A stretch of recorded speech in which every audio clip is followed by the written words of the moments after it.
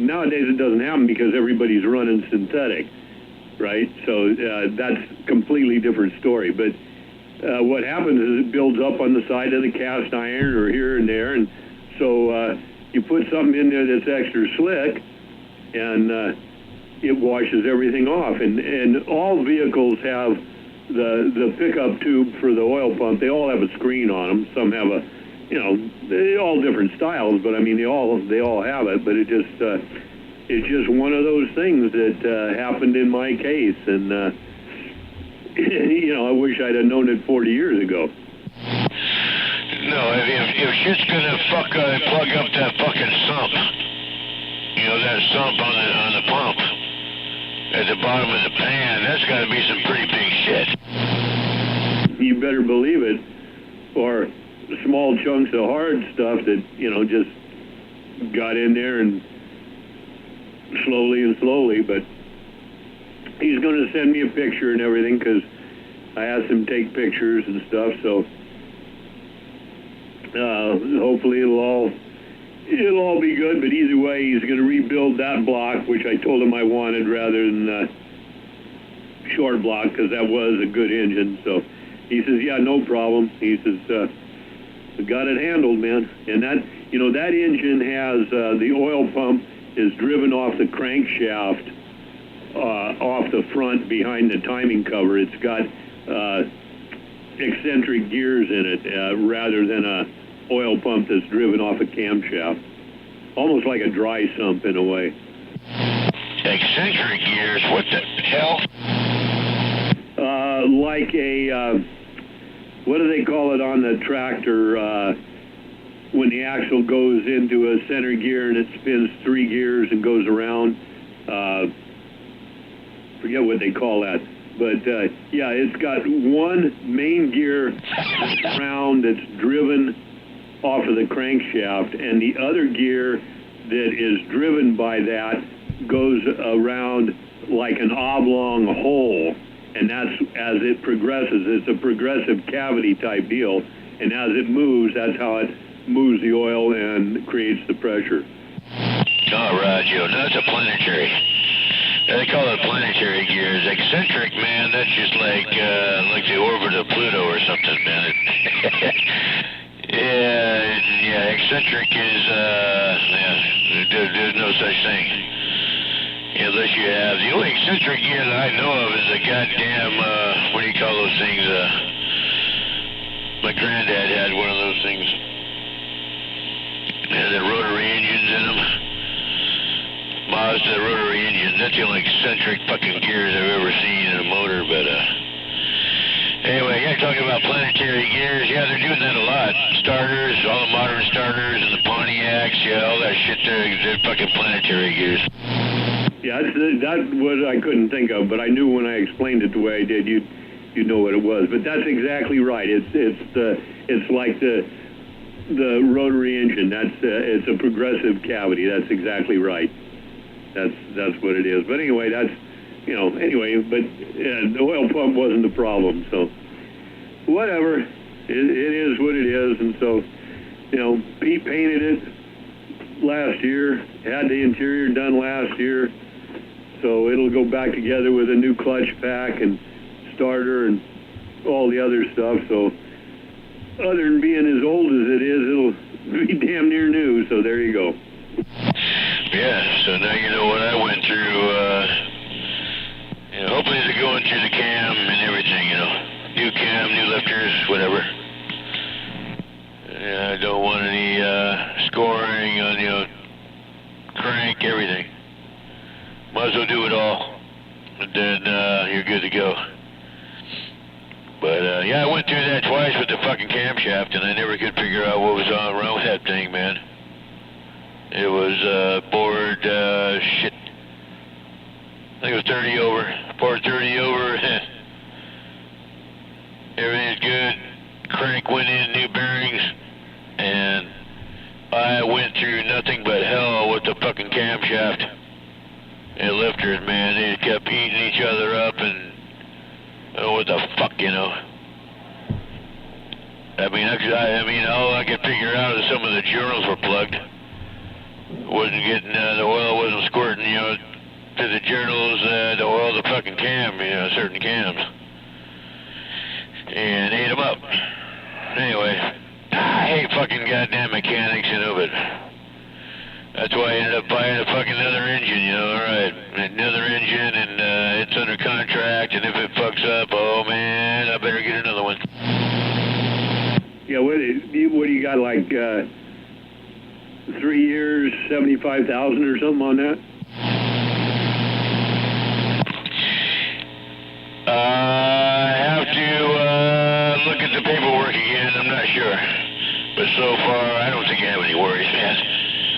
Yeah, I put about 4,000 miles on it already, and it's, you know, it's great. Royal Purple oil engine oil in it, and it's you know, it's what I paid for, man. It's a good engine. Even had a double roller camshaft, double roller timing chain in it. It might even be bored too. I don't know. It was a special hypo one that, because they didn't have any stock engines that they had rebuilt down there where they got them from. All they had was a high performance engine, but they sold it to me the same price. So hey, right on, cool. Yeah, most everybody now they go with what they call a true roller chain. If they use a chain and don't go gears, it's you know, the rollers on the chain are not seamed. They're actually made out of seamless tubing when they put the chain together. So that's what they call a true roller, and they're 100% better than the others. More like a bearing surface than anything else. Well, shit, you know, the stock ones, you know, come with those just single chains, and you know, later on they get so slacked out, you know, from the hammering, you know, from the fucking goddamn camshaft, they start stretching it out, and that's where the problem starts. Yeah, that's you know, that used to be the old trick when we was kids. If it wouldn't run right, you just pop the front, especially on a Chevy, you just pop the timing cover off and slip it one tooth, you know, and that way at least it wouldn't run with a crap at low RPM, but it'd run pretty damn good at high RPM because you'd retard the cam timing back again, so it'd rev up higher. But yeah, that was you know, that's when we didn't have no money.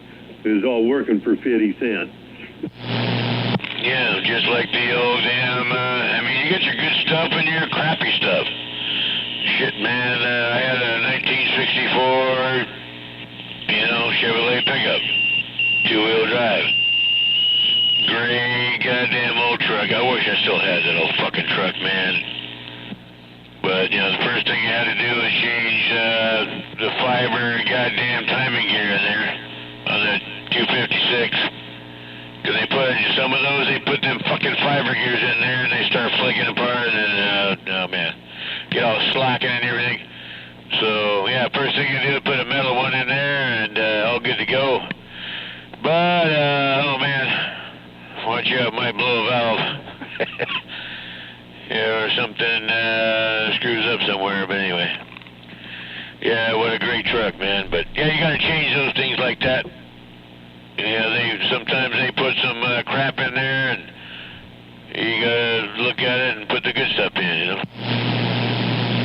Yeah, well, that's what I told this guy, and he came highly recommended. You know, he was recommended by the third shop that I went with here in the area.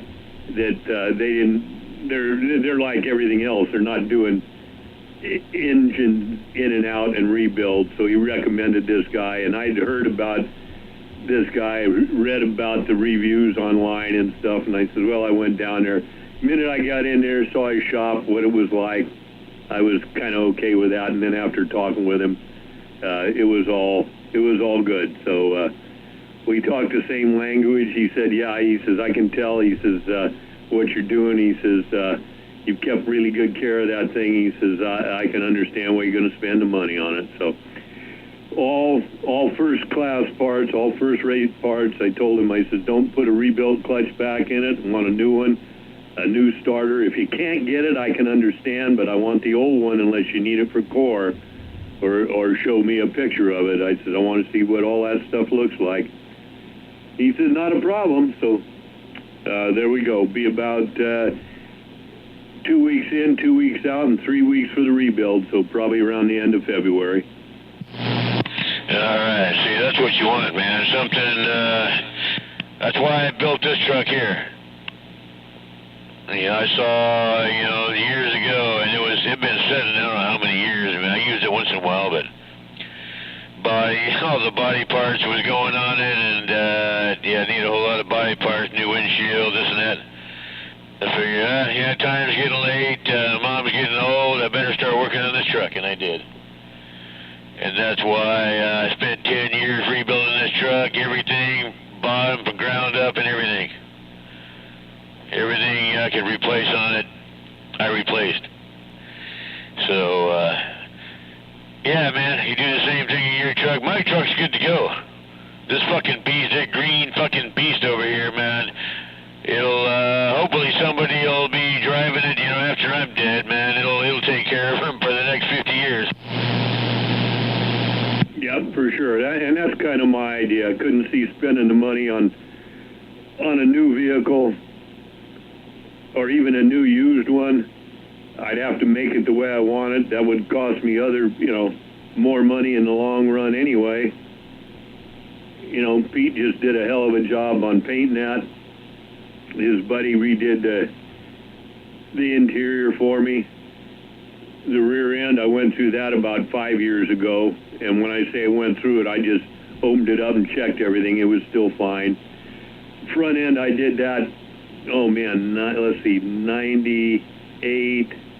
I think I did that in about 2007. I went through the front end. That's when I put the locking hubs and the bigger axles in it and everything else. So that's all good. So really ain't too much else. Maybe bushings, the rubber bushings if they start going bad, but that ain't no big deal. Replace them with the urethanes and be done. Well, it's a good thing to have, is that I gotta remember, damn it, brain part. Is that a four-wheel drive? Yeah. Okay. So, if we have earthquakes and upheavals and all kinds of shit, you're good to go. Yeah, it's, limited slipping back. The reason I put the locking hubs in is that allowed me to put a spool in the front end. So that's basically, when I lock those up and put it in that front end, there's no slip from left to right. So it's pretty much bulletproof. That's why I had to change the axles out and everything. And it still has the center axle disconnect in it. I haven't changed that, but I will someday if necessary. Right now it's not necessary. They said it's pretty heavy. So unless I was really beating it or packing a lot of weight, probably no reason to change that. Well, the only reason you need things like that is you want, if you're climbing up a steep hillside or up ice and snow or some rough terrain, that's when you want the posse action, man. You want all wheels turning at the same time. You don't want any goddamn one wheel slipping anyway, which way or that. Because that happened to me one time. I had all fucking four wheels going and then one stopped. Or one fucking broke loose, man, and then the other one on the whatever side it was, it didn't do anything, and then the other two are still going. So that's where your posse comes in. But that's the only way you're going to need anything like that is on some serious terrain. No, I know. That's the reason that I put that pickup together like that. That's why the neutral safety switch, the clutch switch, those are all bypassed. Just for that reason, if you're off-road and rocky terrain, stuff like that, sometimes it's better to leave the thing in gear and just hit the starter and start it back up again if it stalls rather than try to feather the clutch. That's all stuff I learned years back, and the reason for actual four-wheel drive and not left front and right rear or the other way around is because you don't have to worry about getting high centered. You're always going to have one wheel that's going to be touching somewhere, and that's the one that's going to pull you off. So, yeah, I never worried about getting it up too high and losing center of gravity. That's the other thing. You get on the side of the hill, you fall over. These Hanyaks that drive around on the street with those things all jacked up, you put them on the side of the hill and they're going to fall over, man. Yeah, that's why one of the most badass four-wheel drives I've ever seen. An old high school buddy of mine had a 1966 GMC, six-cylinder 351 in it, and posi both front and back. I mean, what a badass truck, man. And then you see alongside the highway in the wintertime, shit, you know, these stupid ass, I don't know why the fuck did they even build these things, you know? All-wheel drive, right? All-wheel drive pieces of crap. Yeah, one wheel spins and then the other three don't do shit. Well, the new ones now, they're selective, so they transfer power wherever it's needed on the new stuff, so that's a thing of the past. But in the beginning, you're right, yeah. But the other thing is, too, Cougar, and you know it yourself, people don't know their vehicles, don't know what to do. I mean, one of the very first things I learned was you don't put your pickup, your whatever, you're driving into four-wheel drive and then drive out into the snow or the mud. You leave it in two-wheel drive, and if you get stuck and can't go anymore, then you put it in four-wheel drive and back out and find some other way. Yeah, I've done that so many goddamn times, there's no way I could count them all. Yeah, but you know what I mean. I mean, a lot of the people, they lock up, they go in four-wheel drive, balls to the wall, they drive in there so far, and then they can't get out. They ain't got nothing to do, man. You know, learn that up there, you know, where we used to go hunting and fishing and stuff, especially in the early part of the year after the winter, when snow was still on the ground and the loggers were getting in there. And that was the other thing, too, man. You get up there and hunting where the loggers are, and you better be sure you can dive to the side of the road if you hear a truck coming, because those guys are hauling weight and a lot of logs, and some of them probably ain't got too much brakes except for Jake brake, because the more loads they carry and the more loads they can deliver, more money they make, and they ain't stopping for crap. So you better dive into the gully or up on the hill or get the hell out the way, and hopefully the next guy back will drag you out. Yeah, fuck loggers. Fuck them. Yeah, I know how they work. I lived with them all my life up there. I fucking hate loggers. They're disrespectful, dishonorable, worthless pieces of fucking shit. All they care about is ripping up, tearing up Mother Earth just to line their fucking pockets. And they don't even know why. But anyway. Yeah, man, those things are tipping over all over the place, man, because they're getting a big hurry.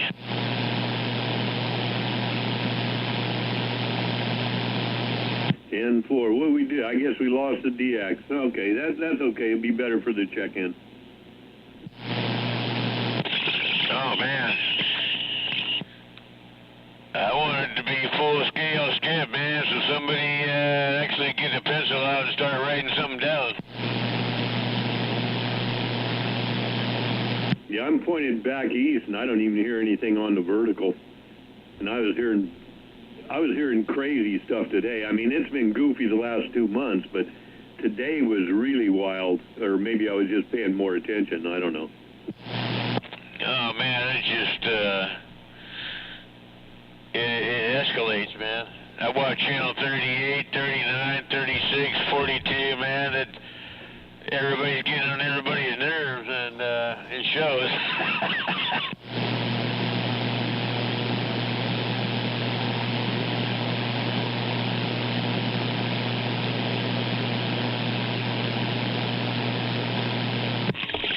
Mainly it's being from one part of the country to the other, and everybody has a difference of opinion.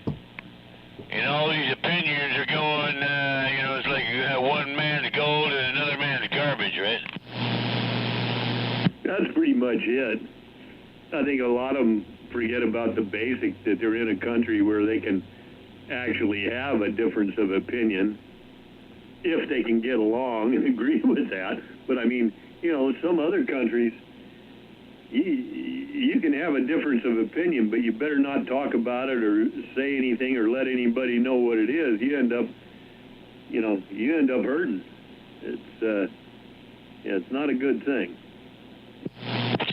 Well, now you know why I want to stay away from fucking politics. I want to stay away from fucking religion. I want to stay away from bureaucrats and talk about something real.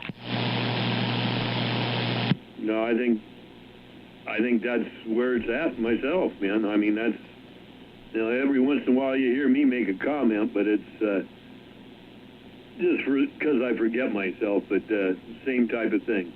It's just, there's just too damn many liars. Yeah, I've been listening since this solar cycle started, man. I'm taking notes in my own mind. Okay. I know it's going to start out, everybody's going to be cool, it's all going to be great, hunky-dory, and then get another year into it, and oh man, people are getting annoyed with this guy saying this about that, and another year goes by, and oh man, we're sick of this guy saying this about that, and oh man, it gets worse.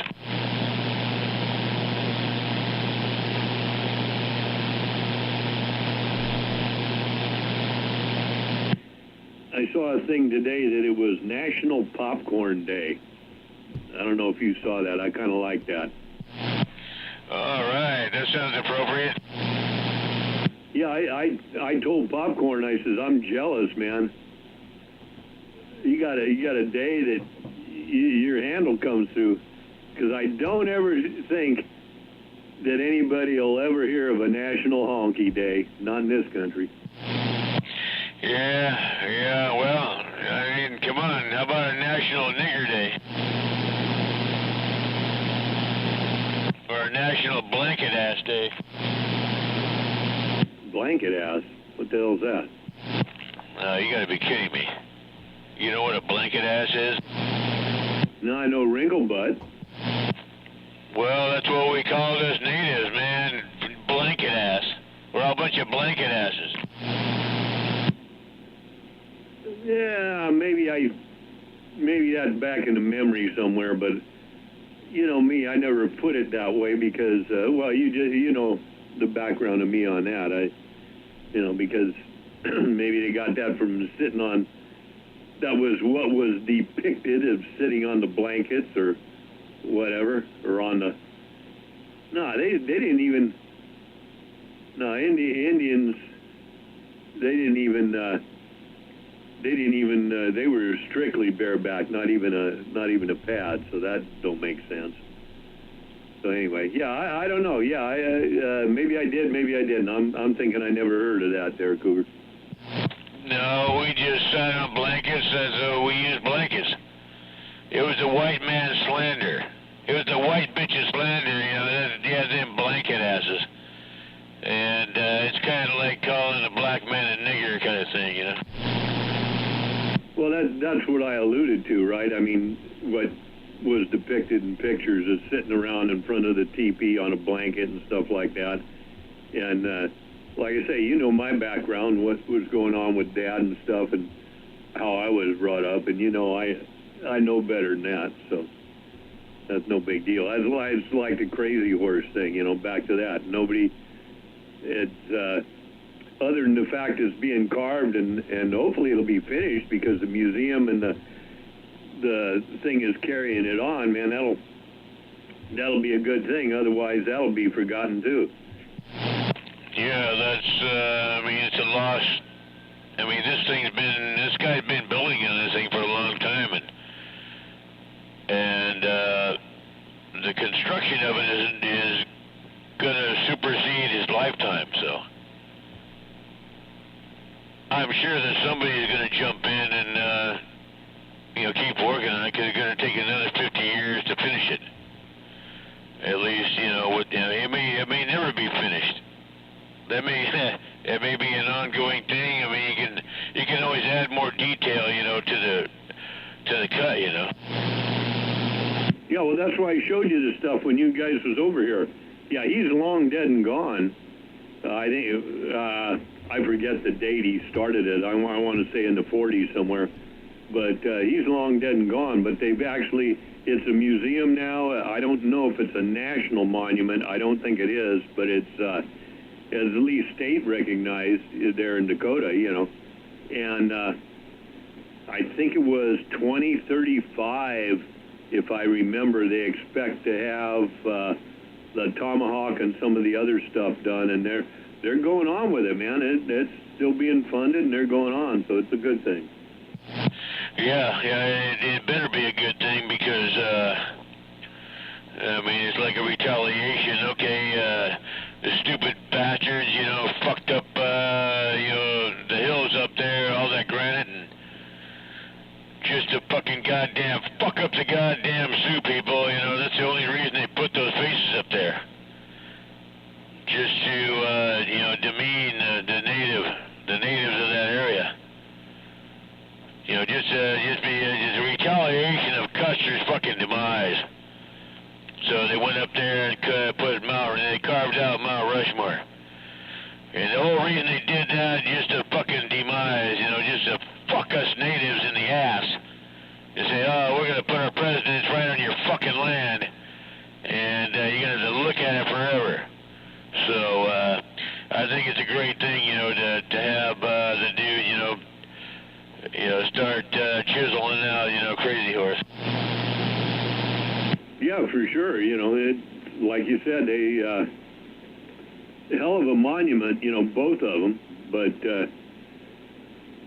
you know, in reality, why are you tearing up the Mother Earth? You know, you could have made a statue like the Statue of Liberty or Liberty Bell or anything like that. But, you know, that's all in the past. Nothing.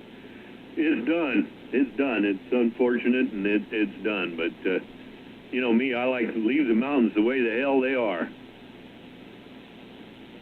Trees growing on them. Sometimes, as time goes by, they slide down a little bit, start over again. It's all part of life, man.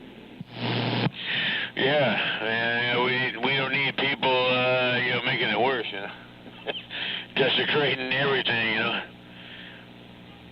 Man, I've heard about so many times people messing around with native burial grounds, but I don't believe in burial grounds myself, man. I just come on, if I'm gonna die, man, I'm gonna go up on a rock on top of a mountain, and the birds and the animals can take my bones apart and have a good lunch on me, and man, and hey, man, I did my thing, but yeah, they're getting into some. This happened in Montana, by the way, the outskirts of Kalispell, Montana. They dug into some native burial grounds over there, man. Oh man, that raised a stink. Yeah, I know what you're talking about, but you know that's always been my thing. If it comes my time, and if I'm still able, I'm gonna buy me some of the best bourbon whiskey I can get, and just wander off up in the hills somewhere, just disappear. Yeah, you know, that's the thing, man, and I'm lucky I got several choices, you know. You know, I've been on hilltops, mountaintops, all over the country up there, so I go, all right, I'm going to decide which one, if I can make it there, you know. I'll drive the old beast up there, and if I'm going to have my last heart attack, and I'll look up and, hey, I see your turkey buzzards over there, you can't wait. But I go back to Mother Earth, and my DNA goes back into Mother Earth, and it will come back out somewhere else, because your DNA doesn't dissolve, it stays there, it doesn't go away. It gets reincorporated later on. A lot of people don't know that. They don't know science. They don't know how moleculars work. But that's why I'm against burying. You know, burying is all right, but yeah, damn, why put yourself in a fucking box? I mean, you put yourself out there, let Mother Earth have you, and go the way you're supposed to go. No, I got it, man. Ain't burying my ass or any other part of me either. I mean, look how much goddamn space all these tombstones all over the country are taking up. I mean, Why waste a bunch of space on a bunch of dead corpses? Well, you know what that's all about. Again, that's profiteering, right? Somebody has a big chunk of property. Let's bury some people on it for X amount of dollars. Who knows what it is now? Like I said, all my family and everything, it's all been cremation, so that's a different story. But I mean, you know, the big cemeteries and stuff. And then, you know, the reason they bury them 6 foot down is because 50 years from now, they can come back and bury the next ones 3 foot down. It's all profiteering. That's what it is. Well, I think the original reason for burying 6 feet, if you bury somebody at 3 feet, man, the animals and stuff are going to dig you up, man, going to chew on your bones. If you're 6 feet deep, it's going to take a little bit longer, right? No, you're 100% right, but nowadays, all the, you know, like the cemeteries, the ones here in Hayward and everything, ain't no animals going to be digging around there that they ain't going to notice, right? So, yeah. But I mean, that's the whole thought there. But at least my thought. I'm not saying it's right, but you know, it's still. I mean, once those cemeteries get filled up, and the people that are dead that are in there, if their families don't contribute to that, what happens? They go away, and then the developers come in. I mean, you know, there's that old cemetery down by the Walmart there on Hesperian and 580 or 238 that goes over. That's been there forever. They're not touching that for whatever reason, but whoever owned that, that's gone. State probably owns it now. There's one up on Mission Boulevard behind the burger place there. That's been there forever. Up on Walpert Street, that's been there forever. It's getting dilapidated, but nobody's touching that. I mean, at one time, somebody owned that property. It's probably all state-owned now, so there you go. It's back to, you know, it's back to that thing. If you don't take care of things like with the house and probate, the state going to end up with it. Yes, the process of bureaucracy. And that's what's fucking this entire goddamn world up right now is bureaucracy. Politics and bureaucracy, and all that needs to be shoved aside. Okay, the real people that actually real work and really do something need to get together and say, we don't need all these people, and come on. Yeah, well, you know, that's why it's not working, right? I mean, you know, over in Europe way back when, you had the 2 castes, right, upper and lower caste, and then all of a sudden it started developing a middle system. Those people got the hell out and came over here with ideas and stuff that are pretty good, but still hard to make it work. Damn near back to the same thing now. They got people in poverty, people that have a whole bunch of money, and the people in the middle that are working and paying taxes to make everything work. So there you go, back to the same damn thing. Well, I think that's, I don't think it's going to last too much longer, myself. I think Mother Earth and grandmother chunks of ice out there might you gotta turn that wagon around, but you can't predict those either. They charted all the asteroids, all the iron asteroids, all the shit flying around the solar system. I think you got most of them charted. I don't think we have to worry about one of those things for the next 1,000 years or something. But there's one thing they can't chart, and that's the fucking comets coming from the Oort cloud. They're coming right straight line. There's no previous orbits to give them any indication that they're even coming. That's the ones you got to worry about. And that's the ones that took out the dinosaurs. A great big fucking comet coming straight in from the Oort cloud. Oh, man, I learned something there. I always thought it was extreme climate change over 13 million years, just like they're talking about now, which I'm not quite sure if I agree. I think climate change, though, is better than global warming bullshit. The axis could be tipping. That's more feasible, I think, because it's happened before. But, you know, other than that, it is what it is. 1,000 years, 500 years, 200 years, Cougar, I probably really won't care, Roger. Okay, anyway, missing links there. But anyway, yeah, it can happen either this way or that way. Well, that's the whole thing. You can predict all you want, and all the scientists and all the good things, and they, you know, they got some new stuff they're seeing on the big telescopes and stuff now, and I forget which satellite it is, or Explorer, whatever you want to call it, that it is.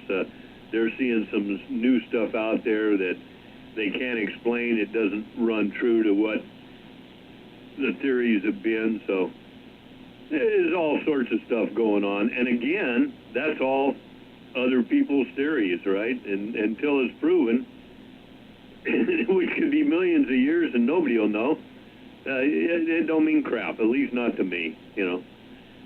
I'm doing good where I am right now. Ain't no problem. Nice and warm out here.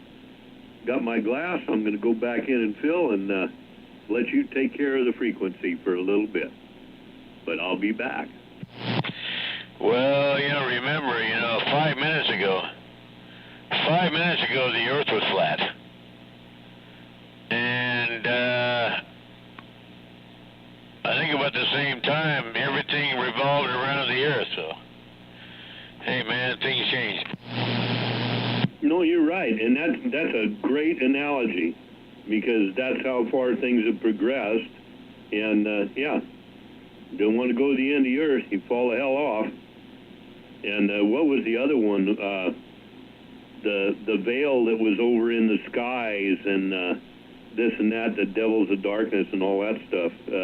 Yeah, that was the other one too. So, yeah, and then, but like you said, that was 10 minutes ago. The Earth was flat 5 minutes ago. So things change in a hurry. I'm back out. Yeah, and if you said anything to contradictory, man, you look like Copernicus.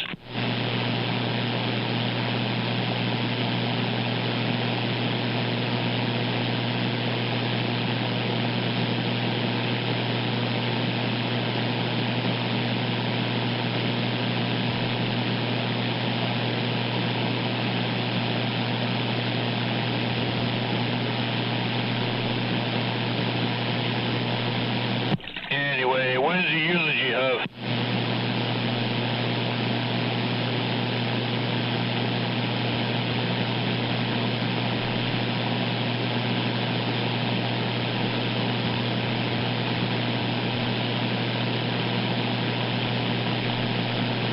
Woo!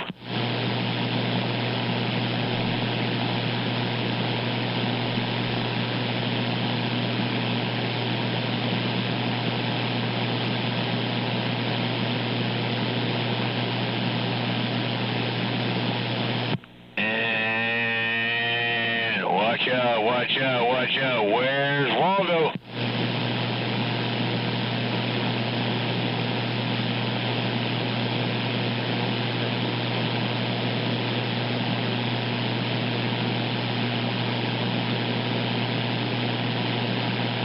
Hey, Super P, you didn't sound good the other day, man. I hope you're alright, amigo. Come on, Super P, salute.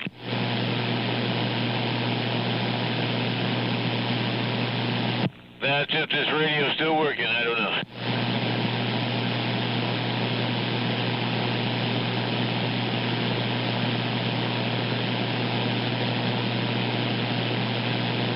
Hey, has anybody checked on Super P besides me? You didn't sound too good.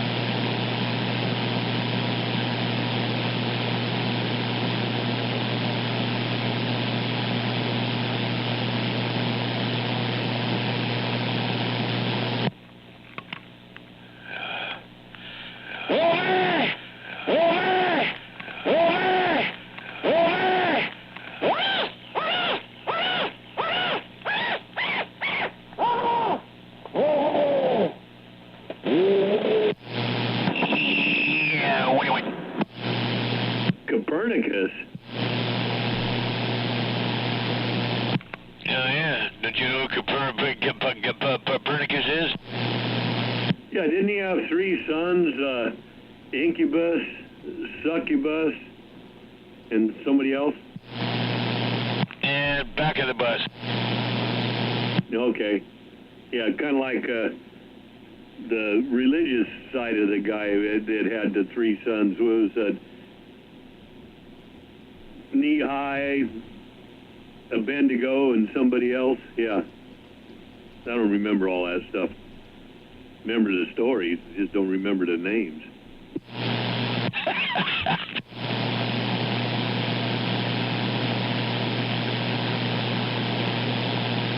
Oh, yeah, Copernicus was, man, he's like me, man. He sets up and, oh, man, here comes the pitchforks and torches, man.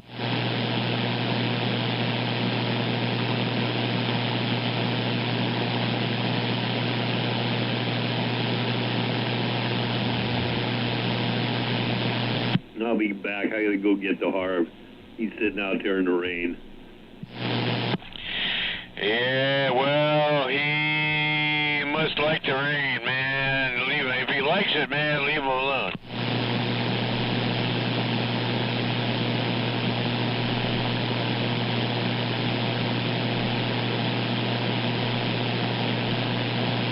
Yeah, when he's done, he'll come in and shake off.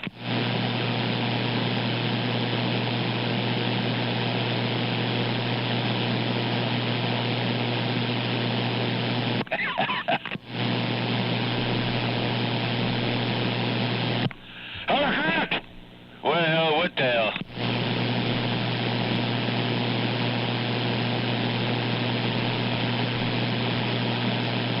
Yeah, come on. Time to pull it out. Oh, man.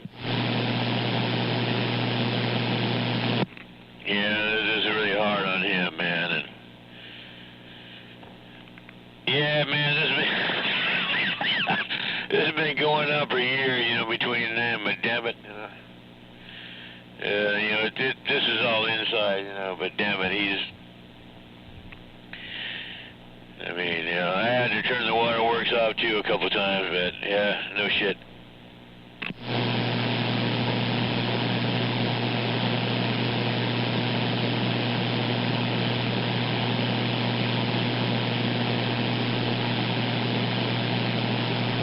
Anyway, I've done my eulogy, and if I do some more, oh man.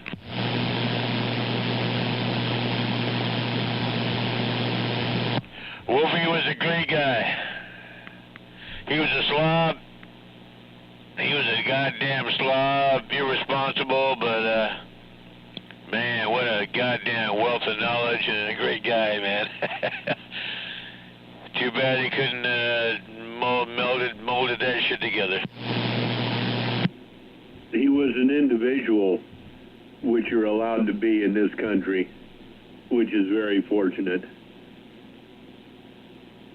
I think a lot for that, for a person that can be an individual. And hopefully he chose to live his life the way he wanted to. Whether we think it's acceptable one way or the other. None of our business, really. Well, yeah, I make it my business because, you know, he should have taken better care of himself so he could take care of his mother. I mean, you know, the same shit would happen to my mom if I'd have fucking abused myself and fucked myself up and died. I mean, she had to watch her own fucking daughter die from being a fucking hypochondriac. I mean, you know, she took it pretty well, you know, I was with her, you know. She had to watch her own stupid ass, fucking the youngest of us. The youngest of 3 kids, my mom had to watch her fucking daughter die. Couldn't pull her head out of her ass, couldn't see reality, couldn't fucking have no destination, no goal. Just being a fucking idiot in California. And it's the same avenue, you know, that Wolfie went down. So there's a lot of similar scenarios, man, that I watch happening over the years. Yeah, and you can make comparisons, and so could I. the bottom line is we're all individuals, and we do have a choice. Some people are not capable of making a choice. Some people just don't want to, you know. You know, it's like the homeless. There's some people that don't want to be homeless, but they are. And the other ones that actually want to be, whether they know it or not, because there's other things going on. So it's hard to say. And I can judge people, but I try not to prejudge anymore. I did a lot when I was younger. And damn it, it just, unless you're that person, you don't really know. You know, we've all got our thoughts, what can be good or bad, or how you should conduct yourself, or, you know, Marilyn Monroe, look at that, she died young. Very bad. If you look at the actual story and history behind her, very extremely lousy personal hygiene. So there you go. And who was she messing around with? Yeah, man. yeah, no, man. What the hell is that movie? Shit, yeah. I usually pride myself on my photographic memory, but sometimes access denied. But yeah, you have to have a goal. You have to have a goal in life, and he lost that goal. I tried to help him. I tried to tell him. I mean, you have to be responsible, like me. I'm doing over here. I'm taking care of my mom. You're taking care of your mom. Hovercraft took care of his mom. I was there for him. And hey, you expect the inevitable and move forward. But you know, he didn't do that. He just wasn't capable of doing that, and that's kind of why I got a boot up his ass right now. I mean, what the fuck, man?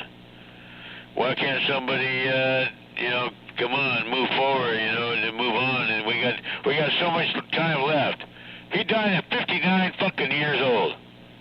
I'm 60. We're exactly 1 year apart by 1 week. And shit, man. Yeah, why ask why?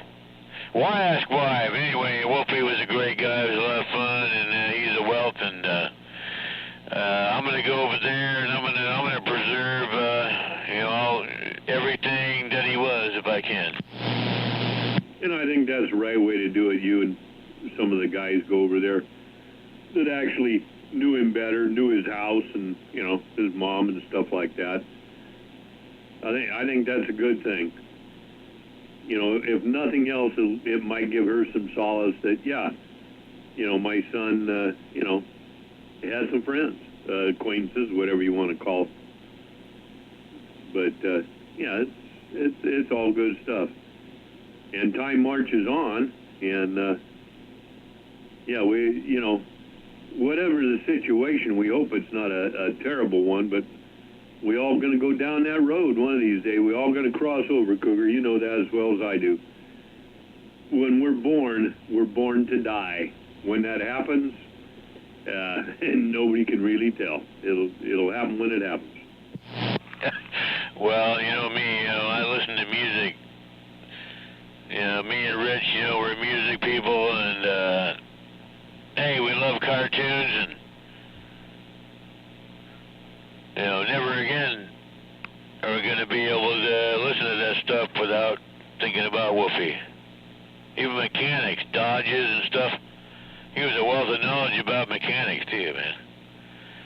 So, yeah, Wolfie's, whether anybody wants to admit it or not, maybe they won't admit it. Maybe they didn't even know Wolfie or don't even care about him. But his real true brothers care about him, and you know, we'll remember him forever, man.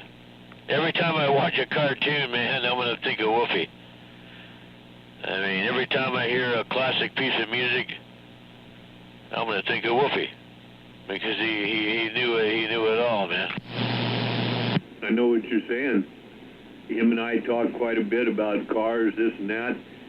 He recognized my pickup, had a 5-speed in it right off the bat, and knew what it was. You know, we talked some about that, so I know what you're saying, man. It's all those things. And like I said way back when, earlier tonight, the other day, whenever it was, or both, that's my memories. That's my pictures. That's what I keep of him. As well as, you know, there's been some other dudes around. Old Dave up there, Cripple Lizard, you know, he just recently passed. Remember some goings-ons with him at the James Boys break and stuff. Got a kick out of his butt. Yeah, met him a couple times at Bob's. Again, kicking the pants, that guy was. Anyway, it's all in my mind. That's all I need. When my mind goes, it ain't gonna matter anyway, because picture won't matter. Or where the hell did this come from? Oh, what is this? You know, that type of thing. I don't want to get there. That's when I get that case of liquor and walk up into the mountains somewhere. Up on a stream somewhere, sit, watch the fish rise in the sunrise or the sunset. Doesn't matter. That's why I'm going over there to, you know, take care of all his records, his films, reel-to-reels. That's what I'm going to take care of, because otherwise it's going to be thrown away. You know, entire lifetime of legacy, unless I take care of it, it's going to be thrown in a dumpster and lost forever. That's why I'm going to take the time to go over there and, you know, take care of what he's got. And then I got to figure out who I'm going to leave it to. Personally, I'd leave it all to Popcorn. Or 510. Come on, Break.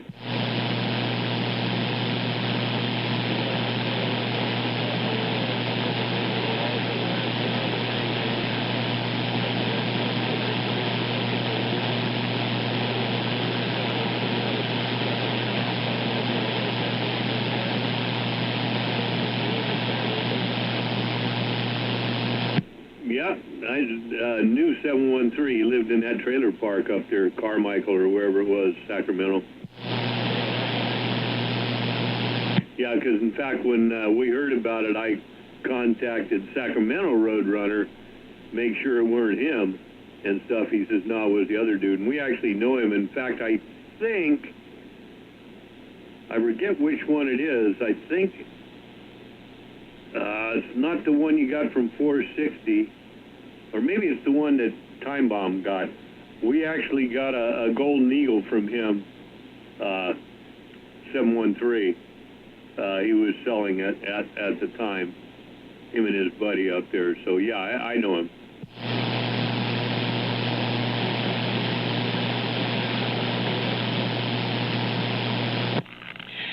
Well, at this point, I don't think anybody wants to hear any more from me.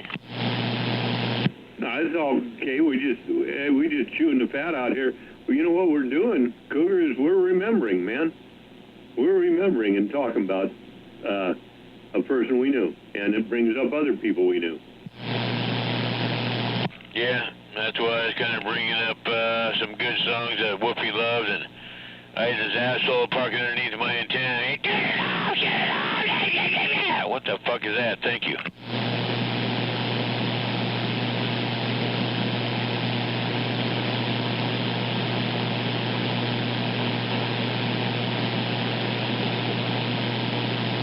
Hey, 510 break. What? No, I just want to ask 510 a question. No, I can hear you fine. Did you have the big antenna on the car today? Yeah, the one with the coils on it? Yeah, the one with the funky coils on it. No, I just want to know, because I had reports of you driving around and seen on Davis Street and seen here and seen there, and What the? These reports wanted to know who it was, and I said, well, it could be 510, but you never know. No, it was me. It was me.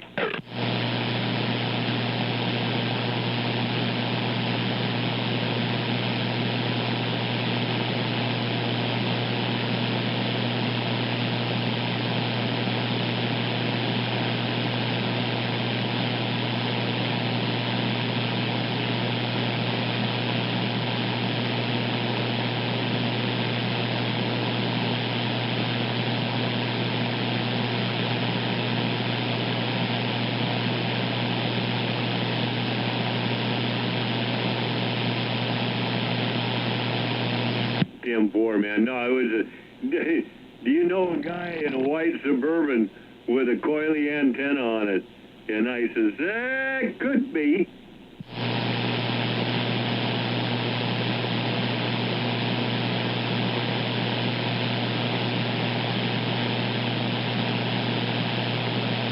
Yeah, no, nothing negative, just wanted to know if that was you. And I said, could be, you know, anyway. Good stuff. I'm back listening. No, it was Land Crusher, man. Well, if he painted it white, it could be a mini Suburban.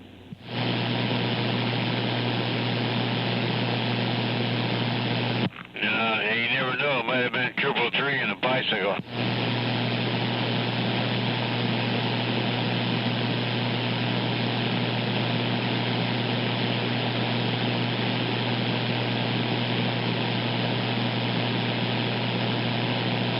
Oh, God damn it.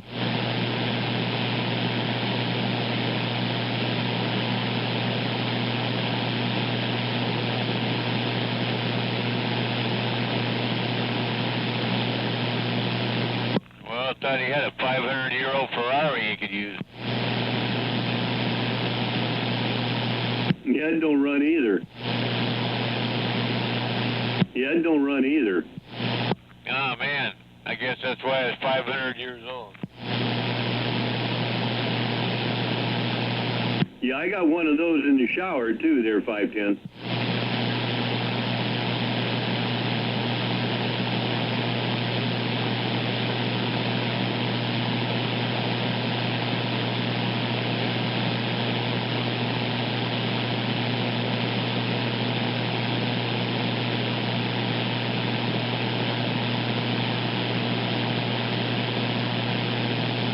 No, I know that, man. You know, I didn't know that was you. I heard the horn honk, and the people over on my passenger side were waving, so I waved back at them, and then you honked again, and then we figured it out, you know.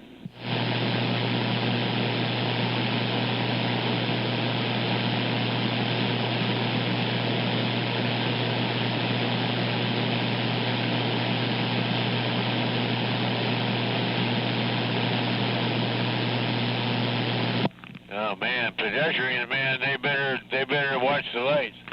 Yeah, and if you've been hit with the honk 2 times, you better pay attention.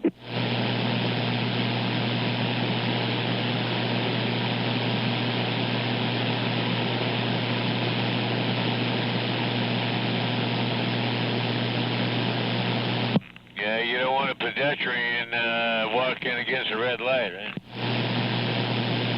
Yeah, but you know, the fallacy of that is, if you clock them, you're still at fault.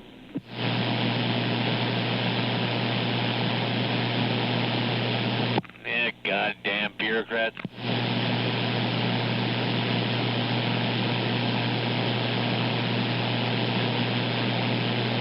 Yeah, that's why you have to pay an attorney a lot of money.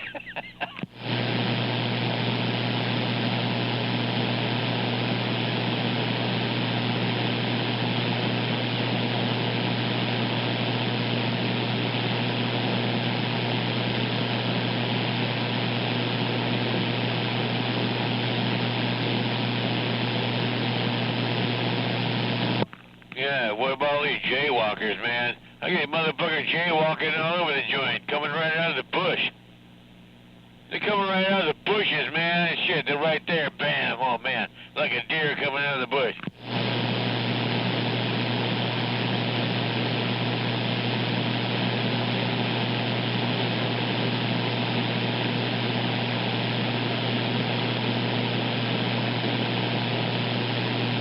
Yeah, I got one for you.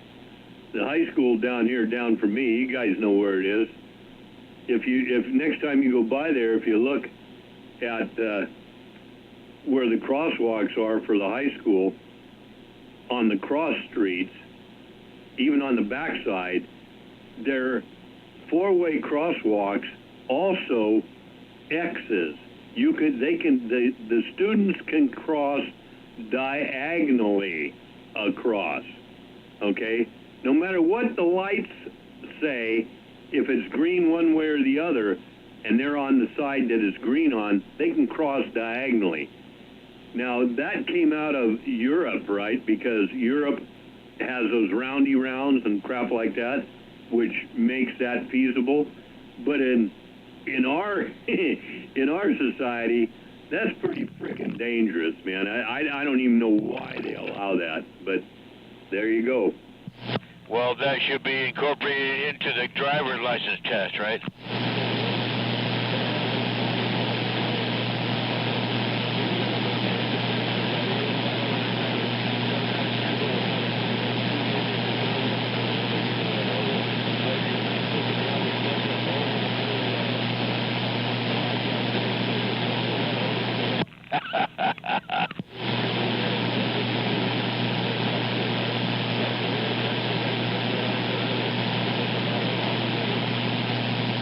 Yeah, well, that's what I said earlier, too, right? Dying's easy.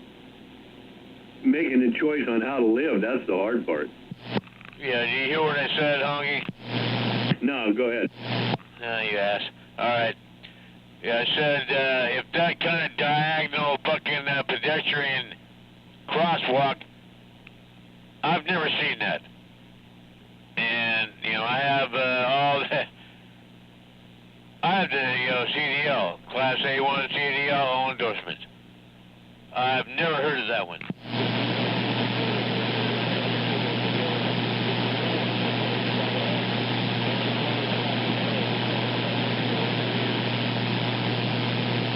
Yeah, and I didn't mean to not pay attention to you, Cougar, but 510 was covering you at that time. Or I was on the key, whatever. But yeah, it's like he said, the original crossing, you know, parallel, left and right, still there. But at these intersections, there's another one down on, and I know 510 knows where this is, down at San Lorenzo High, Llewellyn and Ashland. That's another one.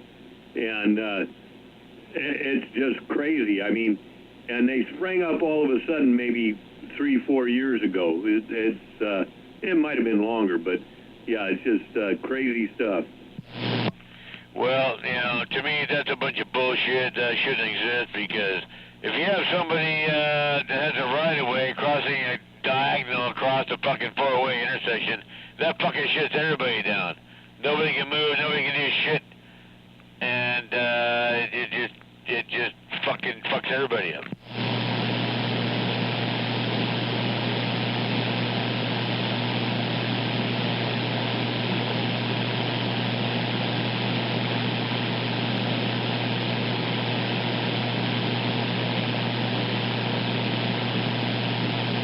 Yeah, you're 100% right. I thought it was like 45 seconds or something, but yeah, they do have that, but they can, yeah, it's crazy, but it's just, and I'm with Cougar. It shouldn't be that way. I mean, everything had worked fine for years. I mean, at least when I went to school, but for some reason now, but that's the liberal society, especially in California, that we live in, because now everything's, you know, it's just like we said, 510, no matter what, you clock a pedestrian, you're done. Yeah, unless he's jaywalking, right?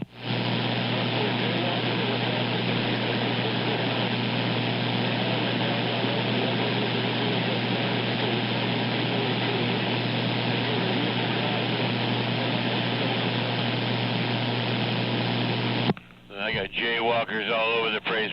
I almost fucking hit a couple of them, man, just stepping out of the fucking hedge. You know, in the middle of the fucking island.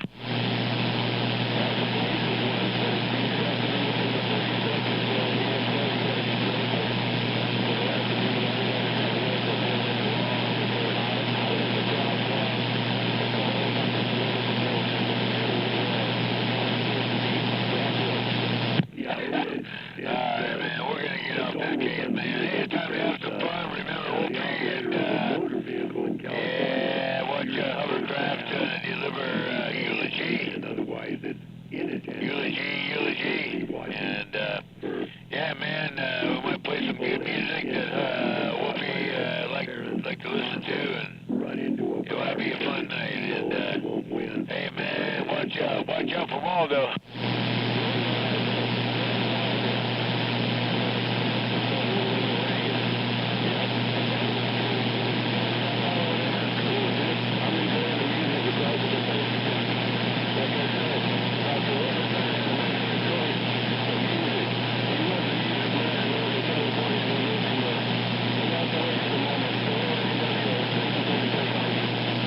no problem. A little classical gas would be good.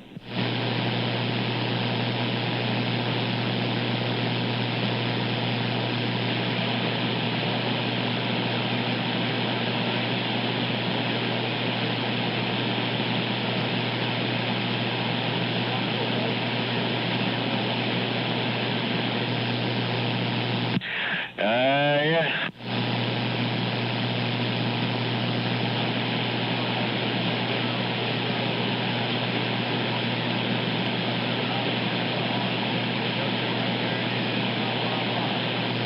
Hey, Doug? Yeah, it doesn't matter what you played, man.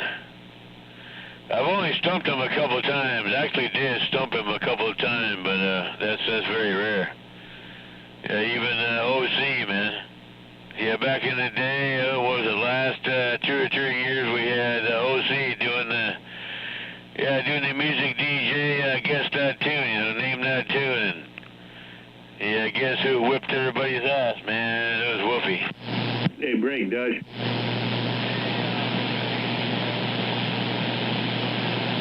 What the?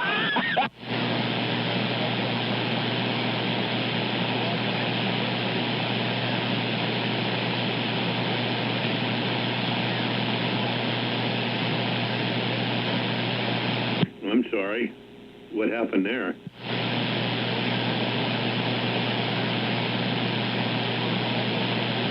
I guess you're OC. I guess.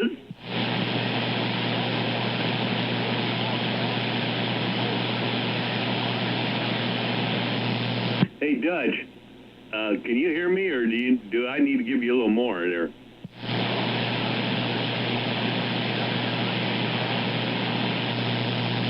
Yeah, so you understand about all that then, right?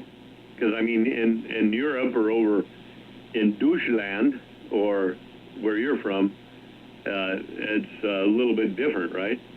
And in fact, I think, isn't it something like 75 or 80% of the people where you're from are bike owners and ride bikes?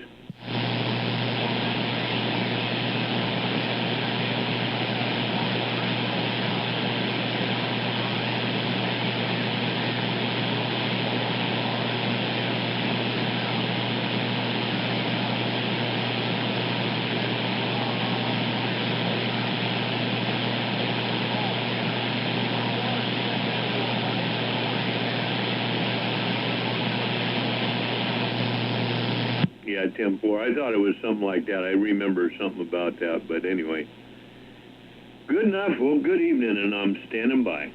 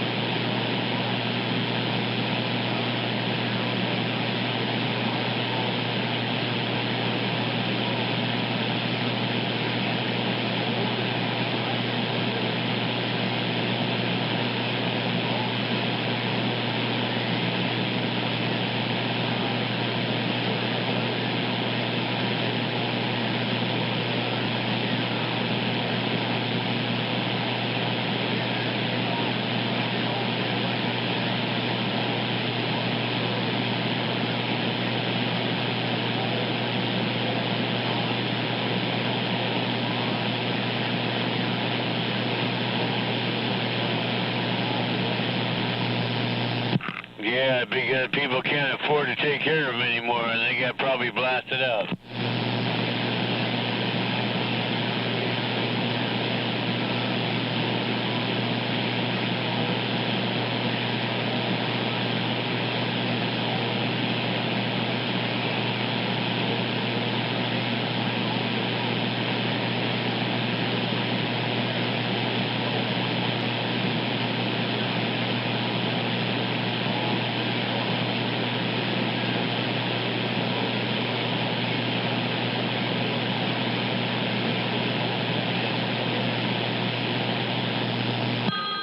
No, they drag them up on shore. The barnacles are doing good, man. That's one thing good about that. The barnacles are doing okay, but yeah, you have to haul up a wrecker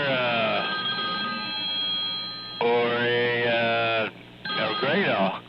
Have to have a great haul and smash all the boats up on shore, and they haul all the wood, whatever weight, and that's it. That's the end of it.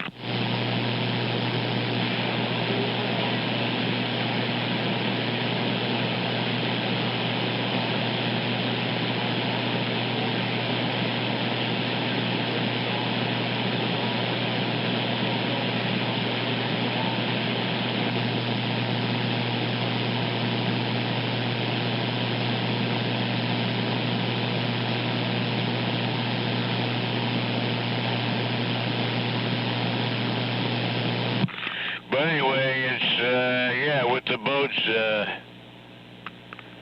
yeah, man, I had a good friend of mine, had to fucking leave his boat behind, man, for the silt and all the shit moving in and everything else. Yeah, it was a demise. All the mariners are gonna go, man. There's nobody can run their boats anymore. It's they want to build something else.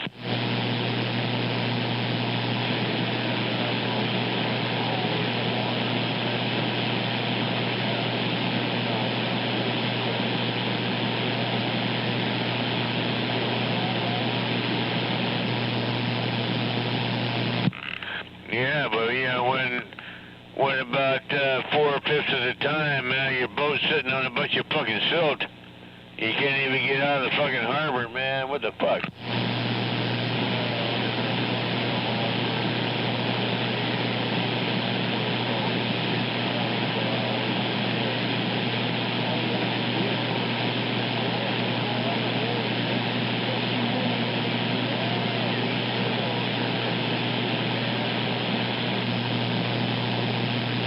Yeah, but you gotta be out of the fucking harbor, you know, sitting on a bunch of shit.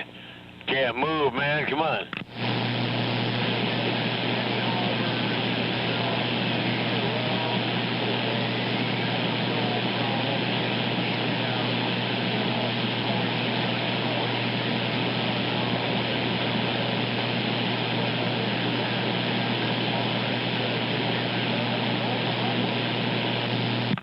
Okay, well, I guess that's the difference between that side of the bay and this side.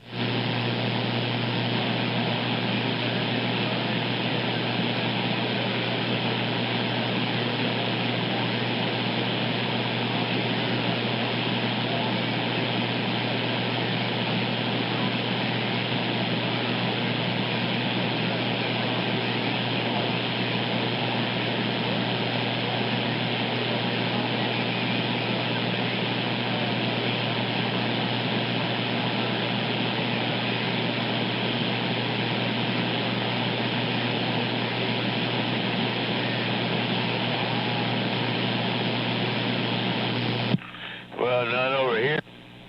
I've been watching cats over here for the last 50 years. Taking their boats out, man. These motherfuckers get their shit, man. They got these fucking things, what do you call them? They're one-man things, man. You assemble them, they got a sail, man.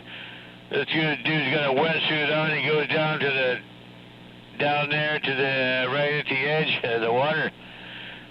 Catches the wind, jumps in, fucking sails across the bay with his own self, by himself.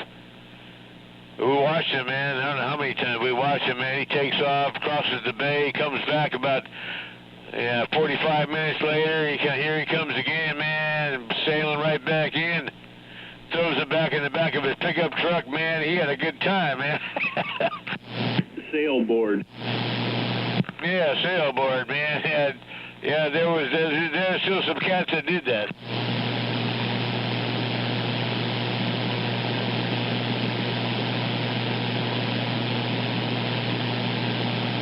But anyway, getting back to the fucking marinas, yes. All shut down, closed down. They want to make a kiddie park. Watch out. Ooh. We're going to put a bunch of dumb fuck yuppie kiddie park stupid crap out there now, and all the real shit's gone. Yeah, put a kiddie park out there, good place for all the pedophiles to congregate. I got it.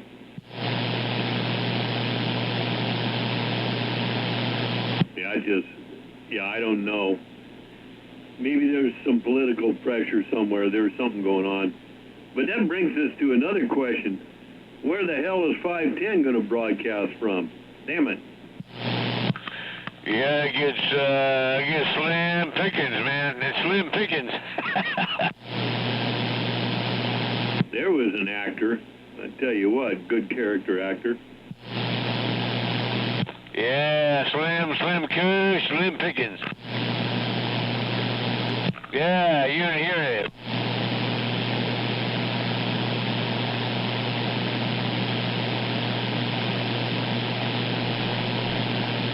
Well, if they shut any more of the goddamn marina down, man, it's going to be the restaurant. They're going to shut the restaurant down. What else are going to shut down over there, man?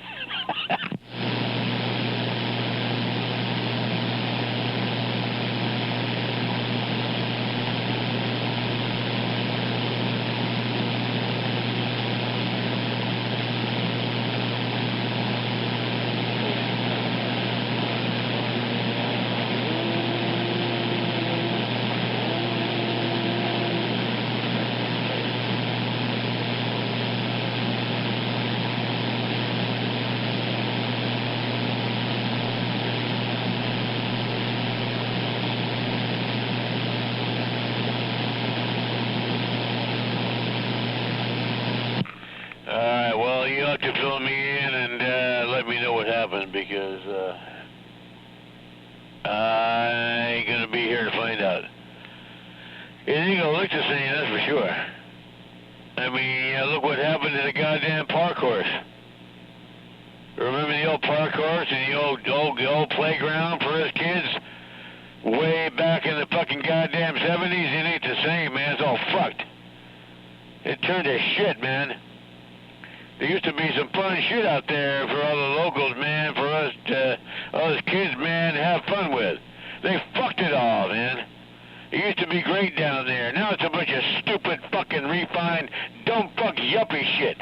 Because they all went down there and fucked it up. He don't remember that.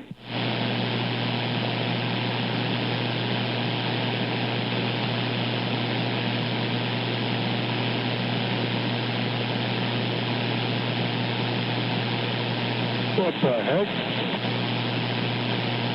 Super Pete. Hammer, hammer, hammer, hammer. Hammer, hammer, hammer. Super Pete.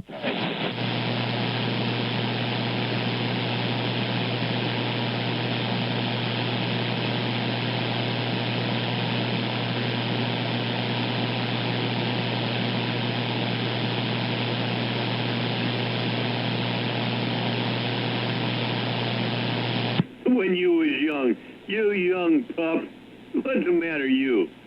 Oh, come on, man.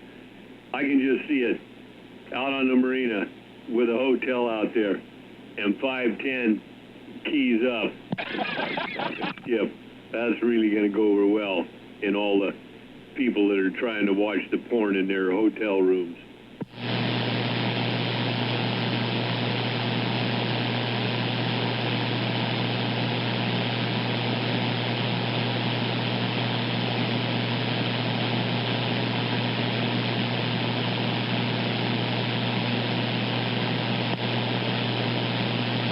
Tim for. Yeah. Yeah, hey, That's caused waves in the middle of everybody's porn.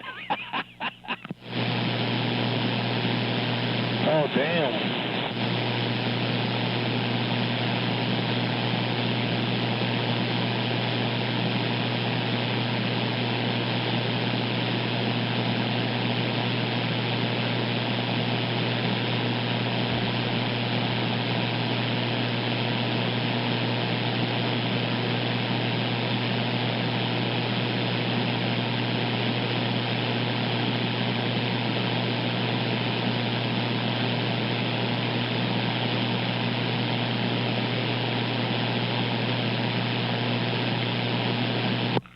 Waldo, you ain't gonna find out, man. He's a sergeant. I think Waldo's a sergeant. Yeah, correct me if I'm mistaken, but yeah, when it says turn to burn, he's not a man of a lot of words, but he'll say them.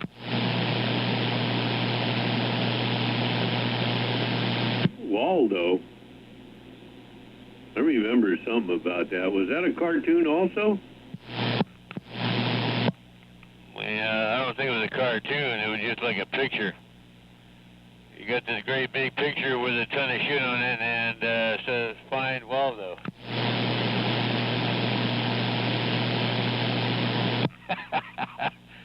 Yeah, man. Where's Waldo? You never know where he's gonna beat your head in.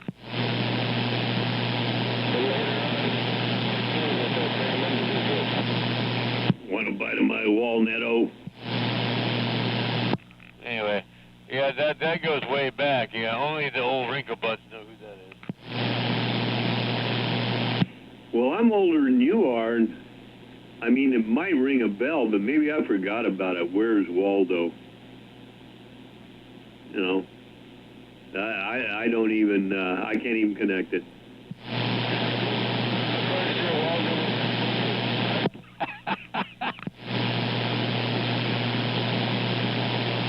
Yeah, now you know he's a wrinkle butt.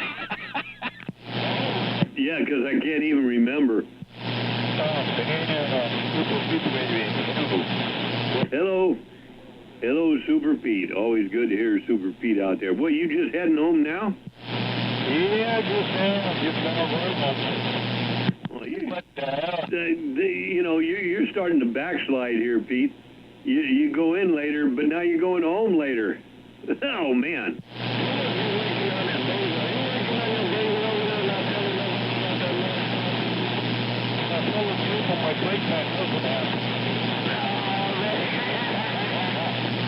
No, I think he's avoiding the skillet. Yeah, the owner fall asleep on his break time. I like that. Yeah, if I just wake up a minute ago. Yeah, damn, man, you taking them afternoon naps. That's what happens. I just want to say hello. I'll be back. Hey, what's the flavor? Oh, man, you gonna be a honky, a whiner? Now, his wife, she picks some decent stuff. I tell you what, he's blessed me with some of that, so it's all good.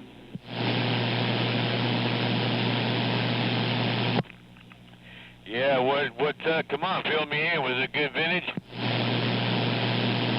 You know, Pandero or something like that, I forget what it was. He could tell you better, but all I know is I enjoyed it, I liked it, and that's the main thing. Some of the I like the reds, and he knows that, and I guess she knows it by now, but it's just, some are kind of harsh, some are too sweet.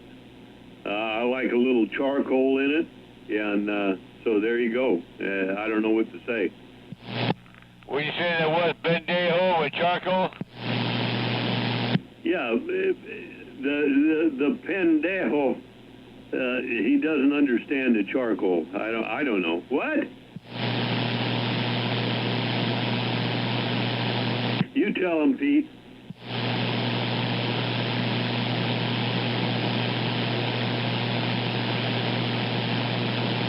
I don't know, man. I think Super P's a going concern.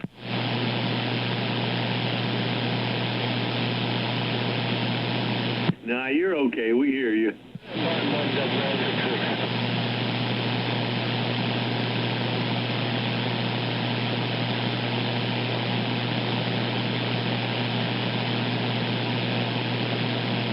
966, who the hell is that? It's one more than 965. Yeah, they're the ones making noise in the other apartment.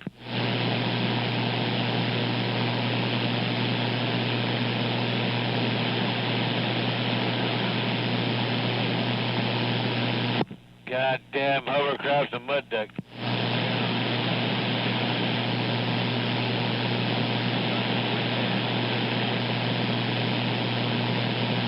Well, you better get with it. You got a eulogy.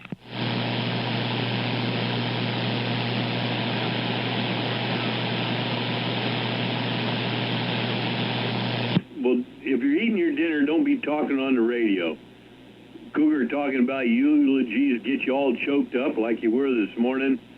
You're liable to have an incident. We don't need that.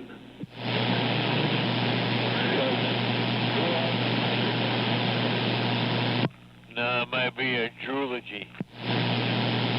Oh, man.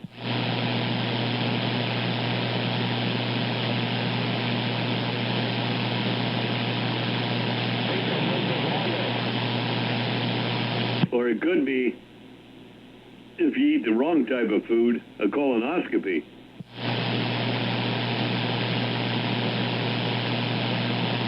Or a myocardial infarction.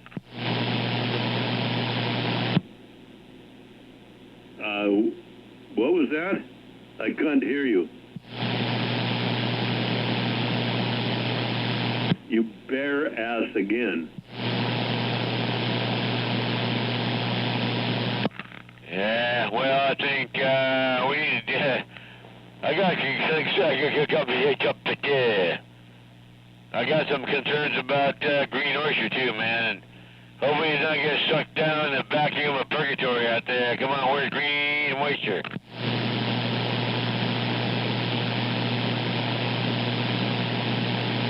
Yeah, you better have something to say there, punk.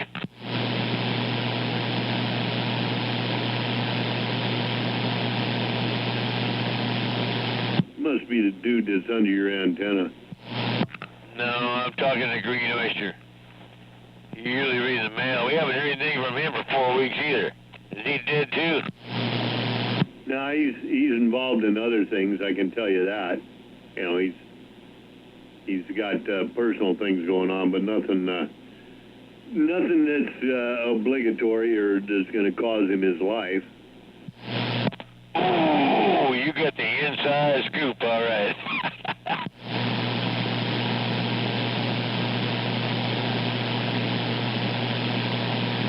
That means it gives him no excuse. No fucking excuse to have green oyster. You better get out your fucking ass out here. And, yeah, better say something good about Wolfie. You know, you bring up a good point. He was one of the ones that, what was I going to say there? Oh, no, that was hovercraft. Never mind. Never mind. No, man, don't bring Nirvana out here. No, I was going to say he was one of the ones that contributed to the antenna, but that was for hovercraft, not Wolf. No, I'm looking at the fucking antenna right now. There's still a bit of glowing light around here. It's laying upside the fence over here. I have Wolfie's antenna. And I think that fucking thing is old as fucking Methuselah. That's A99, right? Yeah. Yeah, one of the originals, and we know what it talked on. Just, you know, wash it down with soap and water if it hasn't crazed too much. Spray it with a clear, some kind of preservative and put it in a mausoleum somewhere, or museum. I mispronounced that. No, it's just, I've already did it before, man. It's amazing, you know, the wear and tear that Mother Earth puts on 3 sections of fucking fiberglass. I I sanded it down, man. Shit, I was over there, we was there. 510 was there, man. We sanded that thing down and cleaned it all up, put it back up there. Now it looks like it's a fucking 100 years old again. Just being exposed to the atmosphere. Well, that's what happens with the fiberglass, right? Because it's the epoxy, or the EPON, if you call it, that bonds the glass fibers together that the sun takes care of. And the sun will bake the crap and tear up everything. You know that, sun weather. It'll tear up anything. You gotta paint it with like a UV protector. There's one real good one. I forget the name of it. They use on the or used to use on the outdoor hot water solar panels for pools that they used to paint all the plastic with, so the sun wouldn't craze them and destroy them. But I forget what it is. But evidently pretty good stuff. We used it where I worked, and yeah, it was thicker than shit, stunk, you know, volatile, so knew it had to be good. It'd stick to everything. Yeah, right, yeah. Well, that's the difference between the atmosphere from here to there. I told you what happened to this fucking beam, you know, my original beam. I had that thing erected for, 25 years. And those wires never oxidated, ever. Because there was no salt in the atmosphere. There's so much salt in the fucking atmosphere down here, people don't even know it. They have no idea the atmospheric content. And I watched wires that had never been fucked with, you know, for 40 years. You bring them down to a saltwater environment, and it just starts fucking eating the fuck out of it. Yeah, it's that copper wire, right? So there you go. No, it's not copper. It's not copper. It's it's a special alloy. In fact, I told you already. I said it I don't know how many times. The alloy, this fucking goddamn antenna wire, is a very, very long word. And it's the only one that's missing in my antenna fucking spec. My antenna book for this antenna. That one piece of fucking page is missing where it described what that alloy was. But it's a aluminum alloy, and whatever it is, I don't know what kind of weird alloy it is, but it survived 55 years in the air with no oxidation. But as soon as you bring them down to a saltwater environment, man, then you find its weak spots. Yeah, for sure. I mean, salt water, very corrosive. We know that for everything. So yeah, no matter what it's made out of, that's why most stuff on ships is made out of, you know, brass, which still gets attacked, stainless steel. But it's interesting that you bring it up because ask 333 about it sometime, or it's on the battleships and the carriers and stuff like that are made out of. You'd be surprised. Oh yeah, ask 333, ask 559. I'm sure they'll fucking tell you the truth there.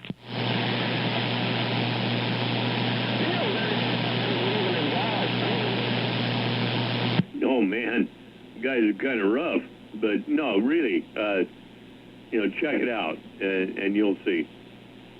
The same stuff we're running, no big deal. Yeah, right now we're running off at the mouth.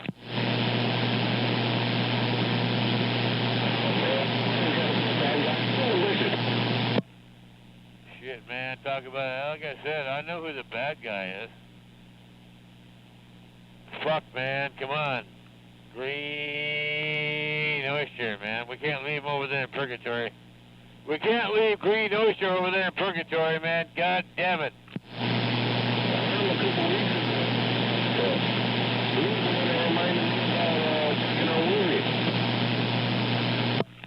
Yeah, he'll show up about 11:30, man. Yeah, I can't wait. Yeah, get some goddamn docking out. Hey, I got some information I just looked up here there, Cougar. Oh, man, do I want to know? Yeah, you might. Interesting to me. I would have thought different. All right. Yeah, you never know about information. Antenna manufacturers such as Glomex, Shakespeare, Amphenol Procon do all make marine antennas for military use with a copper antenna sheathed in a protective fiberglass. Let's see, element, the part that radiates, whatever, copper or brass. Stainless steel is used to make parts of fiberglass antennas rust resistant to make the mounts of marine antennas, blah, blah, blah. So same thing. So I would have said aluminum, because once they crust over, it's no big deal, but they're saying copper sheathed in fiberglass. I don't know if that happened back in the World War II, but whatever, that's what they're saying they're doing now. No, that's not the alloy of the Big Gun 2. If you look up the alloy that the wires are all made up of for the Big Gun 2, you'll see an alloy that you've never heard or seen before. It's totally different. Well, stainless steel basically is an alloy, right? Because it's nickel and steel blended, so it's an alloy. But yeah, I don't know what you're talking about. I'm going to try to look it up here.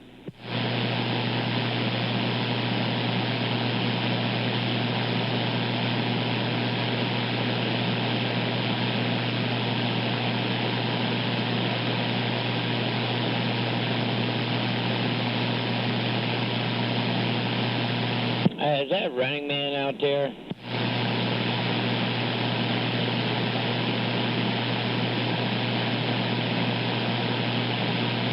Yes, it's me.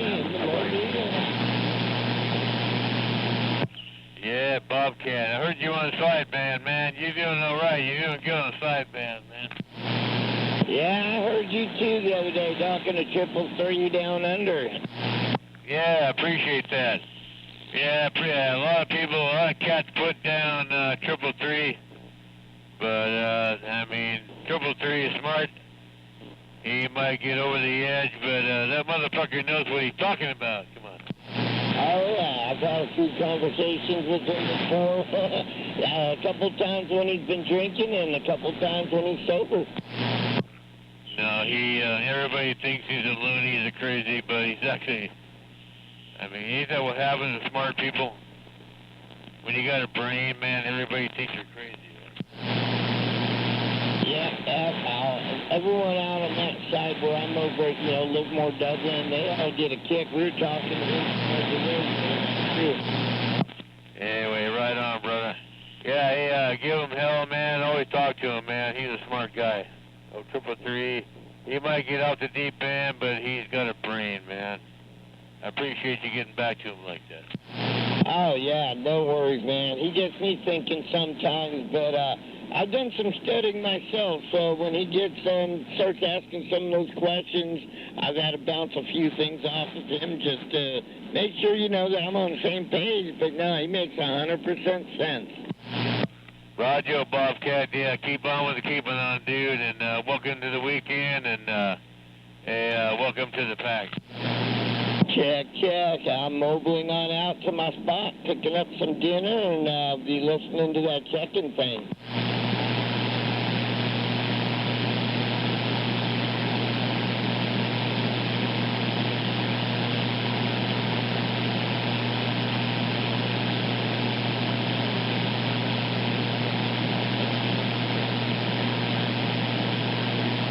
And God damn it, move it! So they're saying here, copper zinc alloy, bronze copper, tin alloy, and aluminum are the widely used ones in marine applications. So, did you come up with that big long word? Great big long word. I mean, there was like 25 fucking letters in this word alloy. Marine wire with the big gun too, where construction. I don't have that page. I've been on that page, but I can't remember that alloy. It's a great big, badass alloy.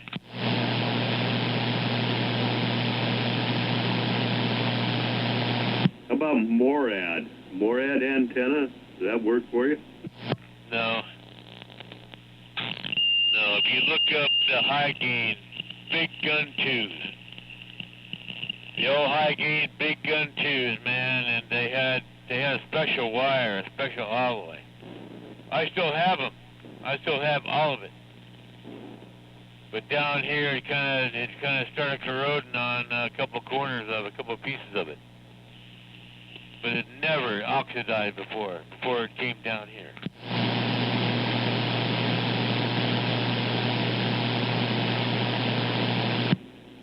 Yeah, they got all sorts of stuff for this. Big gun DX station, 3-band, Joe gun 3-star. Yeah, I don't know which one you want. Yeah, just if you can find that big long word to the alloy, that's what I'm looking for. Because it is a great wire. It's the most, atmospheric resistant wire. Fuck copper, man. Copper would be gone a long time ago. Shit, man. You know, it turned green and broken too a long time ago. It was copper.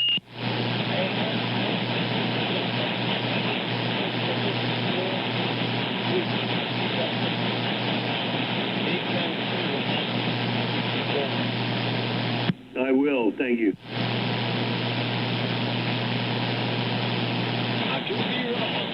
Sounds like he's talking about business or something like that.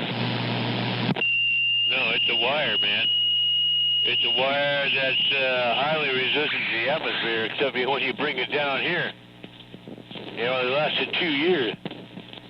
And I never thought this shit would ever oxidize. It never did up north, man. I ran it for 25 fucking years up north. Never oxidized a bit. But as soon as you expose it to a salt water atmosphere, holy shit, totally different.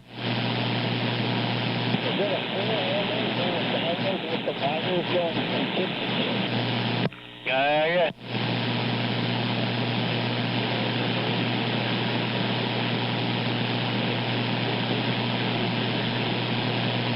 Yeah, you got the picture of it, right?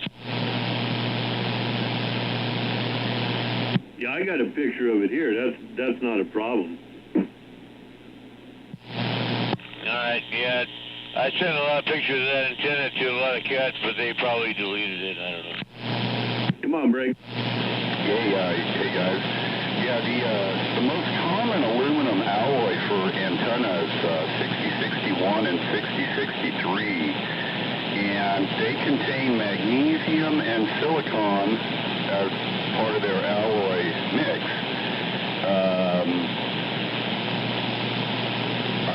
It says it was originally called alloy 61S. But yeah, it's the aluminum alloy for antenna tubes, the two types, 60, 61, 60, 63. Aluminum, magnesium, and silicon are the major alloying elements. Yeah, correct. That's for the elements, the boom, or whatever. We're talking about the wire. Yeah, it's a fucking long word. I'm telling you from the bottom. That's on the goddamn instructions. I'm missing one paper. I don't know where it went. It's got the fucking alloy. The name of the metal alloy. It's a great big fucking huge long word. I think it's got like 26 fucking letters in it. That was the name of the alloy that the wires of this antenna were made of.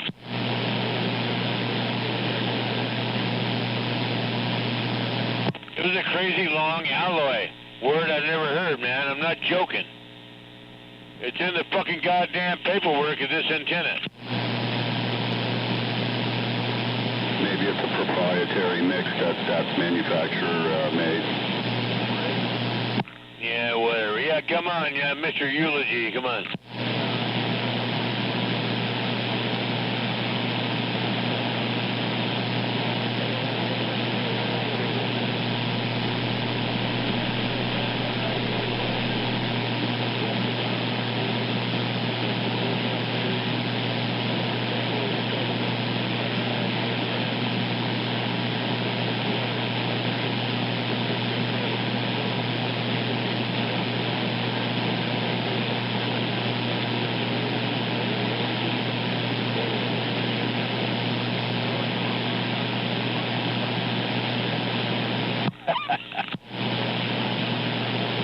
Of course.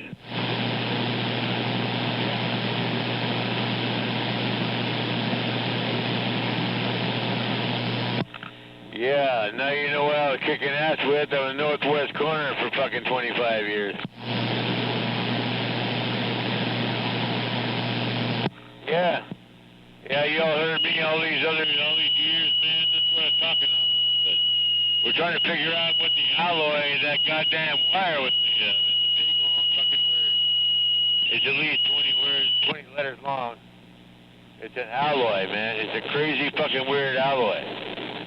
And it doesn't oxidize up north because there's no salt. There's no salt in the fucking atmosphere, but as soon as you bring it into a solid atmosphere, it starts to deteriorate in about 3 years. Yeah, what's new? Yeah, you bring that kind of alloy down here and it starts to destroy itself in about 3 years.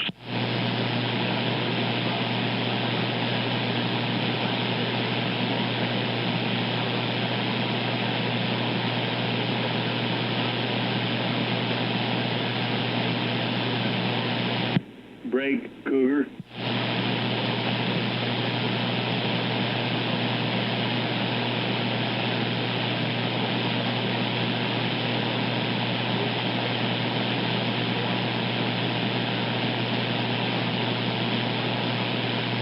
Yeah, go on. All it does is give you more metal, which changes the characteristics of the antenna. You've got a lot to deal with when tuning. Hey, Cougar, how about copper-clad steel? That's what I'm looking at, the high-gain site. Copper-clad steel, man, that was the old telegraph lines, man. They were made 100 years ago or something. Yeah, I know, but I'm looking at the high-gain site right now. And the transmission lines of trying to the figure out OCW line, you know, going alongside the railroad. You don't want to, if you have an antenna that has a match, I made a couple of antennas out of that. putting anything more on there to enhance its electrical capability, like if it gets thicker, then you're going to change the characteristics. So yeah, there you go with that. But anyway, I got some more research to do here. I'll get back to it. Chances are you're going to find out. I mean, my mic's really fucking up, huh? Chances are you're going to find out you're going to see a lot of fucking transmission, old CW lines on the side of the road, probably about a dozen of them or so. Those are all copper-clad steel. Those are all copper-clad steel. The old fucking CW rated transmission lines. But they converted them over later, some of them, to detect goddamn rocks coming off the mountains or whatever to break the goddamn fucking circuit. I gotta spray this fucking mic again, I guess. Anyway, my mic's fucked up, dudes. My mic's fucking up, goddamn. It's pissing me off, man. I'm gonna go check it out. Okay, good enough. Yeah, no, what I said was the strongest wire is copper-clad steel. Makes sense. The best wire, what they're talking, is the copper. And copper coating on copper-clad is necessary for RF service because steel is very poor, which we all know. So there you go. Any wire can be used. You just got to pay attention to what you're doing, have some understanding. Yeah. I got some understanding, all right. So we're going to say that copper and aluminum is the most popular and the most used. On offshore rigs, they're using stainless steel, but it's special, and I got to do some more research on that. They're not showing me too much on that.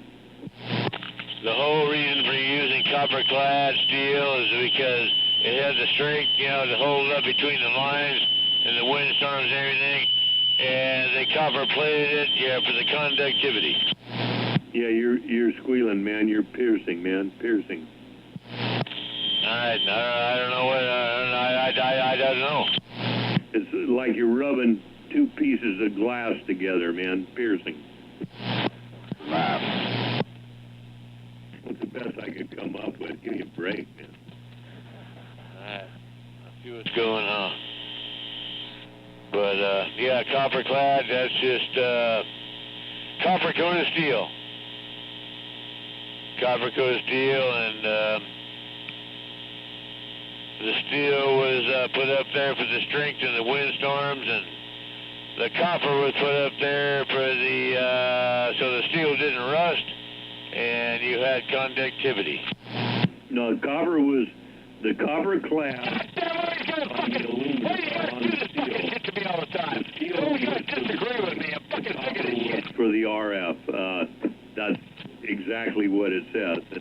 And so we're down to this goddamn somebody's always going to disagree with me. I'm fucking tired of this shit. You know, I'm running aluminum antennas. Everybody knows what Fucking goddamn, he's always going to disagree with me, man. I'm fucking tired of wasting my time trying to tell people the fucking truth. You got to disagree with me, son of a bitch. But my uncle, and I've never showed you his stuff, by the way. Next time you're over, I will. My uncle was a radio guy in War II, and according to him, according to what he had at his houses, he's had a couple, everything was aluminum. And they didn't even worry about cleaning them off because the salt, the particles, whatever they got on it, didn't bother transmission or anything like that, which was...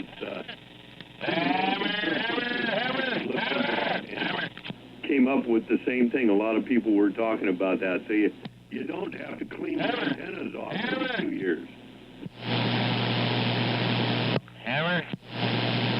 Hammer. And I'm back out for a bit, but I'll be back. All right. Yeah, I guess it's hard to keep everybody's interest on scientific brain live science.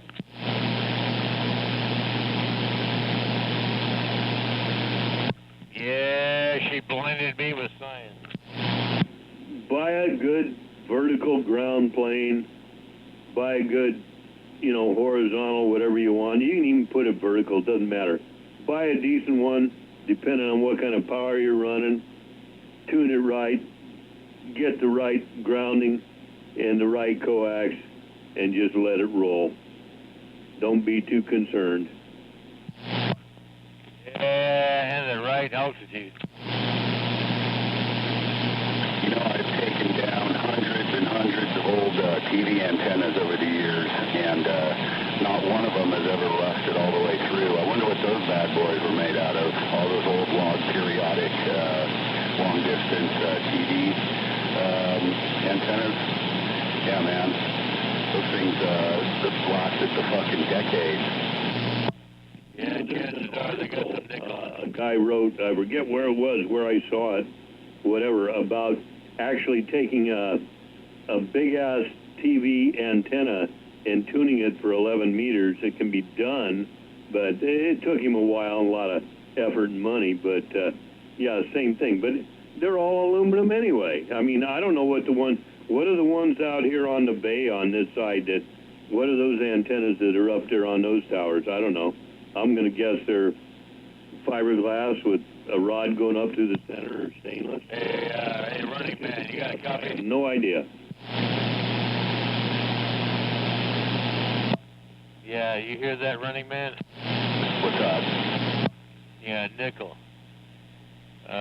Nickel and chrome, actually the nichrome alloy, is the most resistant, resilient alloy metal there is, besides stainless steel.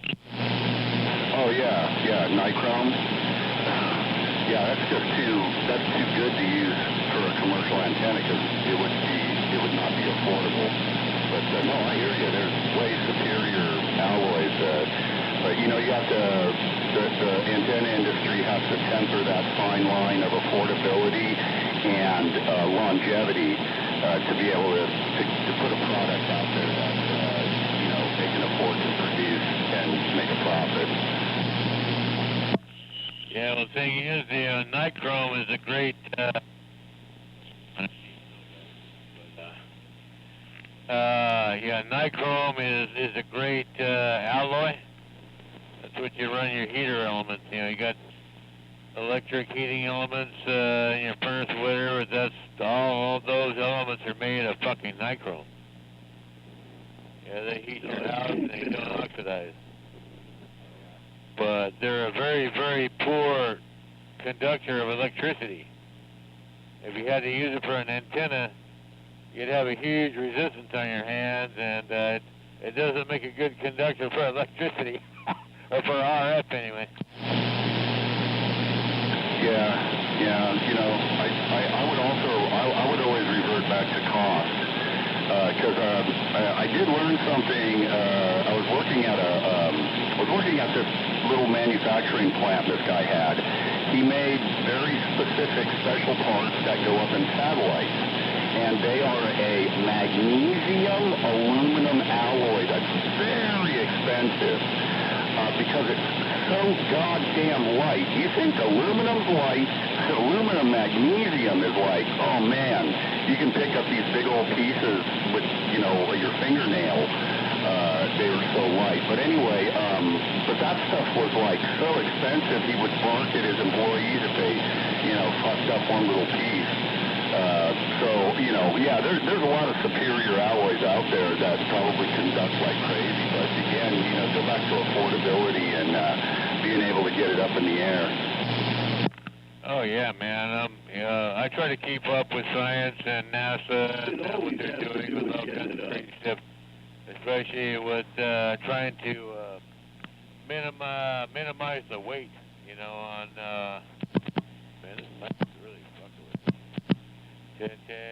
I'm gonna change mics, but anyway, yeah, they're trying to pretty bad. Yeah, hold on a minute. I might have to change mic. Oh, there we go. Yeah, they have these really thin wires now, man. They're actually focused on not really against oxidation, but tensile strength.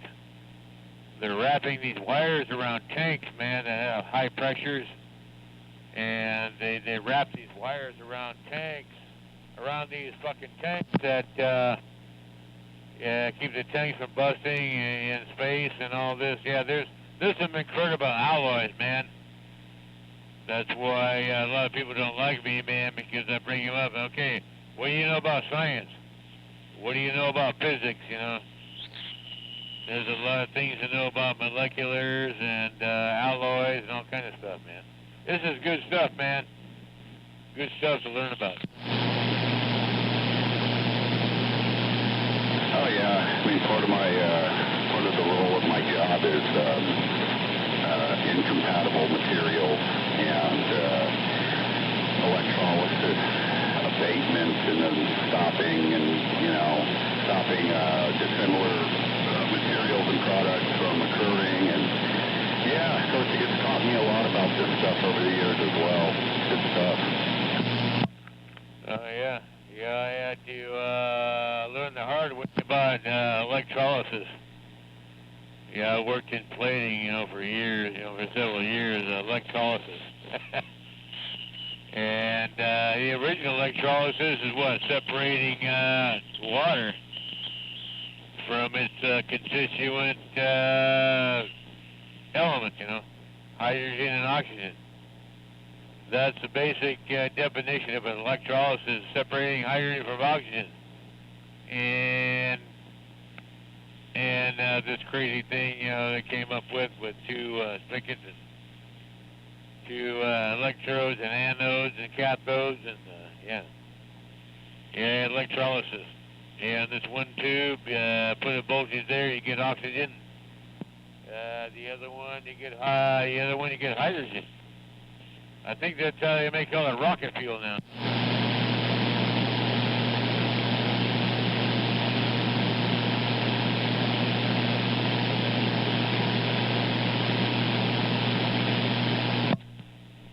Yeah. Yeah, that's why they're using hydrogen and oxygen now, so it, yeah, when it burns, it just makes water, right?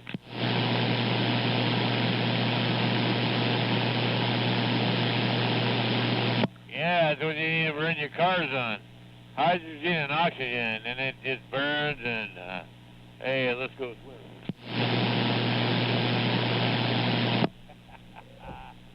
Hey, wait, what the fuck? Where's Whoopi? Goddamn Whoopi, Whoopi, Whoopi! Whoopi! Whoopi! Whoopi.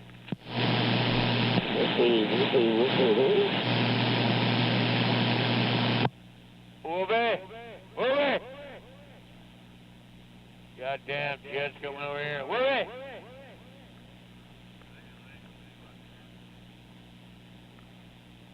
My battery going dead. Whoopi! Whoopi! Let's try that. Let's try that. Whoopi! Whoopi! The fuck? The fuck? Where's Waldo? Where's Waldo? What the?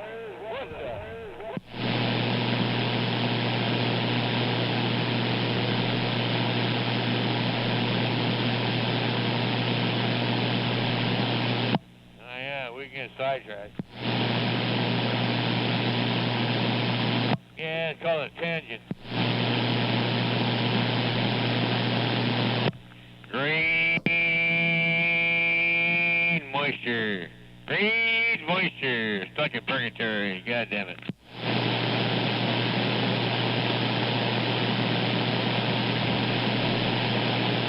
Hey, might get his fat ass on a treadmill. And the automatic dog feeder.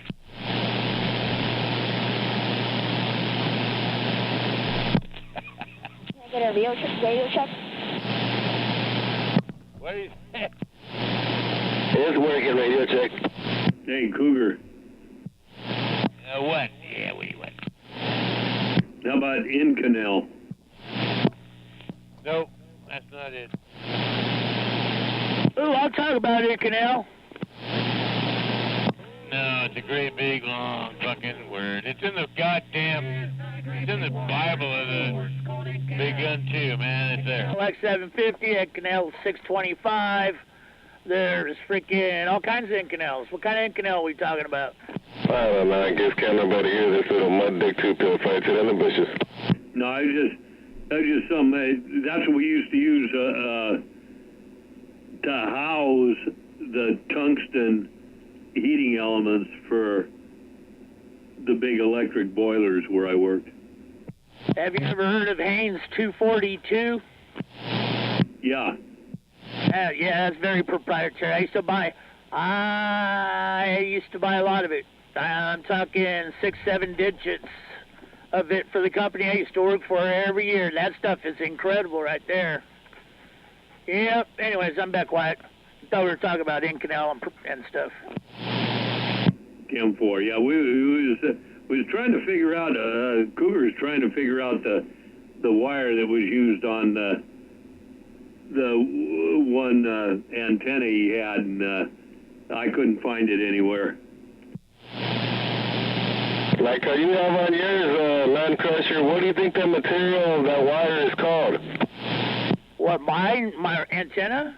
Yes, on that quad, on the back, on the wire. I'm next to so much fluorescence, I can barely make them out. He wants to know what the makeup is of the wire on your antenna on your quad. Oh, on my quad or my mobile? My mobile's the good stuff. That's LMR. No, the wire, not the coax. the wire on your quad? Oh, it's fucking like stranded like 14 gauge. Yeah, it's copper wire, right? Yes, sir. Yeah. Yeah. After a while it turns green, right? Yeah, I'm gonna say it is, yeah. Only one who gets embarrassed. Yeah, you got the Incredible Hulk thing. Telling everybody about it. I'll be back in a minute. Yeah, it starts to turn green and crystallize. Well, you know, the green, again, that's a part of the oxidation that copper does. It's really not a problem. Yeah, it's actually it protects it. It's not corroding it away. The patina and the green forms, and then it actually stops it. It's almost a self-righting corrosion. Yeah, that's why all, especially over in Europe places, that's why a lot of copper was used for roofs and you know, fascias and stuff like that. Yep.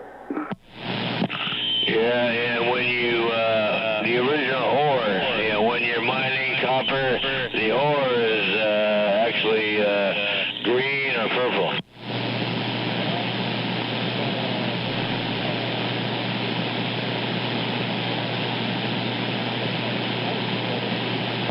If you don't know that, you don't know anything about electroplating and Q-posits. Can I get a radio check? Go ahead, radio check. It's working. Yeah, fuck the radio check, man. We're talking science here.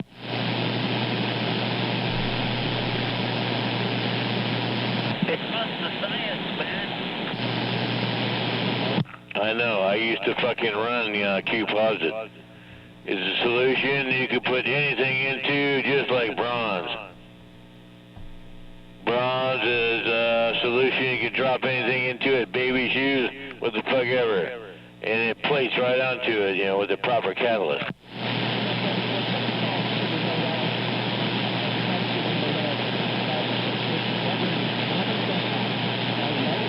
Yeah, I was in a plating operation down there on 3rd and Adeline down there in Oakland, and a lot of bit different stuff, but it just, yeah, that's why I have no feeling in my fingertips, because in those days nobody told you should probably have PPE, so whatever. But anyway, yeah, I got you. They tell you should have what? PPE. What's that? Personal protective equipment, rubber gloves, suit, whatever it takes, depending on what environment you're working in. Oh, we had all that. Sure, we had the green fucking thing from the neck down, and the green gloves. Oh, fuck yeah, man. That was the most badass shit. Now, there's an alloy to look up right there. What were those fucking gloves made of, man? I still have some. I still have a pair. I still have my original pair that I wore in the plating department, you know, back in those days when I started. I still have these fucking gloves, and they're still just as good as they were the day they were fucking brought online. I got these green gloves, man. They're badass, man. They resist everything. No, not. They're different gloves for different chemicals or different stuff you work in. You can't. One glove does not fit all. Ah! Oh, well.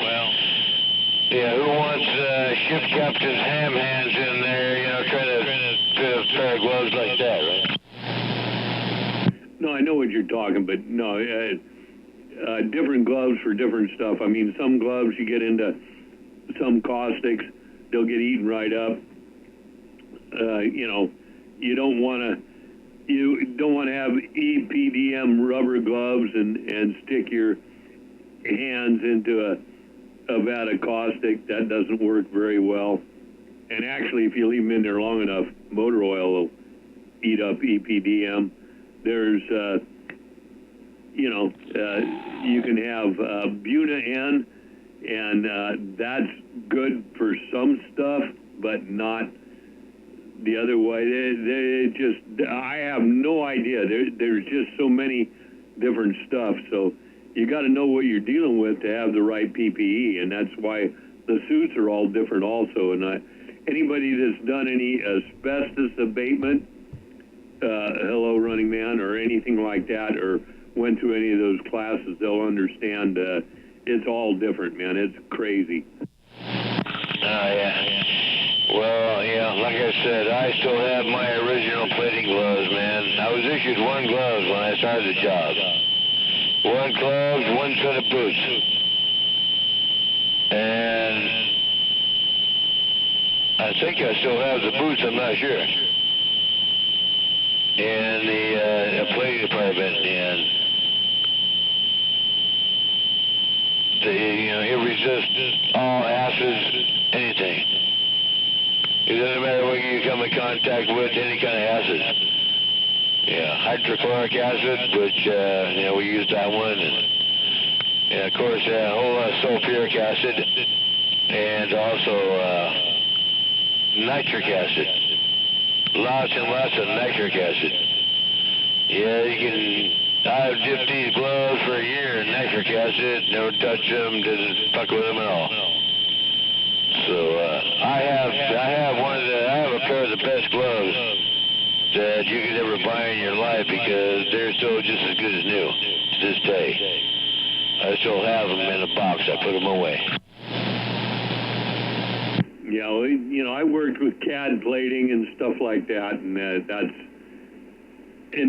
that time, the place I worked for, they didn't care whether you wore gloves or a handkerchief or a napkin. It didn't matter. They just get the job done. Didn't know, but as I went on and I learned, and I worked at the end of my career, so it was a big awakening there. But anyway, that being said, we're still back to trying to figure out what the hell that word is, that metal that wire is made up, and I'm done looking it up for tonight, but we may tackle it more tomorrow. Well, like I said, man, I'm missing that one page. Yeah, no shit. I'm missing one page of the big gun, too. I got all the rest of it. I got all the rest of the pages, but I remember. It was a crazy, weird alloy. And it's a good one. It's a really good one. I'm sure it's aluminum or magnesium. It's a whole bunch of metal put together and made a great alloy. And it was highly resistant to, the atmosphere. That's why I was able to use it, for fucking 30 years. Yeah, I would say titanium, but I'm pretty sure it wasn't that. Especially back then. Any person couldn't afford it back then. Can't hardly afford it now, but, I'm trying to think. But like I say, I'm done looking up stuff. I might look it up tomorrow while I'm watching the games. Yeah, man, that's science. Yeah, it makes you think. If you have something really, really good and you want to know what it's made of, and good luck. Good luck trying to figure out what it is, because that's why I'm keeping this wire. I got it all wound up, keeping it. It's a great alloy, man. It takes a really, really heavy, salty, fucking atmospheric condition, man, to really fuck with this thing. These wires, but up north, there's no salt, atmosphere, nothing, man. This shit'll last forever. Well, there's something to think about in that. I mean, all we got to do is find this Navy radio guy, and might have the answers there. The other side of that is and there's a good question. The people that know the answer will hang back. The people that don't will have the response. But there's a reason our ships are made out of certain stuff, and why they're made that way, that travel out in the ocean, especially ones that stay out there real long times. There's a reason they're made out of certain stuff and why that is, right? Well, that's why they got zinc blocks all over the bottom of the ship. Yeah, but you remember the same thing they do in boilers, but they deteriorate real quick. Yeah, man. Yeah, don't you know about that? All ships, they got smart, man. That's the way to knock down the corrosion. And nail a bunch of zinc blocks on the bottom of the hull. Now, the zinc blocks are for electrolysis. That's what that's for. Anodes and all that crap.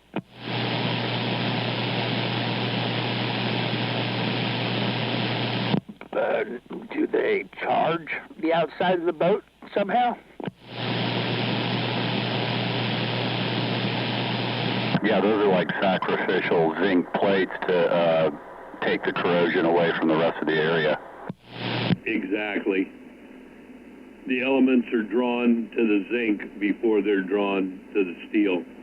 And by the way, what is a carrier between the hulls, the inside and the first, or the outside and the first steel hull inside? What's in between those? Anybody know? Peanut butter. I was thinking Miracle Whip. You guys are all close. Get something that sets a little harder. Yeah, I was thinking cement. Well, concrete, yeah, that's exactly what's in them. That's for sure. Reinforced concrete. Definitely, that's how it was, you know. And then you got even maybe a second, third layer, depending on what ship it was and where it was. So a lot of different stuff. But like Running Man said, those plates that are on there, they're sacrificial. The elements that would destroy the steel on the outside, even though it's well painted or got barnacles on it, the elements are drawn to that, and that's what deteriorates first. Yeah, and then they're replaced when they start, they'll crumble down to a little tiny stone, and then they unbolt it and bolt a new one on there. Part of the ship maintenance process. Well, actually, the marine the marine industry in general uses these all over ships throughout the frickin' world, everywhere, on all kinds of different ships. In fact, it's stuff that just floats in the water that isn't even boats. They use them on. No doubt. The buoys, however you pronounce it, yeah, no doubt. Anything like that. I mean, that's what they use in their boilers, for crying out loud, because you got to keep the water at a certain pH and everything, and that's what they use. They're sacrificial anodes, or whatever they call them. Yeah, that's the word right there.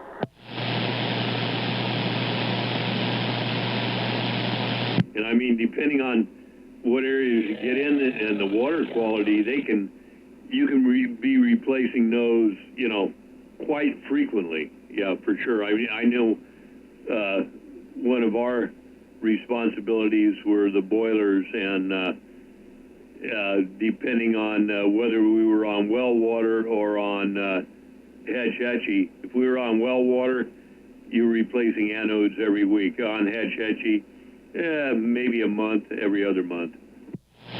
Oh, that's interesting. Just based on the water quality, huh? Yeah, the well water, quite a bit of iron and stuff, so you know how that works. And the boilers, of course, were all steel, and so it was just the chemical reaction. It's like low conductivity, extra low conductivity, deionized water. You start running that through. If you run ELCW, extra low conductivity, you start running that through steel pipes, because and it's got a conductivity of like 18 megohm, if you think about that. So it's going down the steel pipes, and it's taking any elements it can get off of those steel pipes to get back to where it wants to be.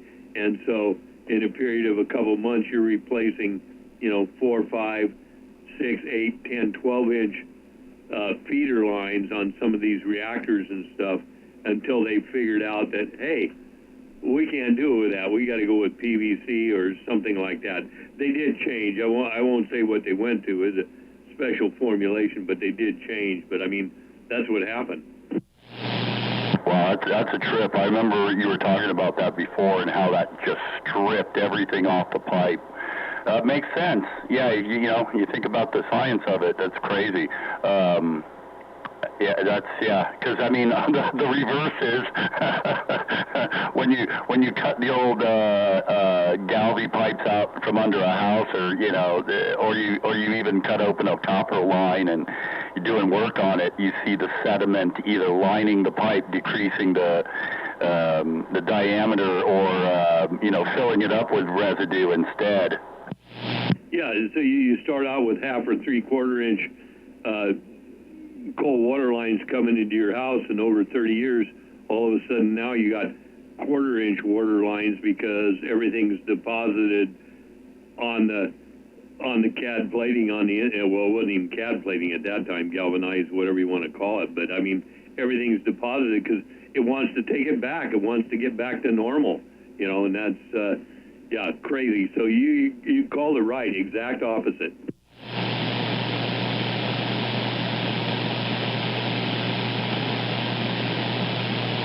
Yeah, but I'll tell you something, that was weird. Go up to replace a leak in a pipe when I first started out there, and so, oh man, I take this pipe out, and it's schedule 40, so, I've cut a 8, 10, 12-inch pup. I'm going to cut it out of schedule 80 and put it back in. 2 weeks later, it's leaking again, and you take it apart, and you're lucky if all the threads come out. That's how much it's eaten out because of the condensate return and the stuff like that. So, old Honky got smart. He started putting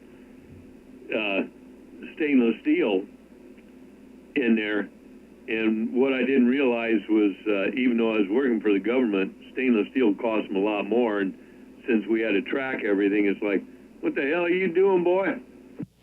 You've ruined the pipe budget for the year, Honky. Yeah. Yeah, but you made a nice battery. Oh, man. Yeah, and that's another point. That's another point. You can take 5 or 6 lemons and stick wires in them and light up an LED, but you do some of this stuff, and if you're not careful, you're exactly right. Except everything was grounded, but I mean, in certain instances, you'll get a zing. Hey, man, I like your new hairdo, man. Yeah, I was thinking of the corrosion around the stainless steel. Well, that wasn't too bad. I mean, we used, in fact, I still got a little jar of it here. I without looking at it, can't tell you the name, but it was a silicone base. It was green, had some stuff in it.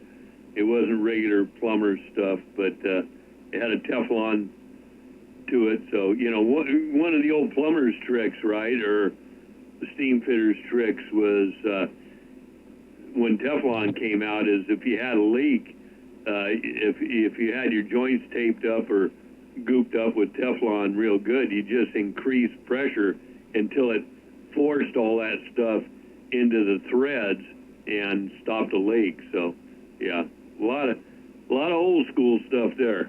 They wouldn't allow you to do that now, but How's this for old school? You got a little leak, you go upstream and start tapping on the pipes all above and let all that sediment and everything just seal it shut after 10, 15 minutes.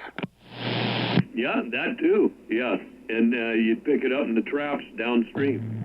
Honky 5 10 squeeze. Oh man, screw it? Squeeze. Oh no, you didn't squish. You might have screwed it, but you didn't squish. I don't know. We'll have to ask Lancaster to see what he thinks. I think you're in my neighborhood. Well, then that's poor, man. Yeah, for sure. Then I am squished. No problemo. No, I don't know. I'm just throwing fucking wood into the fire. Hello, 510. Good evening, Tom. Somewhere on the docket. Or maybe not. Ah, Honky slapped you. Honky just said, psh, psh, psh. Slap me down and call me Susie on the 2-pill. Yeah, I had to tell you that. Yeah, Honky just said, or not. Oh, man. Oh, man. Yep. Hey, break popcorn. Oh, it's going to be an early night. Fucking migraine. Popcorn break. You gotta be kidding me. I haven't even begun yet. Damn migraines. Yeah, I hate them. I haven't had one many, many years, but I know what it is, man. We'll let you hold and roll in the dark. Honky's back out. Bedridden, so I'm hanging in there, though. Hey, break popcorn. Yeah, y'all stepped all over each other. Breaker for popcorn, please. Popcorn? No, where's Miracle Whip? Wait, who's doing roll call? Where's Waldo? Roll call tonight. Popcorn's doing roll call. Where's Waldo? Where's Waldo? I was going to say at the beginning of the roll call check-in here, I'd like to do that short analogy, the thing for Wolfie there. Yeah, don't forget about Triple Lizard and Roadrunner 713 from Sacramento as well. And Triple Lizard from Napa, from Northern Cal. Yeah, all three of the people here who died just recently. Roger. What are you waiting for, man? Get on with it. Well, that's going to be just before the roll call here, just before the 9 o'clock or 8 o'clock. Yeah, goddamn fucking excuses. I already gave mine, man. Come on. All right, here it goes. Here's to an old friend of ours that we've known for about 30-something years. Yeah! Dino Dandy, what's known as Wolfie, Wolfenstein. Mr. Wolfie, we've known him for a long time, folks, with all of his good traits and bad traits and all the stuff that we've been through in our lives. And Dino passed away on December the 12th. Or December the 17th, excuse me. And just wanted to say that Dino has been a good guy all these years, never heard a bad thing come out of his mouth. That's right. A thing for other people, any irritable shit that he didn't mean. So with that, I will say, God bless you, Wolfie, up in heaven. And the other people out there also had died there. Oh, God. Everybody, we all have to go, you know. We all have to be up there in that next place, that next world. Down here for what it's worth, okay? Amen. Yeah, Rajo. Yeah, we're going to miss you, Wolfie. He's around. I can feel his spirit still. I've been attuned to this stuff ever since when I was a kid. I can feel different auras and stuff, and Wolfie was no different. He's still floating around. He's got a big smile on his face. He's all dressed in white right now. No, he. You know what he's doing? He's up there thinking, man, I can do 800's voice better than he can do it himself. Yeah, he used to do pretty damn good voices. I will have to say that. He had me, going for a while. Oh, 900. 900. Did I say 800? My bad. Yeah, he could do 900, man, better than he could. Yeah, Dino knew his shit when it came to also radio broadcast, audio from albums and stuff. He knew his shit, the manufacturer, when it was played. I could never, ever, and nobody else could ever remember doing that stuff. He had a talent. Now you know why we have to get in there and take care of all that fucking archive. All that knowledge, all that archive is in there. That's why it's up to us to go take care of that. That's like Popcorn described him. He is the Rain Man of music. It's a lot to me when I had to put my Tasha to sleep. That's good. I like that. Well, like I said, man, that's why I stepped up to the plate, man. I take a responsibility. I'm taking responsibility for all of that archive, man, he's got in there. All the reels, all the tapes, all the cassettes, all the records. I'm going to make sure that's taken care of, man. That was put on me, man. That's a privilege, honor. It was an honor for having him bring me down there to do that. I appreciated the heck out of that. Thank you very much, Wolfie. If you can hear me up in heaven, which I know you can hear me. You can hear me and everybody else out here. You've got that spirit up there, buddy. God bless you, bro. You're with your dad. Loved you much down here, and you made a good name for yourself. We got a lot of good archives for you now.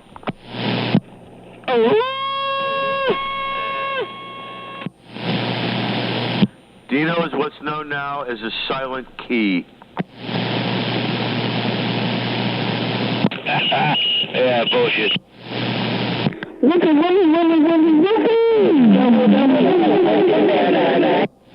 I will smoke a good pipe load in honor of Wolfie.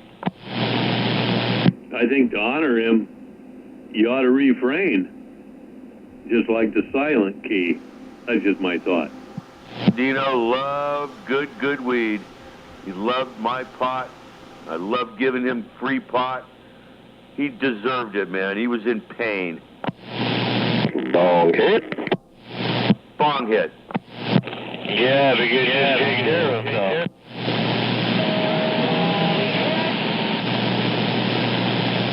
I heard a couple bong hits way out in the distance. Hey, I got to see the good with the bad, man. All right, everybody, salute with a bong hit to Wolfie. Done.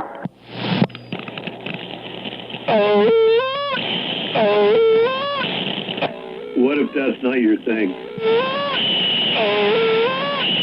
Then I'd tip a drink to him, and as the kids these days say, pour one out for my homie.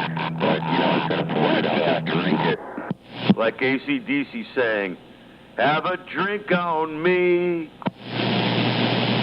Yeah, and I've already done that. I'll do again, and just line me up next to the jukebox when I die. Yeah, and then you'd be a live wire.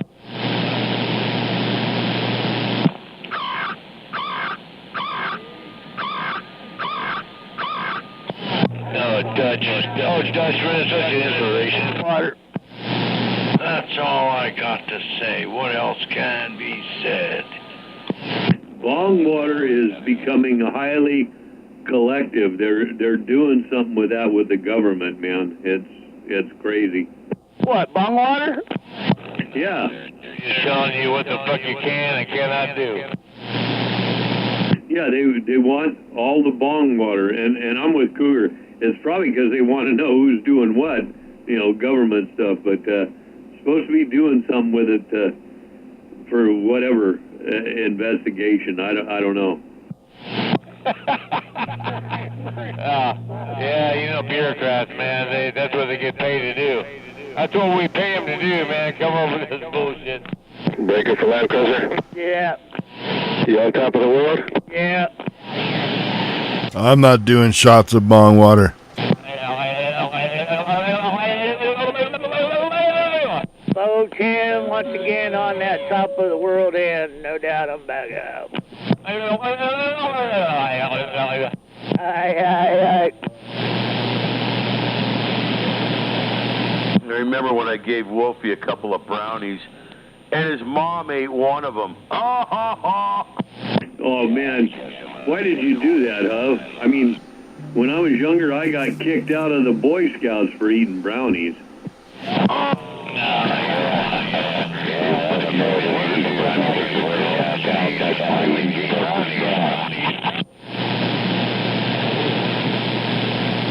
Yeah, she was happy for a few hours. She went right to bed afterwards.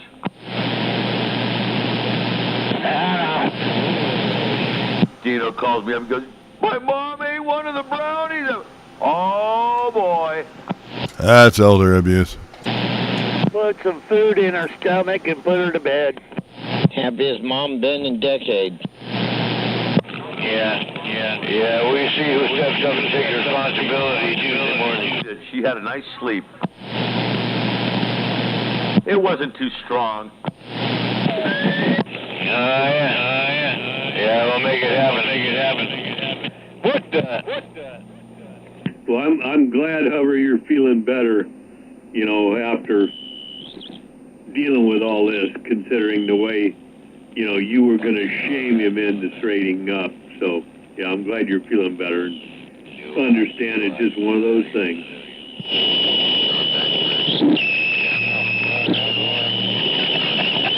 Whatsoever. He's up there with his dad, his beloved father. Hey, goddamn this is a fucking incinerator. He got burned. He got fucking burned up, man. He's a fucking torch. Oh, man. That's all that's left of him, a bunch of goddamn ashes. That's all he is. Yeah, well, you know, we all came from it, and we're going back to it. That's right. What, pussy? Oh, damn. I'm waiting. Ashes to ashes, dust to dust. Pile of ashes. John, what, pussy? What?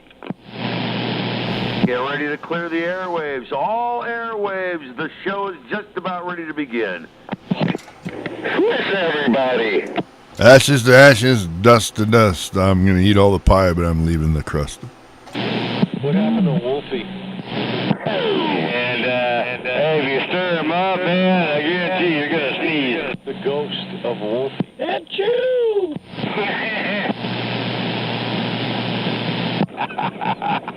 Yeah, long live Dr. Wolfie. 2 minutes. All right, Dr. Wolfenstein. 2-minute warning. At 11, Dream Team forever. We'll forever remember you, Wolfie. 920, the boss of the West.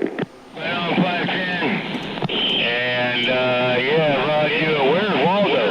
920, Silent Key. Copy me, 510. Yeah, I hear you, Viking. I hear you waving a hand. Thanks, man. Yeah, thanks for all you did. Wolfie man over there. Amigos. You know, and it's great you guys came by to see him. Alrighty. When I get started, Chuck, I'll check. Over there. So we hope we get the chance to see probably 30 plus years like you guys knew him. But I know I appreciate him. He was a great individual. Have a good evening, Viking. Good luck. 510, slow cruising in the bushes. Less than 1 minute. Yeah, I heard you out there, Super P. Salute. Salute. Yeah, where's Waldo, man? 30 seconds. Fucking goddamn fucking cuckoo clock. Well, it's kind of a hint, you know, so that way everyone can kind of like, shh.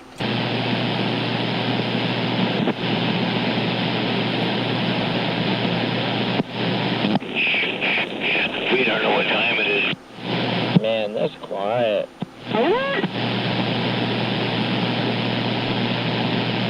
Test, hello. This one's dedicated to Wolfie, 8 o'clock. Alright. We have check-in. I'm doing the online check-in. Who's first? 237. After my plus mark. And we had a sad All right, got you. day this week. Wolfie, 920, passed away. And rest in peace, brother. We're going to do a quick moment of silence.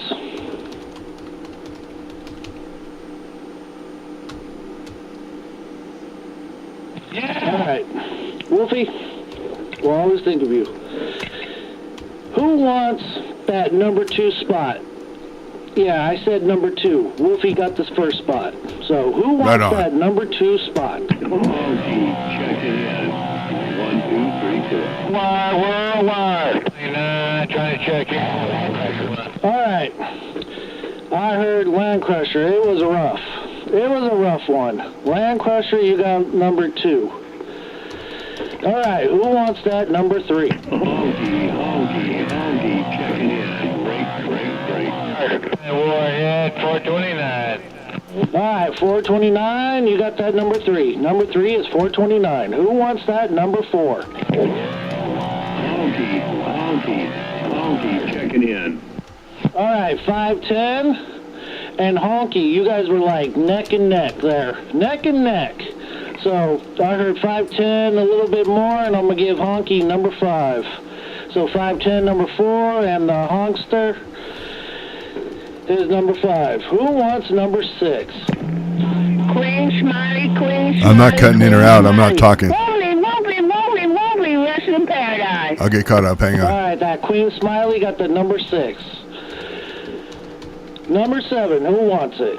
Time bomb, check. Running man. All right, running man, running. I'll read back chat in a minute. All right, running man, you're 7. Who wants number 8? Time bomb, checking in. Time bomb is number 8. Who wants number 9? Hello, Super Pete checking in. Super Pete. Super Pete with his little Willie is number 9. Who wants number 10? What? Cannibal. I'm getting caught up, guys. I'll get a read back in a minute. I'm a slow rider. Who wants Cannibal? You're number 10. Who wants number 11? Hovercraft checking in, popcorn. All right, Hover, you're number 11. Who wants number 12? 1 Adam 12, you're 12. Hey, what a good number there. 1 Adam 12, you're 12. All right, who wants number 13? Super Spreader, you're 13. Viking. All right, I got 13. Viking, you're 14. How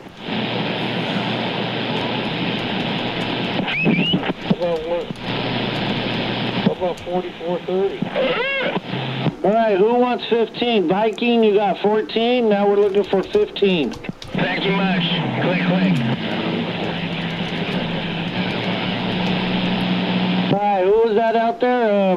Who wants the 15? Shadow Puppet wants 15. Shadow Puppet. 547, you buy it? No cow. We got Shadow Puppet and also 42 in Modesto. Who wants 16? Got Shadow Puppet Relay and also 42 in Modesto. All right, Shadow Puppet's 15 and 42 16. Who wants 17? 217, do you hear 217? Negative. 217 is 17. Thank you. Waving Wolfie. Take care, 217. Who wants 18?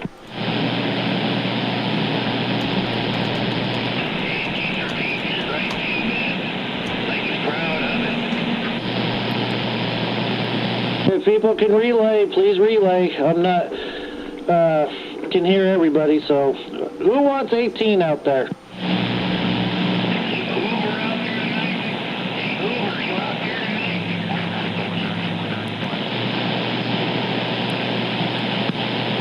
Okay, Tuffy, get you in there. I'll do a read back in a second here. I'm still typing.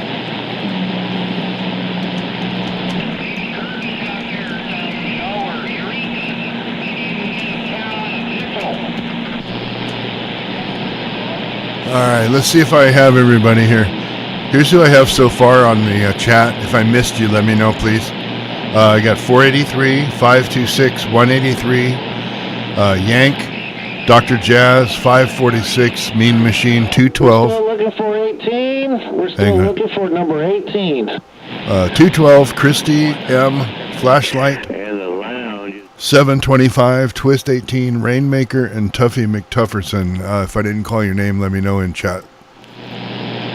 I'll get that posted into the chat description here. 941, Mill Valley. 941, 18. You're 18 there, Bob. You too. By the way, 28 folks, the lounge is open when you're done with the roll call. Check in. And I forgot to mention that the last time Wolfie checked in with me was 6 weeks ago, number 231. Oops. White Cracker is checking it. Number 19. White Cracker, you're 19. 918, I did get you. You're number 7. So the chat check-in. Now we're looking for 20. Oh, Bolt. Let me get you in there. I got you, Bolt. Maintenance man, maintenance man, maintenance man. Maintenance man, you are number 20. Copy number 20. Have a good evening. Dutchman checking in. Dutchman checking in for that 21. Dutchman, you are 21. Well, I like that number. Wouldn't it be nice to be 21 again? Roger that. Now we're looking for 22. How about it? Popcorn, loose connection checking in. All right, loose connection, you're number 22. Thank you, sir. Have a good one. All right, you can check the video description. Has all the chat check-ins. If I missed you, let me know. I think I got everybody.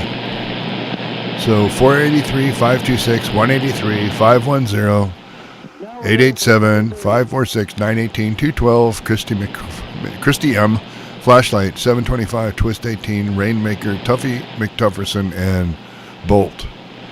If I didn't call your name, let me know. In chat, we'll get you put in. 23 on the check-in number 237. That's 237 weeks.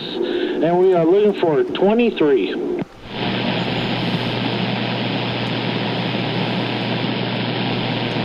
Well, I guess I'll check in.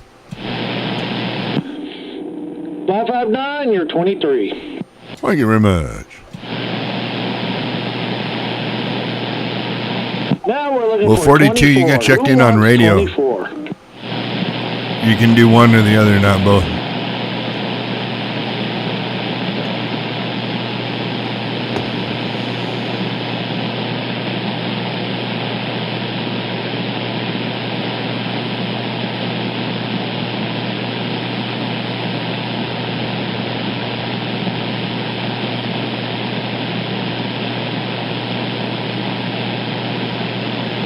Hello, Stargazer checking in. Skygazer, right? Stargazer, yes. All right, Skygazer, you're number 24.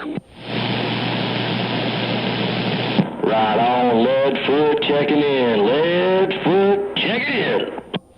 Leadfoot, you are number 25. Hell yeah. Get off my lawn. Oh, man. Nope. Hey, what's up? Now we're about to take off. Right on, man. Power up. Have a good time. Pickle Weasel. Now we're looking for number 26. Number 26. So 42 wants to know why we can't do online check-in and radio. It's so that we get an accurate count of how many people are participating. That'd be the real answer. But 42, since it's you asking, I'm going to make up a new answer, and that's because we want to make you suffer. Just you, 42. Just nobody else, just you. Hey, happy Friday, everybody, by the way. Here we are. White Cracker, the way of the future for America.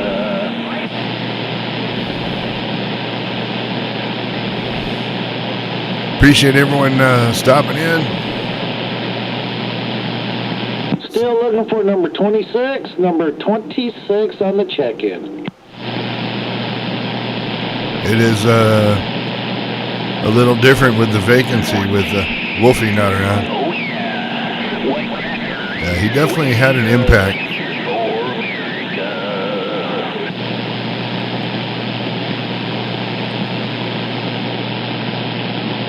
Definitely had quite an impact on the channel.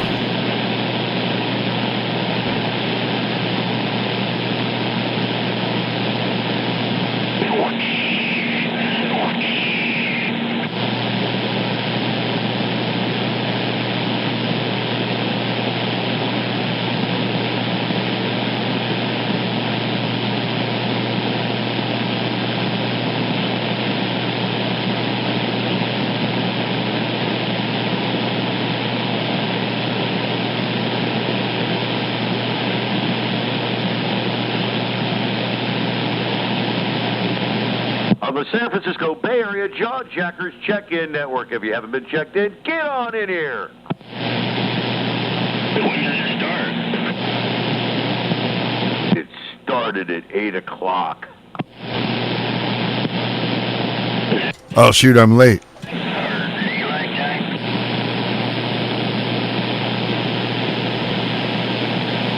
We still got 45 minutes. 377, what's your we're still your location there? 26 on the check-in. For check-in. Time bomb still there?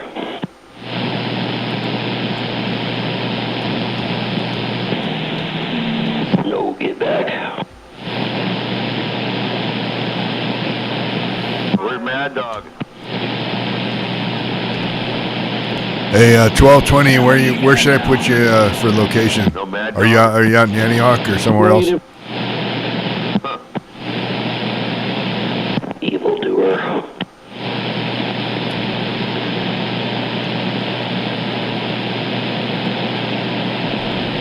No green oyster?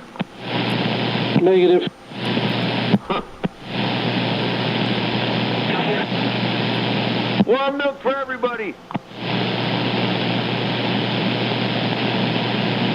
How many you got now?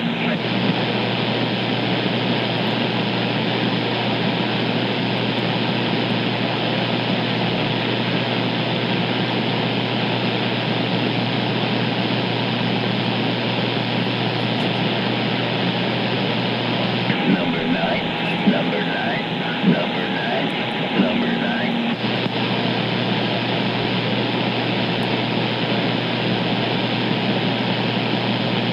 It's Jawjacker Junkies. All right, Brentwood, gotcha. Yeah, white cracker is the way of the future for America.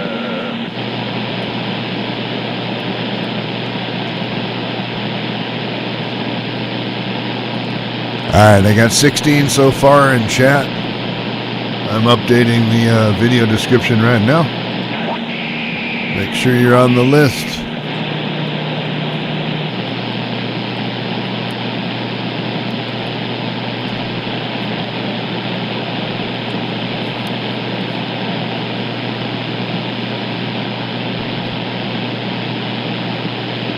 Hey, Popcorn.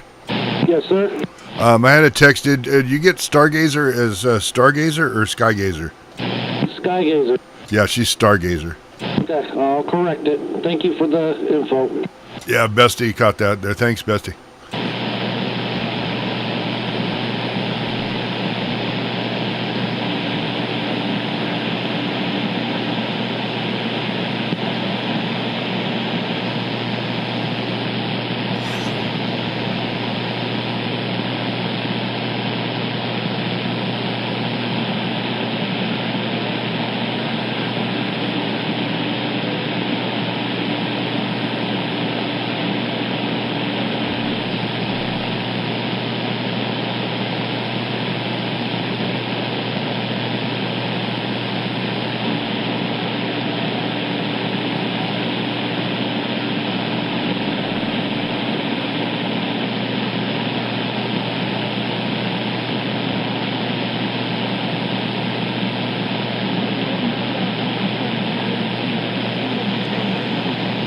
Yeah, anyone out there who wants to get checked in that might not hear Popcorn, I can relay. I think everybody hears Popcorn, though. Popcorn's a mud duck. And we're still looking for 26.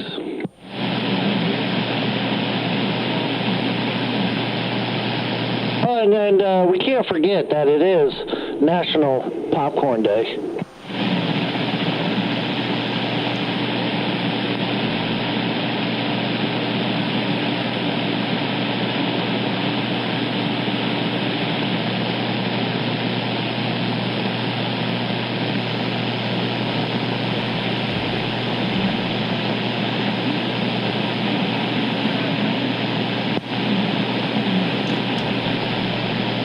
All right, well, we have a lull.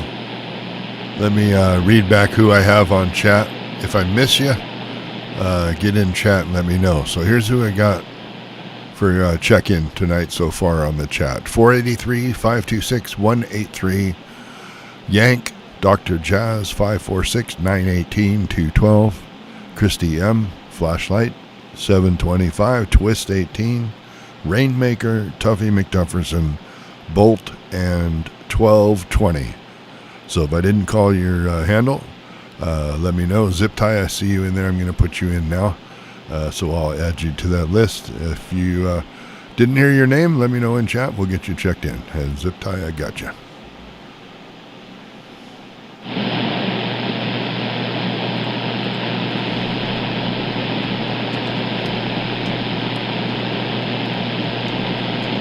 And we're still looking for number 26 on the check-in.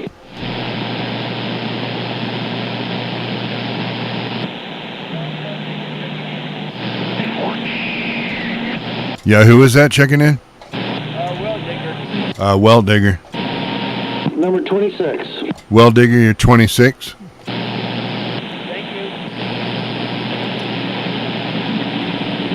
Now we're looking for number 27. 27.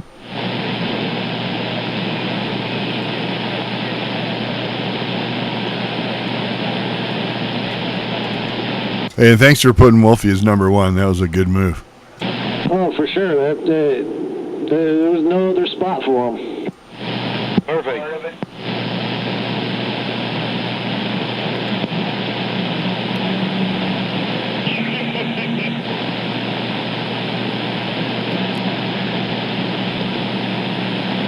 Bestie is I don't think she's checked in yet.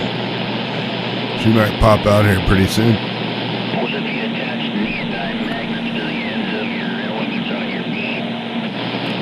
We're still looking for number 27. Number 27. Come on and get checked in.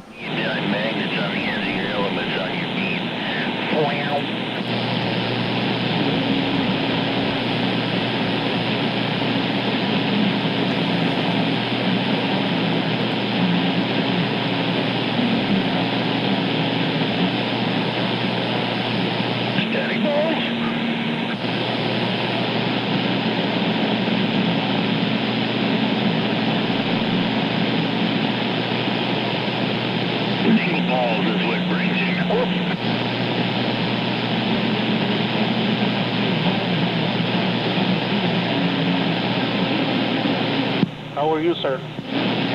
Well, by the way, go 49ers tomorrow at 5:30. I think, is that Greasy Food trying to check in? Yes, sir. How are you? Hi, Greasy Food. I heard you for the quick second. You were probably the fastest. Key up real quick and get off. All right, Greasy Food, you are number 27. Gracias, gracias. Thank you very much, my friend. Yep, you have a good evening over there. You say he's Waving there, Greasy Food.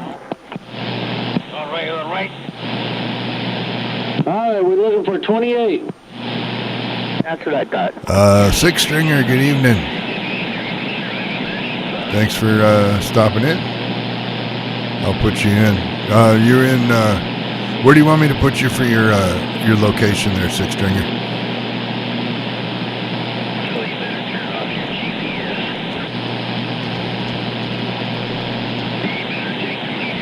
So Six Stringer, I got you, but if I get your location, let me know what location you want me to put in. I'm waving to everybody in YouTube land. YouTube land, popcorn waving. Yeah, we got 18 so far on the chat check-in.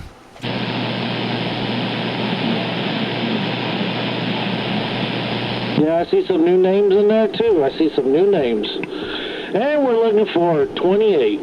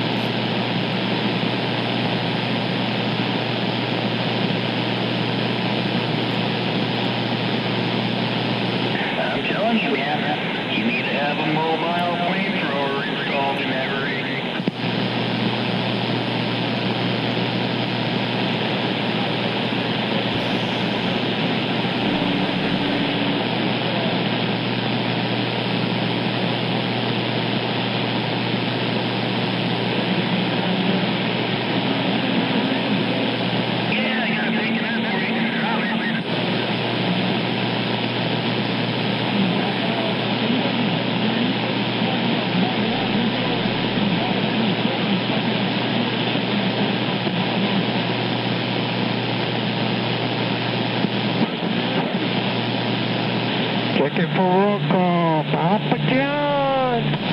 Hey, Papa John. Papa John. You are number 28. Have a nice weekend. Stay dry. Catch you later. Yep, you too. Papa John, you're 28. Now we're looking for number 29.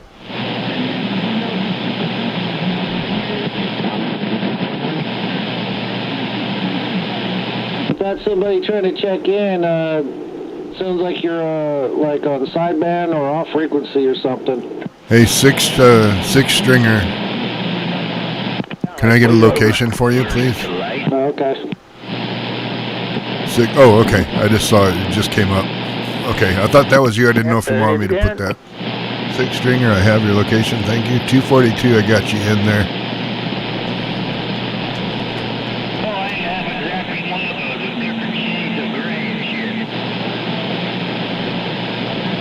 Yeah, I got that out in my shed, man. It's all sleeping yet. And we're still looking for number 29.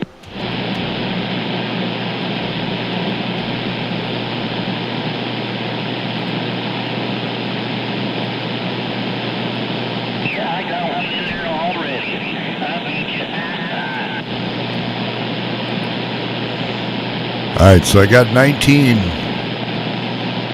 checked in so far on chat. So if you do not see your name in the chat description, in the video description, then let me know.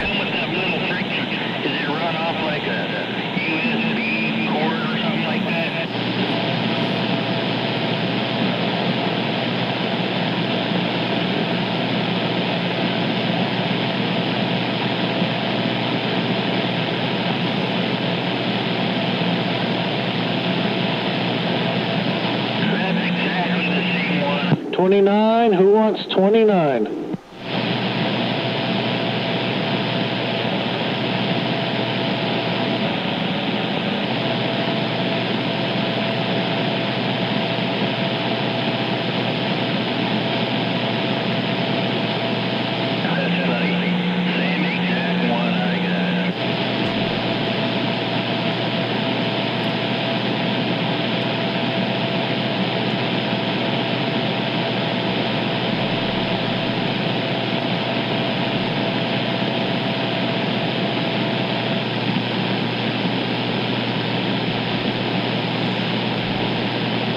Night Train, I got you in there. Good evening. Oh, yeah, along with that daughter sucker.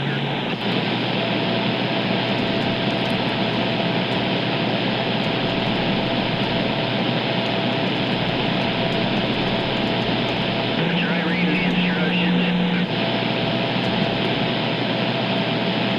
Oh, fuck, Will.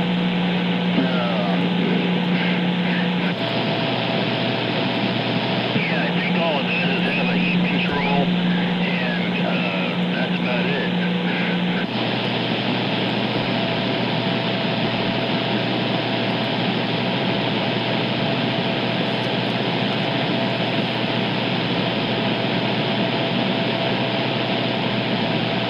You couldn't have too many variables on there, you know. I mean, hot and cold couldn't have a whole lot of controls on a control panel. Number 29, who wants 29 on the check-in?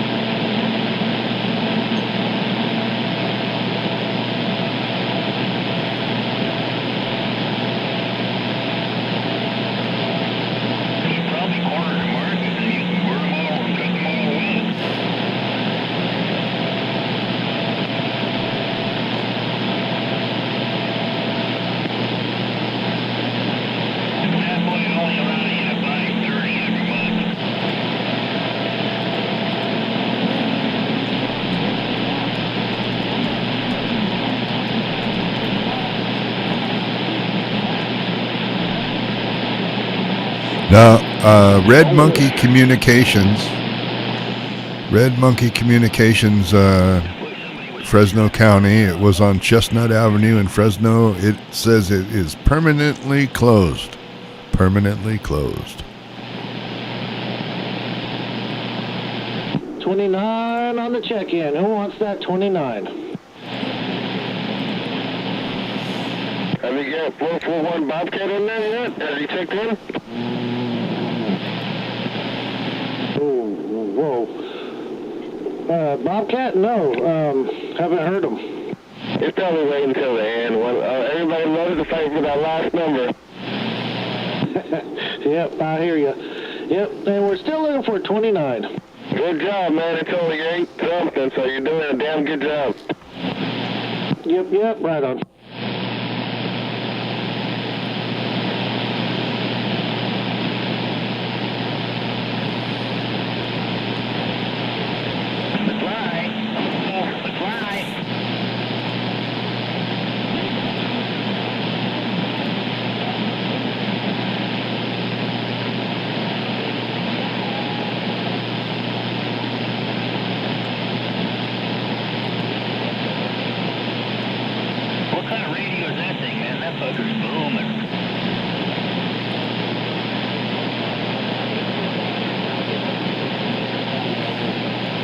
Yeah, I didn't see when it said it closed, but you know, when I Googled it, it popped up, showed the business, showed it was permanently closed.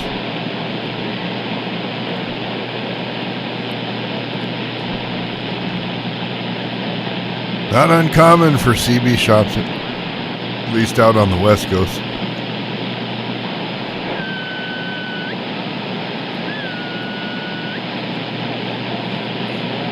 We're looking for number 29 on the check-in.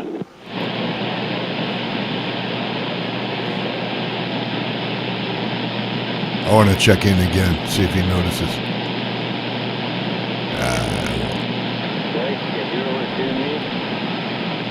Yeah, I can hear you. Are you checking in? I hear you now. Is that Condor Man?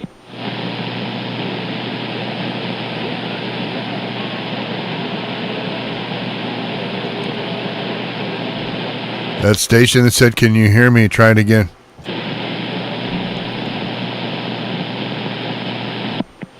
Wasn't too far. I heard him too. What was that? He wasn't too far. I heard him. You heard him. I'm not making it out. I forget it. Bye-bye. Hey, Green Machine, good evening. I got you. There, and then he kind of disappeared. Oh, well. Yep. All right, number 29 is still available. 29 is available. I take 29. Good evening, guys. This is Condor Man checking in. Condor Man. All right, you are number 29. Good evening, sir. Thank you very much. How about everybody? Good evening and good night. Yep, you too. All right, Condor Man was 29. Now we are looking for number 30.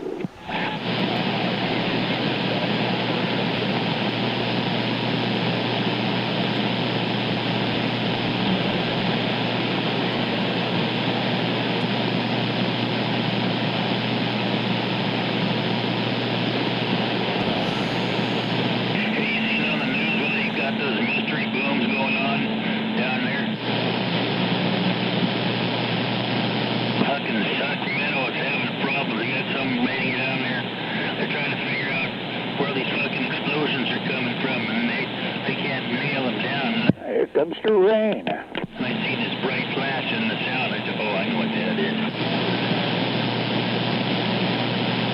You got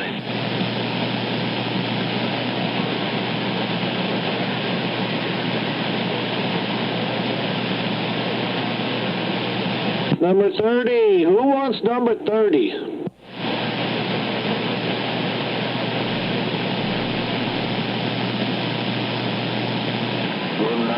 Can you hear me? I can hear you. Who is this? Hi, sorry for bothering you guys. I tried to receive a report, signal report. It's all radio. Sorry about that. No, it's okay. You want to get checked in? You guys report every, I believe every Friday. I check you guys maybe a long time ago. And today I received this all radio for eBay. And I try to, turn it on and see if it works. Yeah, I'm over here in San Lorenzo. Okay, and what's your handle? It's desconocido. Codecido? Desconocido. Desconocido.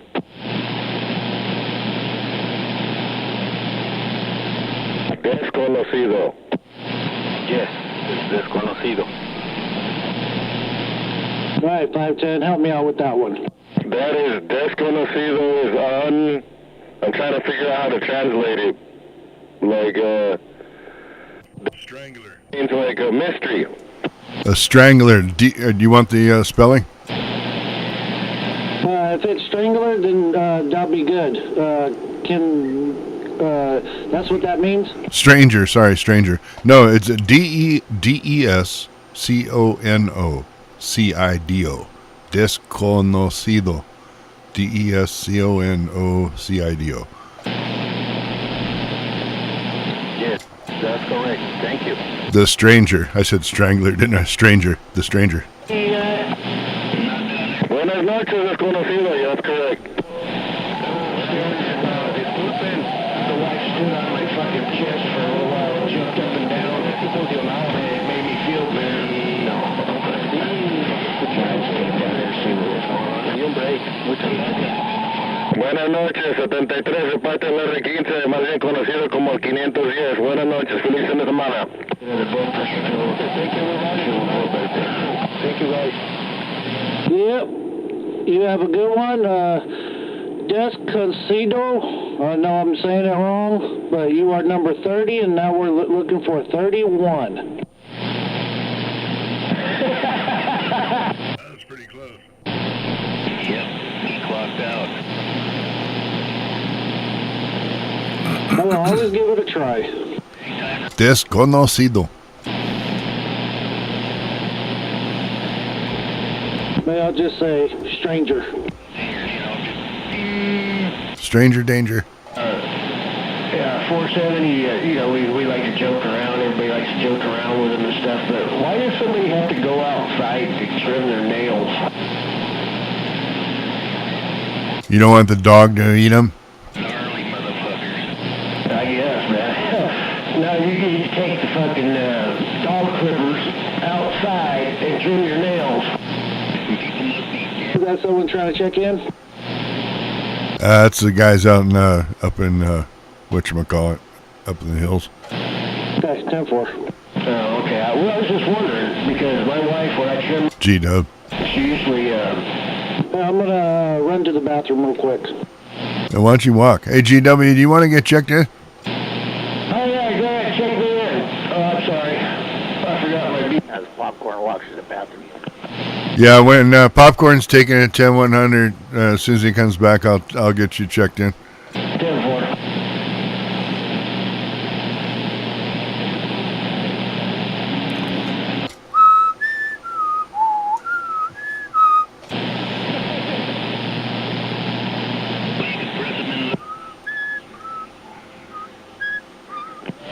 We need to start a poll. Did Popcorn wash his hands?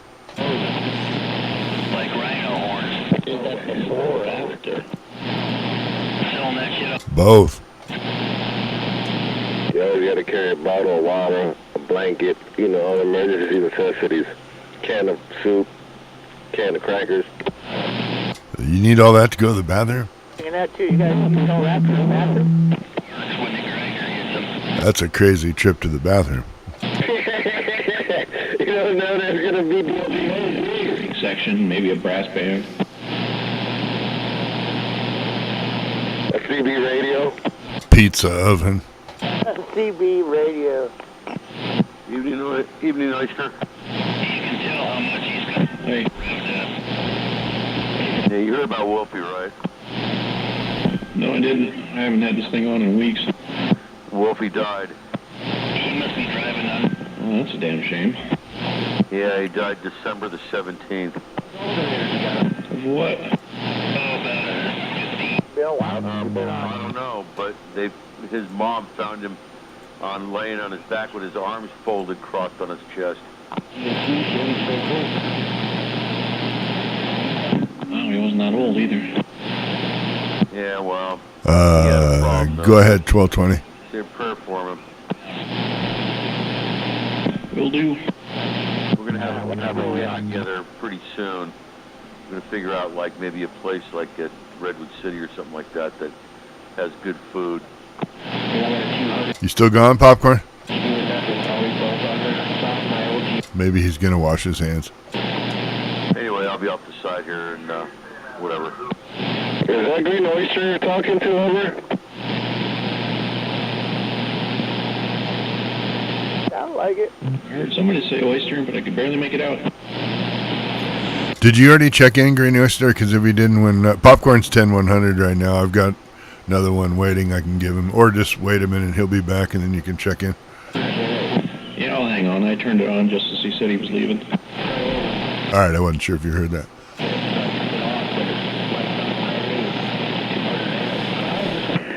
Green moisture. I don't know. I'm starting to wonder if maybe Popcorn needs more fiber in his diet. He's got the slow tinkle. Too much. Fiber. What the hell? Who is that checking in? 635 Byron. Okay, I'll put you in line. I don't have a number for you yet because our host went potty.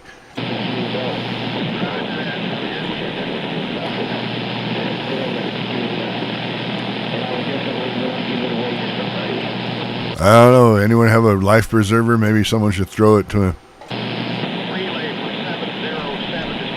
Like my dad used to. 707 Discovery Bay. 707. I'll put you down there also. I don't have a number for you yet.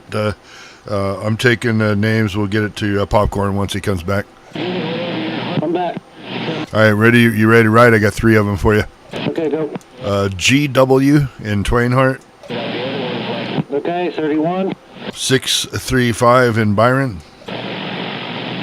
32. 707 Discovery Bay. 33. And don't forget about green oyster. Yeah, he was probably going to check in on his own, I think. So 31, 32, 33? Yes, sir. GW 31, 635, 32, 707, 33. Thanks.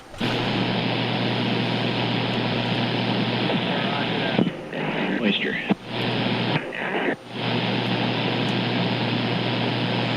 JJ checking in. JJ, San Bruno. How you copy, Popcorn? Hey, I copy real good, man. Loud and clear. JJ. Good evening, sir, and I hope you have a good weekend, and you are number 34. Oh, hey, thank you much. Hey, stay dry. It's raining out here. Yep, you too, man. All right, now we're looking for 35. Apparently my shit's broken because Green Oyster can't check in. Oh, there he is.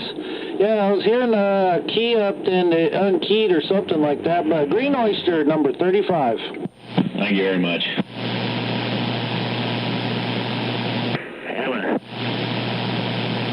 And welcome back, sir. Oh, it's good to be back. Now we're looking for number 36.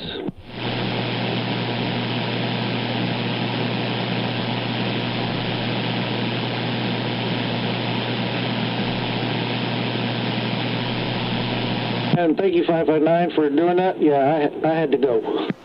Yeah, trying to decide whether you need to get more fiber in your diet or not. Right? Yeah, I need to eat more beans.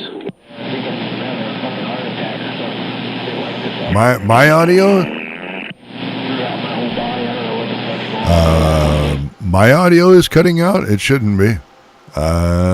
1, 2. No, it isn't. Or corn.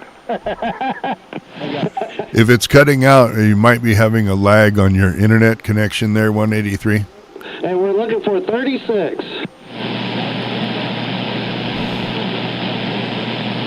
You wash your hands, right? Let me see. Uh-oh. Of course. Uh-oh. I know it took you a while.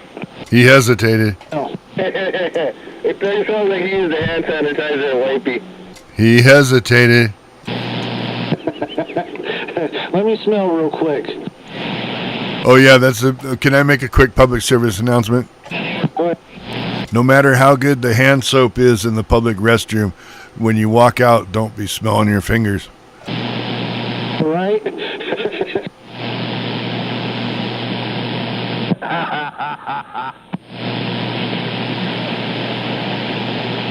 I do that at work.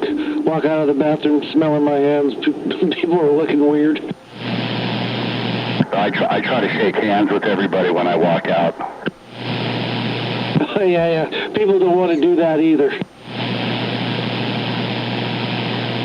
But we are still looking for number 36.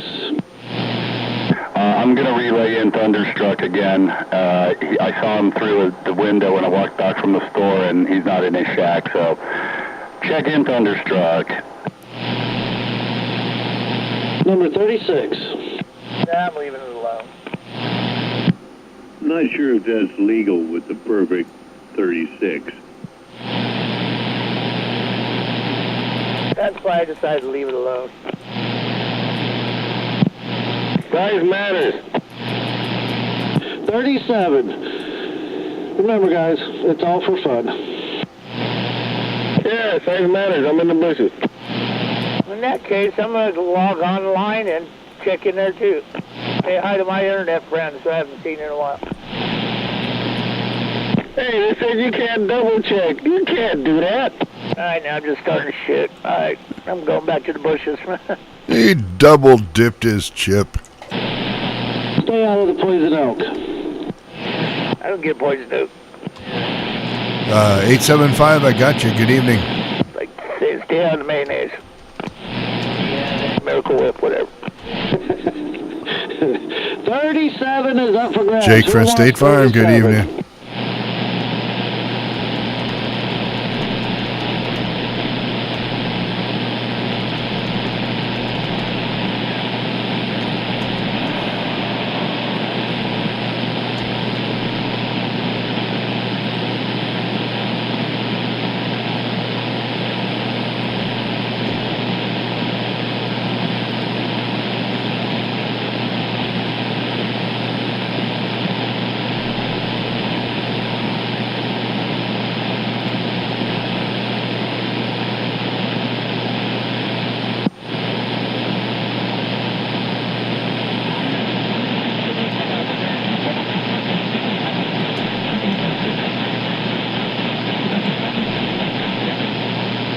That's it for me. Have a good weekend, everybody. Bye-bye-bye.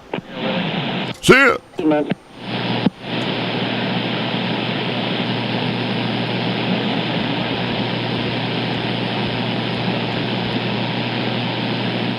All right, chat, check-ins.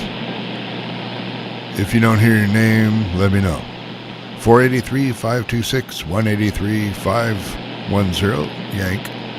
887-546-918-212, KRISTY M, Flashlight, 725, Twist 18, Rainmaker, Tuffy McTufferson, Bolt, 1220, Zip Tie, 290, 242, Night Train, Green Machine, 875, and Jake from State Farm.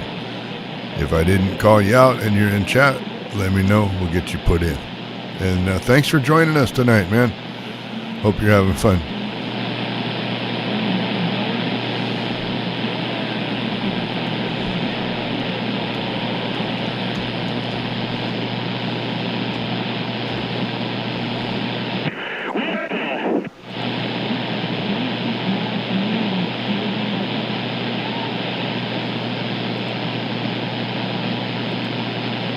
We're looking for number 37. Number 37.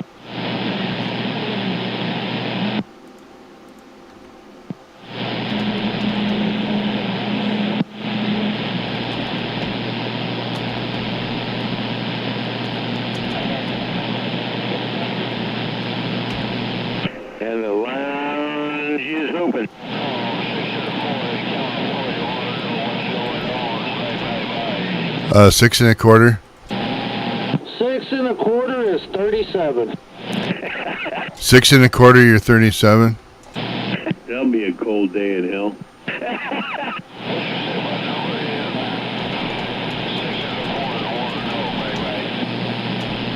I got you checked in, 6 1/4. That's what I said.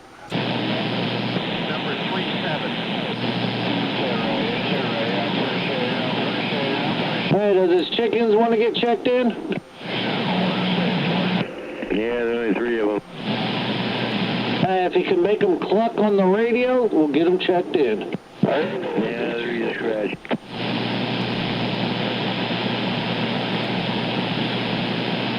I heard him say it. I heard they wear Gucci slippers. He is scratching later. Well, now we're looking for 38. Who wants 38? I think you got 1220. They got you already, no? Negative. Okay, I'll have to take him off. I think I have him on the chat, so I'm taking him off. I'll relay him in on radio. Okay, 10-4 on that. 1220 is 38. 1220, you're 38, and I'll go ahead and take you off the chat. Check in.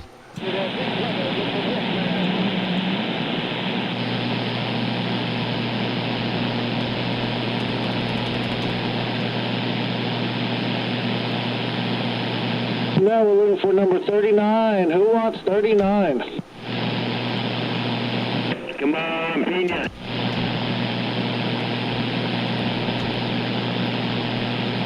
Who is that?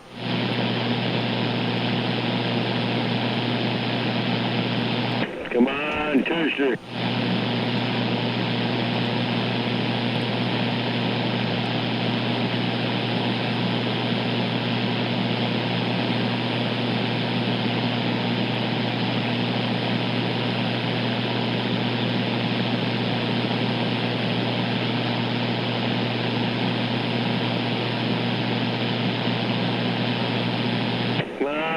Mother.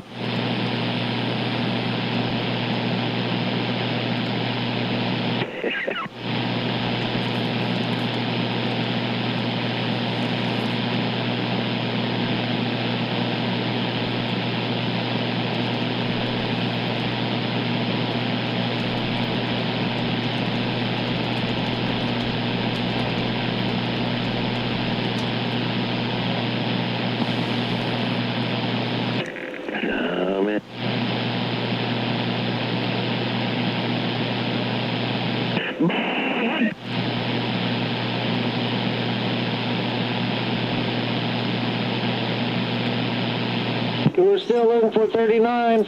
No, you're good. 1220. Where are you at? Who wants it? Here, break.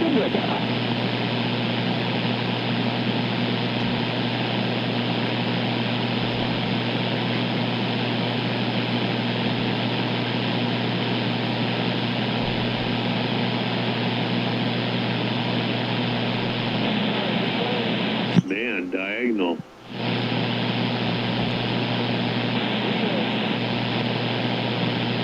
Yeah, I used to plow the fields that way.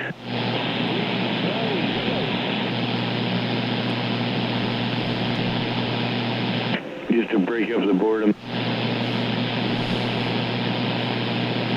You go up to 28, man.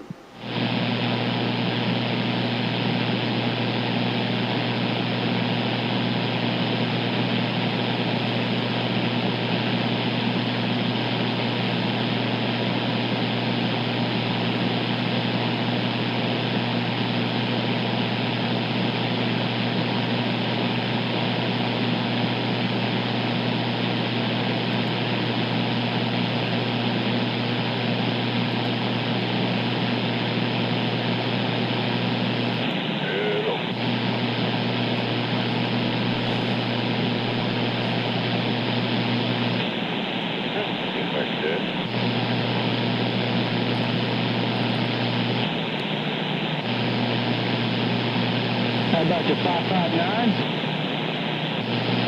Yeah, who is that?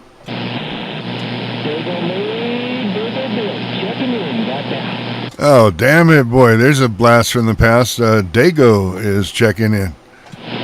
Oh, man. Dago is number 39. Damn it. Hey, Dago, you're 39. I don't know. Did you hear about Dino?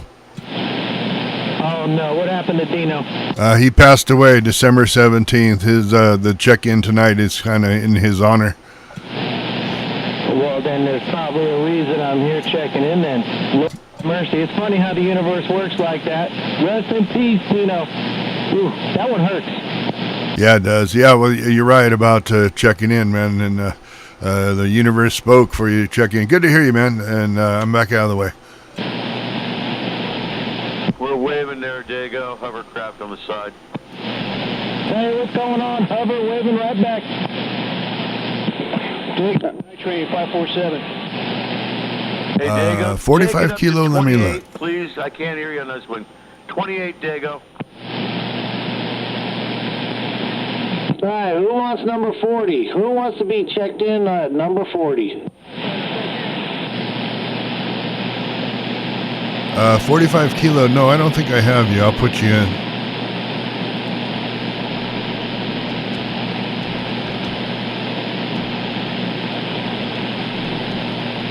Washington State, right?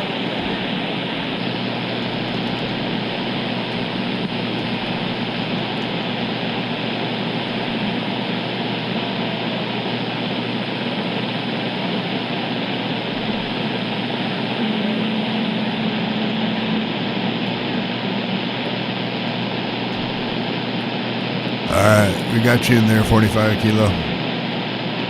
Updating the description now.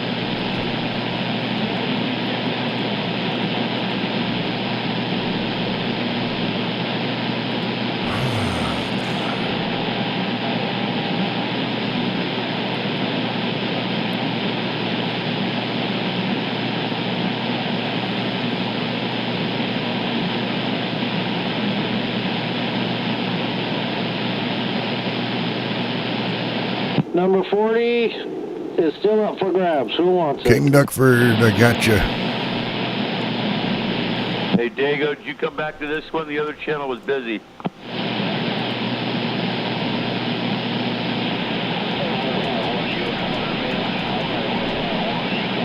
Negative response.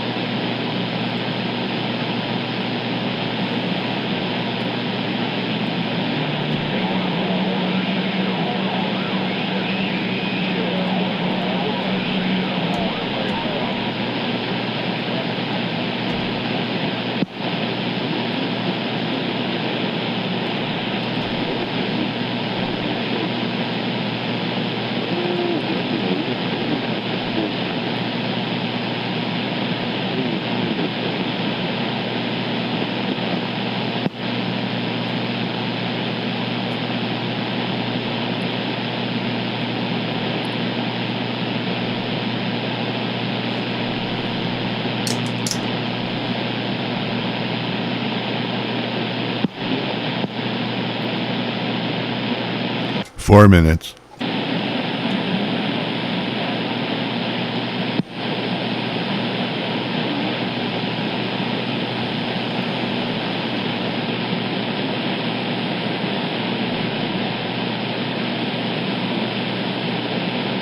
Number 40 is up for grabs. Who wants it?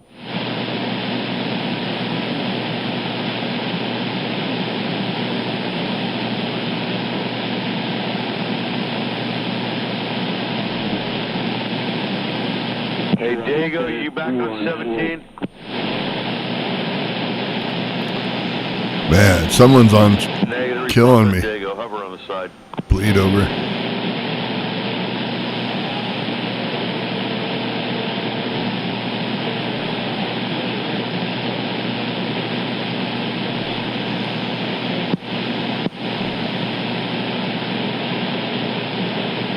Yeah, it's cold, man. We're 55 here right now, but I know a lot of the country's been way colder.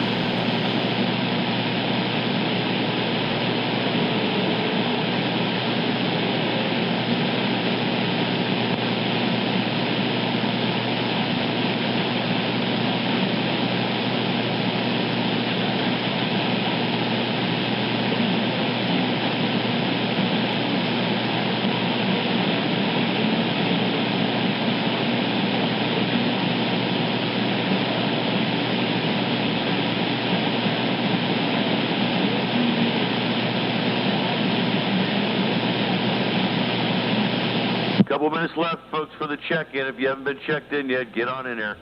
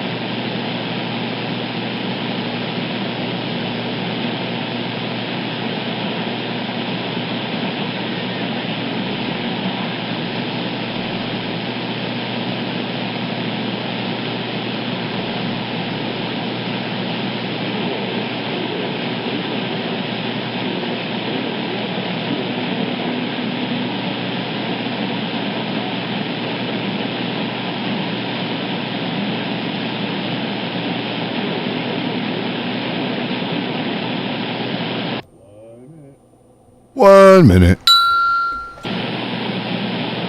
No modulation. Damn it. Don't loan your microphone out. Audio. Audio. Spot. Who wants that number 40 spot? Check, check. Yeah, it was a 1 minute warning, but I had no audio. Yeah, I barely got you in there. I heard you.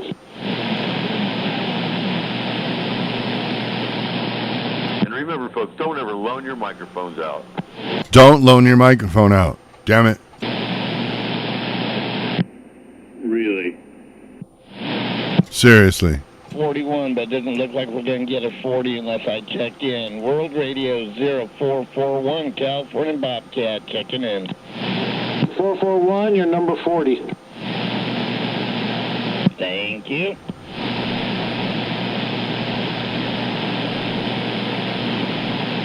Nine o'clock.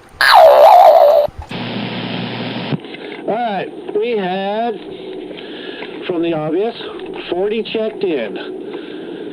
And starting off with the automatic given to Wolfie for that number 1 spot. Rest in peace, Wolfie, once again. Number 2 will be Land Crusher, 3429, 4510, Honky, number 5, Queen Smiley, number 6, Running Man, number 7, Time Bomb, number 8, Super Pete, number 9, Cannibal, 10, Hovercraft, 11, One Atom, 1212, Super Spreader, 13, Viking, 14, Shadow Puppet, 15, 42, 16, 217, 17, 941, 18, White Cracker, number 19, Maintenance Man, number 20, Dutchman, 21, Loose Connection, 22, 559, 23, Stargazer, 24, Leadfoot, 25, Well Diggers, 26, Greasy Food, 27, Papa John, 28, Condor Man, 29, Yes, Casito, The Stranger, number 30, number 31 would be GW, 32 is 635, 33 is 707, JJ is 34, Green Oyster, 35, Thunderstruck, 36, 6 1/4, 37, 1220, 38, Dago, 39, and 441 California Bobcat is number 40. Nice. Online I had a total of 25. As you know, I won't read them off, but they are in the video description. So looks like we had a total of 65. Thanks, Popcorn. Good job, man. Yep, and rest in peace, Wolfie. Good work, guys, and God bless Wolfie that was upstairs there up in heaven looking down on everything and the whole shebang.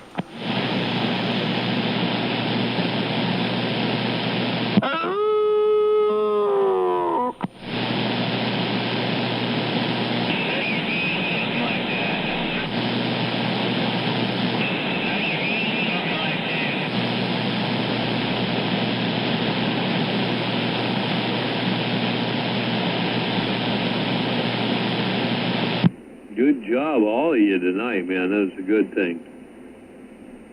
R.I.P. Mr. Wolf. Wolf Man. Everybody clap for him like the song says.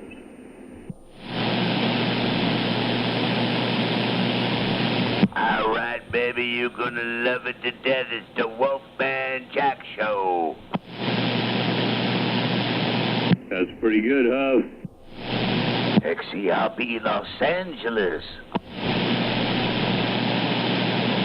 Oh, thank you. Thank you very much.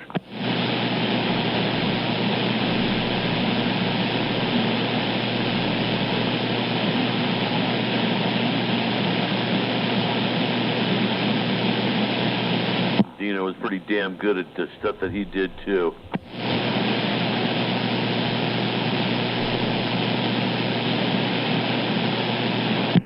Just consider him as an individual, huh?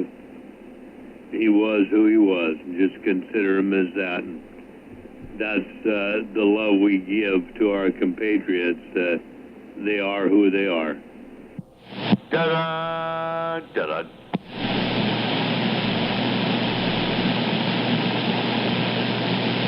That's why we all love you, man. May not agree with a lot of things you say or do, but that's why you're there. You're still the hovercraft, our hovercraft. I have no idea why, but you are.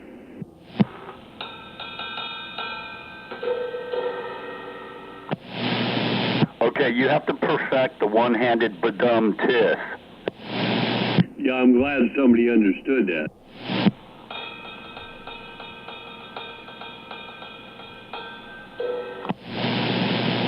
No, you still got to work on it, dude. Yeah, I could barely hear it. Come on. Nah, no more. Well, that's exactly what we're talking about.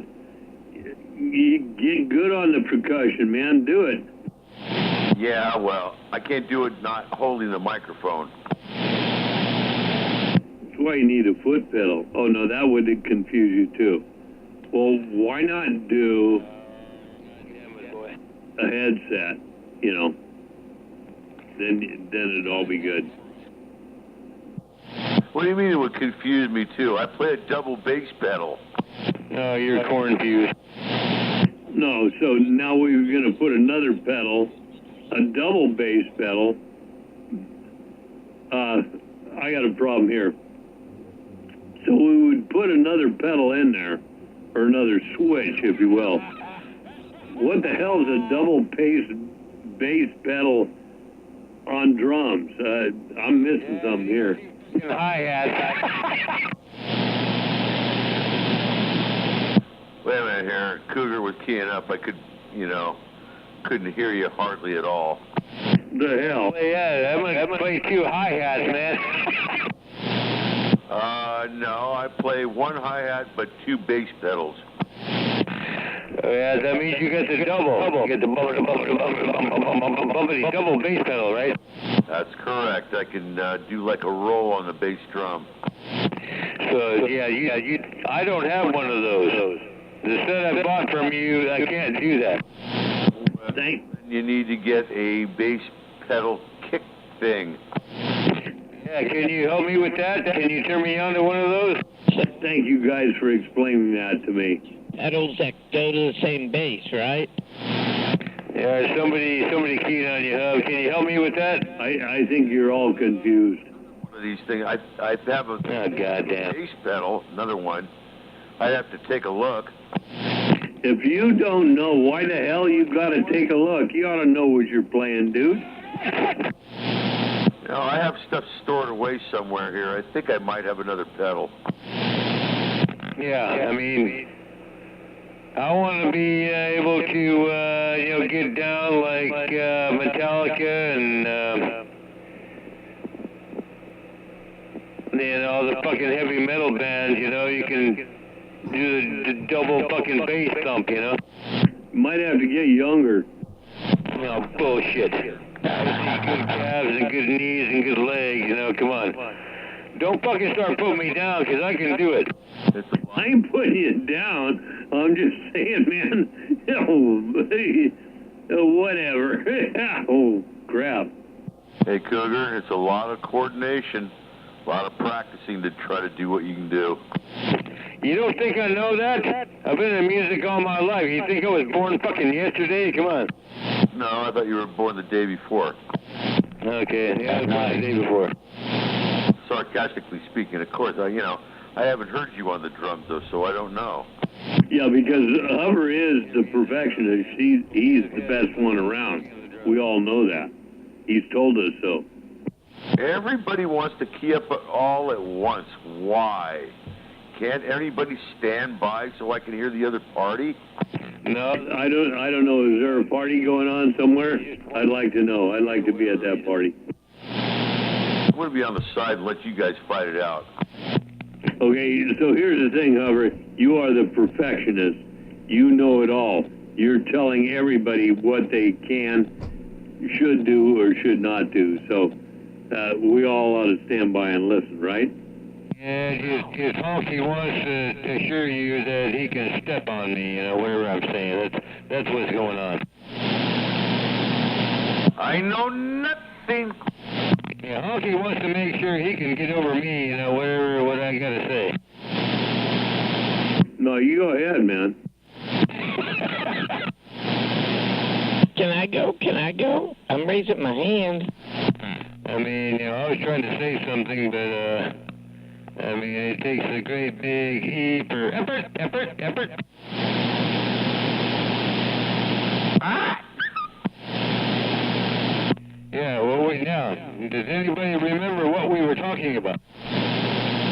Yeah, we were talking about what Hover would do. About what? About the double bass kick. Yeah. And I was asking you, before everybody interrupted, can you help me get one of those? Because I want one of those because I do play some bass riffs that require that double bass. Yes, I can help you. Thank you. That's all I needed to know. That's what I wanted to know, and we'll go with that. You got it. Yeah, that takes a special pedal. It's a double kick pedal. That's correct. I have connections in the music land. Yeah, you go down and you buy it. No, I know the manager of a music store. Yeah, well, you can get it online, probably cheaper. Pantera, man. Pantera drummer has one of those, and let's get down. No, I don't listen to Pantera. That's too evil. Yeah, but you got a goddamn badass bass drummer, right? Oh, man. Change your evil ways, baby. Yeah, man.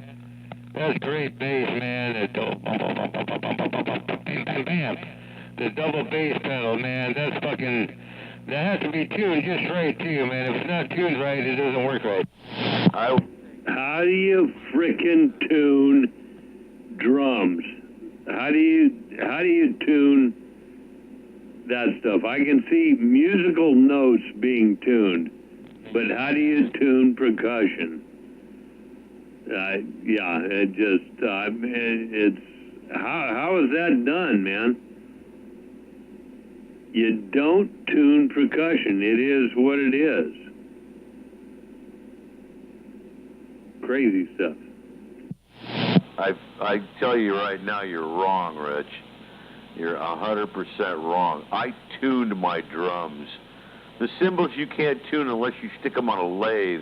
Different sizes, different type of lathing, or whatever you want to call it. The rings around the cymbal make a lot of difference when it comes to the vibrational level. Trust me on this. I know cymbals. Hover, the only thing I'm saying is there are no notes in percussion, in cymbals and drums. Look on a musical sheet. Ask Alan. It'll show where the drums come in. Does it show what notes those drums are playing? That's my question. Oh, goddamn. I'm gonna get sick, man. I need an ambulance now. Oh, he's like, don't get like 333. Don't need an ambulance. Don't need an ambulance. Oh, man, I'm back out. And turned it on. It's a digital readout. I went around the drum at certain areas and in the center and tried the drum at different angles on it. And it comes out to certain tonal qualities on it, like on a guitar. Yeah, it's a snark. So 1, 2. Yeah, what he's doing is he's doing resonance. 2. It's a snark, right? Yeah, Cougar, you're right. It's a snark, and that measures resonance. Did you hear me, Dutch? He goes, da, da, da, da.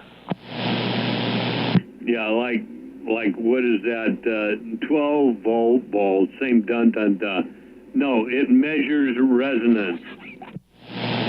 Not 12. 9-volt balls, you goofy. You damn near had a rename for your song. No, it's 9-volt balls. Tiff.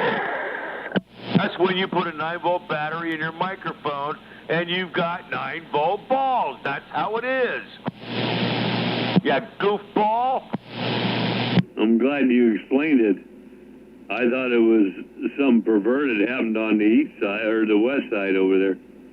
Oh, boy. You would think of that. No. The terminology is 9-volt balls, and you get extra strong by having stronger modulation with 9 volt. So, henceforth, 9 volt, you got balls. Oh, so that's like when you got whiskey muscles. Yeah, the 12-inch curls. Or the 12-ounce curls. I can do that with, never mind. I got the 18-ounce curls at times. Hey, you know what? Since you gave me these two, these hi-hat fucking cymbals, I'm going to be the first percussionist ever to have dual hi-hats. All right, you know what a hi... Hey, Cougar? The thing itself, it's probably about 68 to 100 bucks. Yeah, no, man, it's going to happen. The only thing is, I don't know how to grow that extra foot. Hey, Cougar, break. What? You got the red ones you got from the hub? Red what? The drum set. Oh, the Yamaha, yeah. Yeah, that came from my grandson, man. $250. Oh, man, I went over there and then it came back? Yeah, for sure. Oh, man, see that? Yeah, it ain't too bad, but they're a good set anyway. I mean, I think originally she got them from a guy that, from my grandson that was, he's an artist in the area, and he had them, it was passed down to his son, and so, you know, the story goes on, but anyways, pretty good deal. All right, yes, I paid $800 for that set. Yeah, and I added cymbals to it, too. Hover, what? Am I hearing that right? Oh, man, what a markup. I said I added extra stuff to it. No, that wasn't my question, Hover. I'm asking you, am I hearing that right? I added extra things to it. Yes, I charged more. Yeah, so what was it sold? Never mind, I'm done. Wow. It is the jerky all over again. I'm out. Oh, man.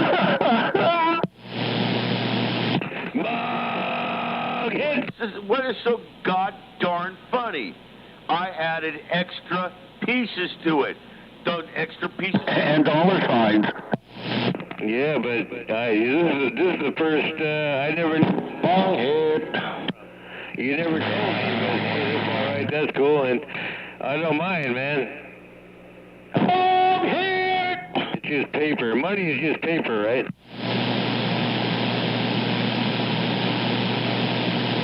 Are we all done arguing? I don't recall there ever was an argument. I'll go with no. There was no argument, was there? I paid $1,800 for my Paul Reed Smith. It's worth way more than that now. Yeah. Do you ever play it? I actually picked it up the other day. What's going on over there across the bay? Howdy from Honky this way. Oh, goddamn fucking hammer. I bought my kid a Jackson for Christmas and was teaching her some stuff on it. So yeah, I actually had to pick it up for a change. I haven't played it much in the last couple decades.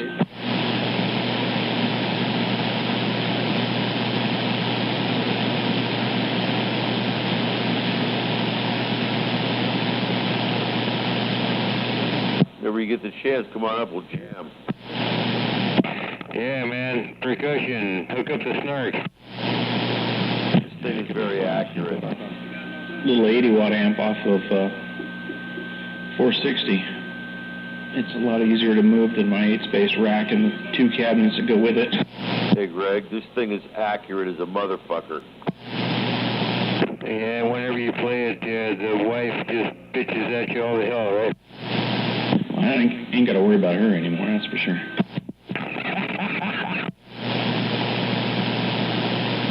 I highly suggest getting a snark. No, it's the neighbors. The neighbors are the ones that are going to get you nuts. My neighbors are pretty cool. They let me get as loud as I want to, as long as I shut it off by 9. By 9? No, 10 o'clock. I thought 10 o'clock was curfew. They all go to bed around here at 9. By 9 o'clock, this place is a ghost town. So what's happening now? Damn it. Yeah, you need to move, dude. I got no choice.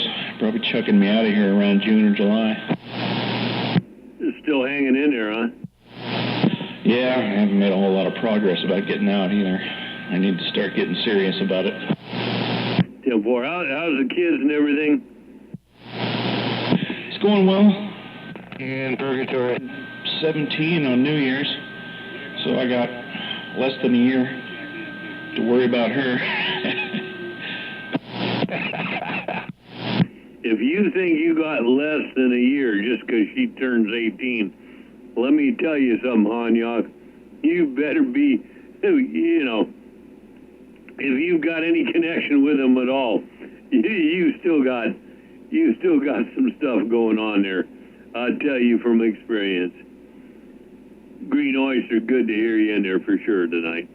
No, that's just a release from legal responsibility. No, it's not really. It is not really. If you think that, you're mistaken. No, that's kind of what I'm hoping for. No, come on, 18, that's the release of legal responsibility for the parent if you turn 18. If there's something else, what else in the goddamn contract here? No, it's not. It's not a legal responsibility, because there's a point. There's a point I can tell you about. Well, I won't tear it up on this channel, but I've been through it, man. Oh, you think you're responsible after 18, huh? Damn right. Well, I guess that's up to you. Not really. In California, not really. Other states, yeah.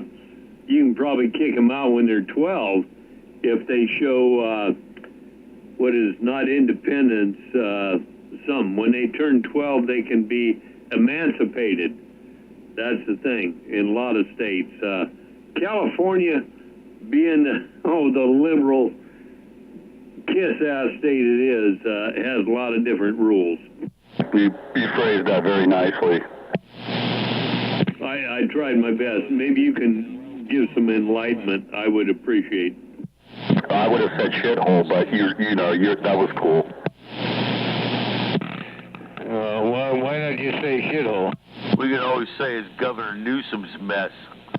Got nothing to do with Newsom, man. It happened long before, and it just on down the line. Well, Honky wants to be a... just another figurehead. Who is out there yelling honky something? Try it, man. No, they don't have any time, man. I'm talking right now. They have to get past me first. Well, he ain't gonna do that. That's a lower station out there. I think it was 1220 or something out there. Honky standing by.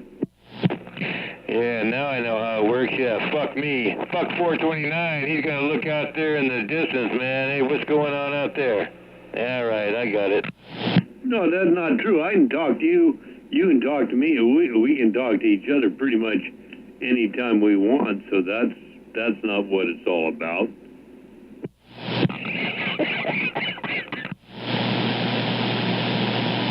Who was that dude out there in the distance? Honky standing by. Honky, Night Train 547. Okay, Night Train, man.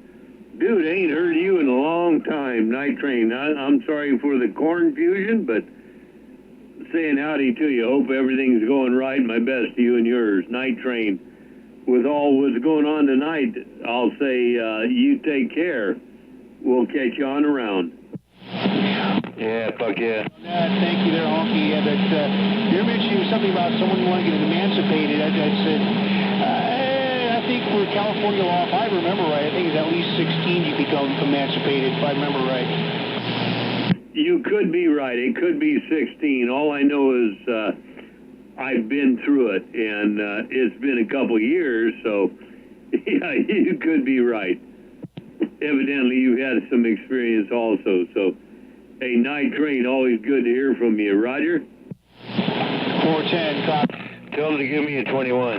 Could be as young as 14 becoming emancipated, if I remember right, from the foster parent kind of thing deal, but I tell you what, that's a trivia question for sometime later on, but I tell you what, Honky, you always sounded good in my radio. I tell you what, it's always a pleasure to hear from you. Night Train on the side.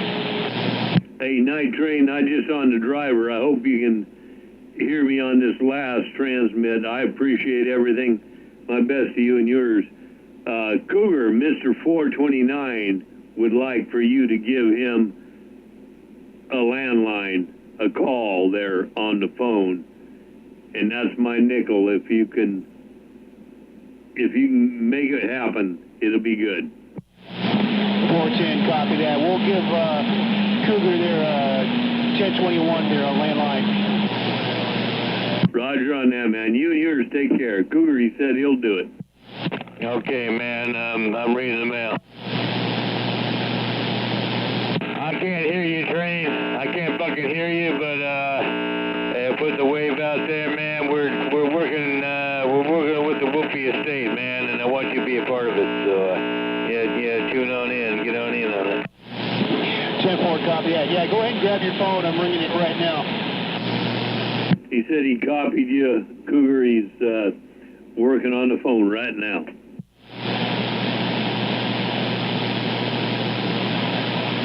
And so anyway, here we go, from down on here, from up to there.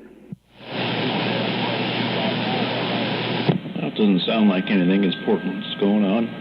Hey, Hover, do you have dual bass drums, or you just have a double pedal for a single bass drum? Double pedal for a single bass drum. I bought one of those for 44's cousin way back in the day.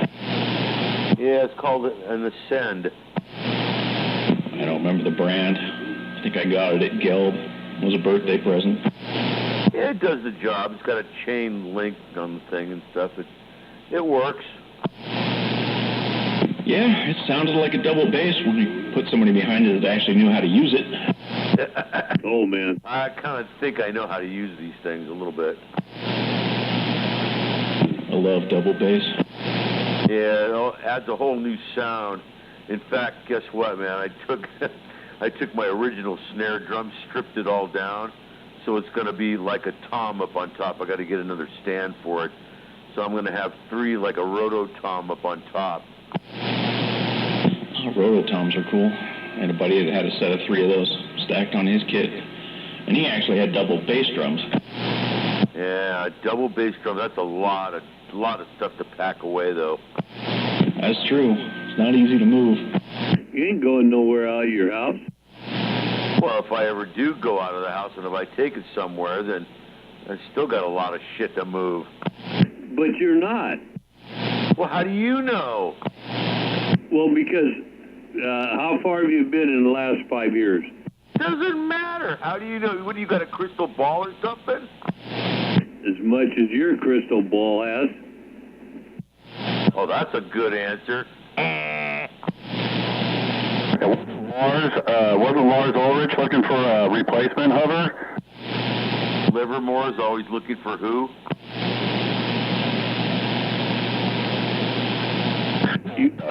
I heard with Lars Ulrich on it, sounded like he was beating on trash cans.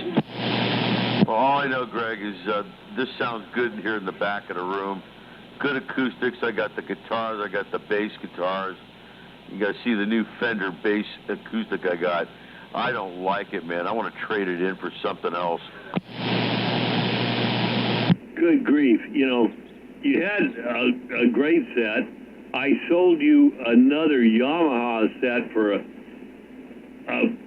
killer price. You put that together, took what you want out of it. You sold it to somebody else, made a whole bunch of money out of it. Are you sure you even know what you're doing and what you want? Come on, man. Well, he knows how to resale, that's for sure. Oh! Sounds like a Spanish Inquisition. What, am I on trial or what? The Inquisition, the Inquisition. Yeah, I think so, because you took advantage of somebody again. What do you mean again? Look back, you'll see. Look for some blue bags, you'll see. Oh, for God's sakes. I swear to God, never do business with you, Honky. Never. You're never satisfied. Well, thank you very much. I'm glad you're never satisfied with what I do. I am very glad for that because, you know, it's unfortunate, but I feel the same way. Yeah, well, what about the swap meet that day? Let's bring some things up here while we're on that subject.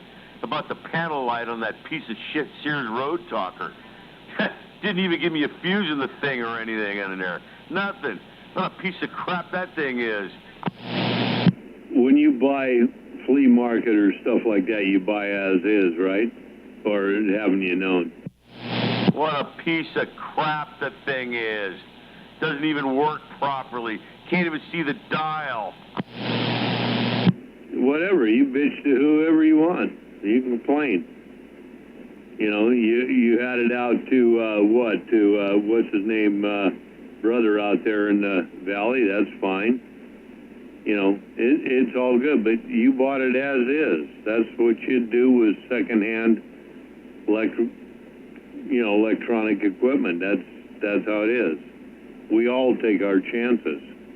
Yeah, just like on the linear too, man. Things so out of tune and everything too. And putting a fucking extra fan into the bottom. What a Mickey Mouse job that is.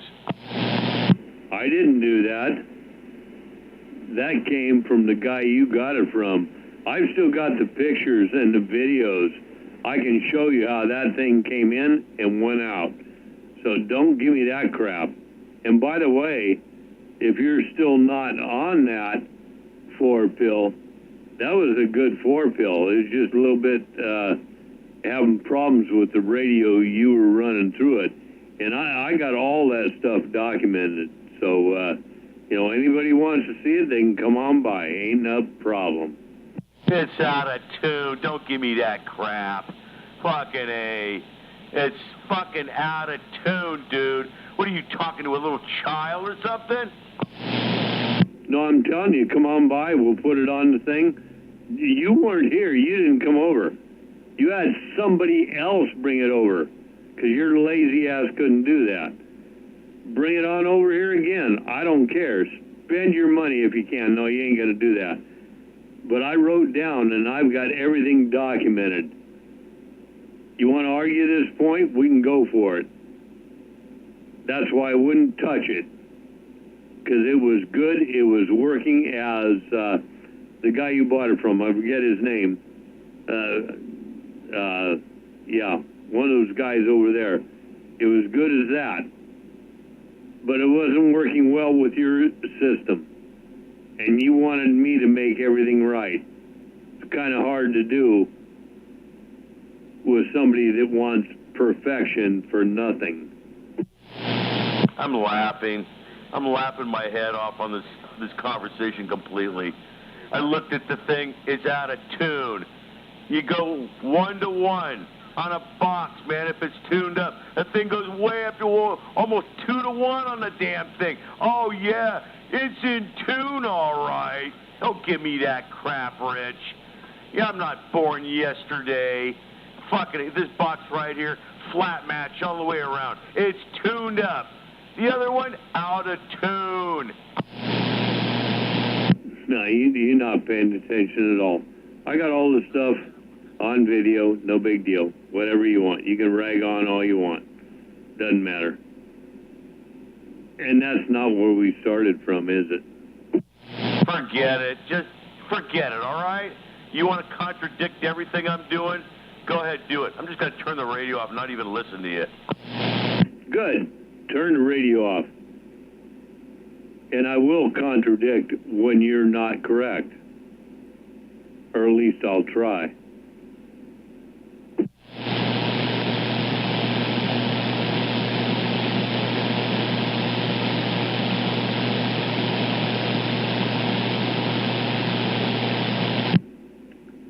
You forget, huh? Known you for many years. Know who you are? Like you. You're our hovercraft. Ain't got a problem.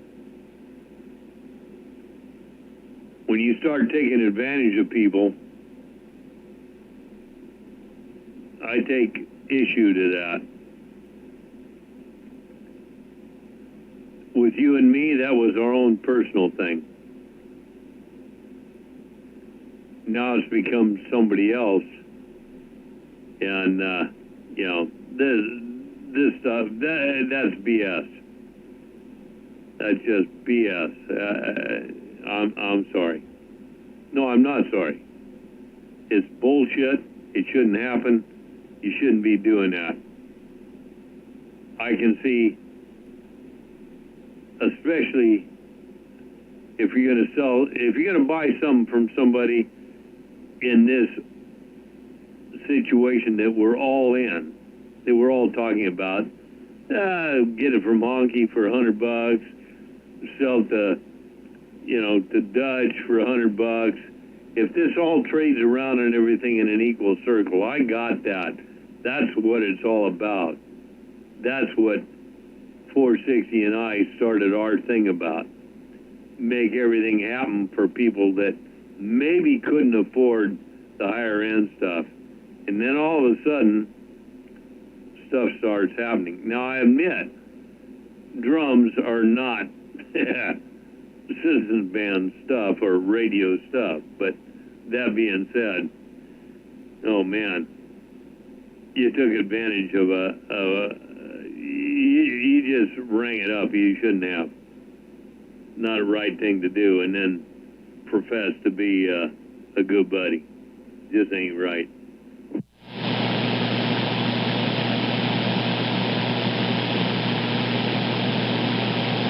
I got no horse in this race, but 800 sounds like a decent deal for a drum kit. No, it is. No doubt about it. For a Yamaha drum kit, I'm not, that's not my thing there.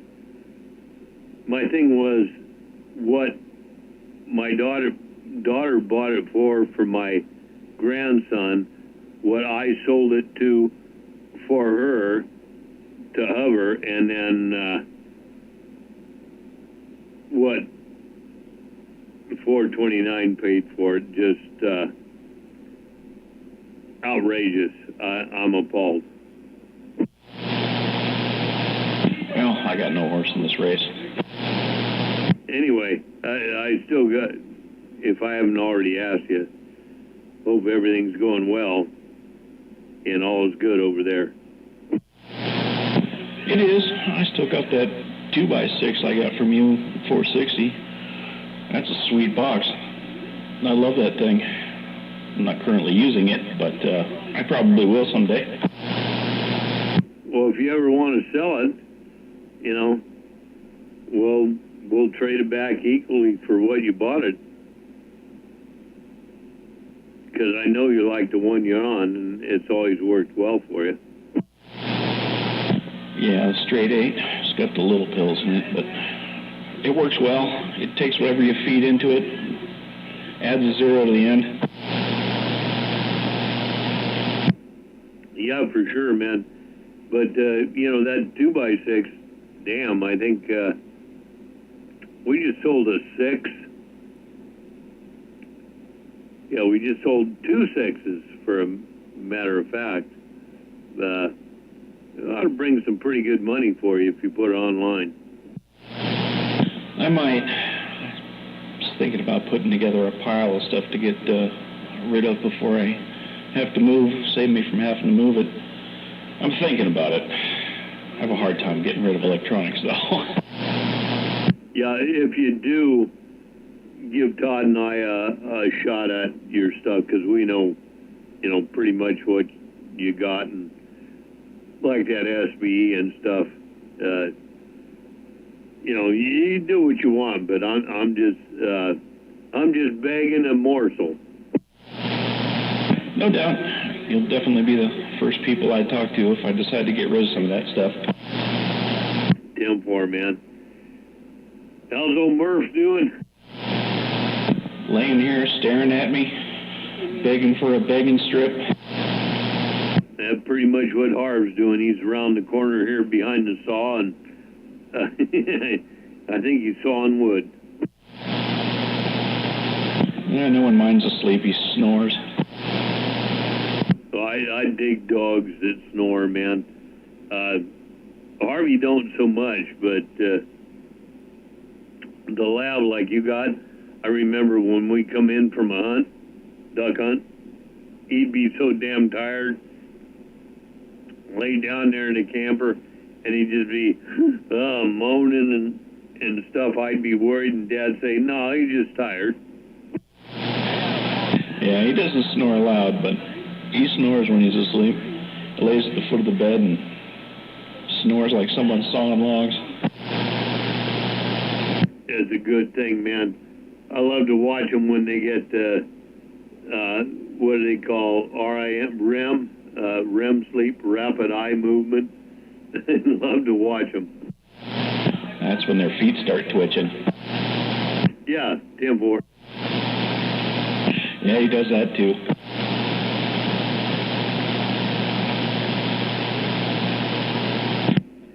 I'll give him a big chuck under the chin for him when he's awake. Don't disturb him now, but all is good, man. I'm going to go fill this glass, and I'll be back and see what other trouble I can get into or who I can disturb or piss off. All right, looking forward to hearing it.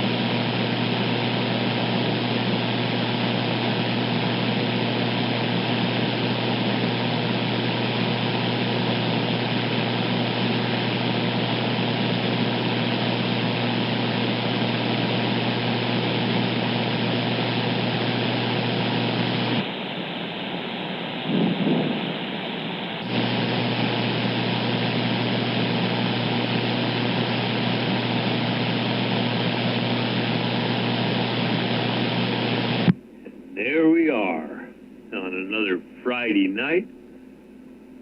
Just getting on down. Hey, I got a question for you, Honky. I'll try. I was heading down twice now. Anyway, it's there every day. Heading down, I believe the highway is 880 towards Hayward, and prior to the industrial road exit, on the right-hand side as I'm heading south from the San Mateo Bridge on 880, prior to industrial, there's it looks like an Antron 99, about a half mile from the industrial road exit. Does that ring a bell? No, not down 880 from where you were saying. I mean, there's a couple people that I know that are down in that area, but you couldn't have seen them from the freeway there, Roger. Okay. Yeah, it was a definitely, it looked like an Antron to me, about a block off the freeway. Just, I happened to catch it yesterday, and today when I was going to work over there, I really looked hard this time, but I couldn't get a bearing except that it's about, I think, a block off, and I believe the highway is 880. Yeah, 880, the old Highway 70, for sure. And by the way, how the hell you been doing, man? I ain't heard you for a while. I know you've been working. I heard you talking to other people here and there, but, I didn't jump in. Yeah, no, I've been working. It's a joke. Hey, I imagine how much tax I'm going to have to pay this year, but yeah, I mean, I can't complain. I've been working. I want to stop. Well, you got to make it for them to take it, so... and I'm sure you know that, and you're there. I mean, without any knowledge, just by the inflection and what I've talked to you, you do okay. So it's the same old thing. We all bitch about the taxes and what they take away, but we're all not doing too bad there, Roger. Yeah, that's what the guys at work are saying. Well, you got to make it before they can take it. But boy, I love my country, but my uncle is just asking for a bit too much, in my opinion. Is there somebody talking out here, or am I butting in? Yeah, 10-4. No, you're not butting in. They're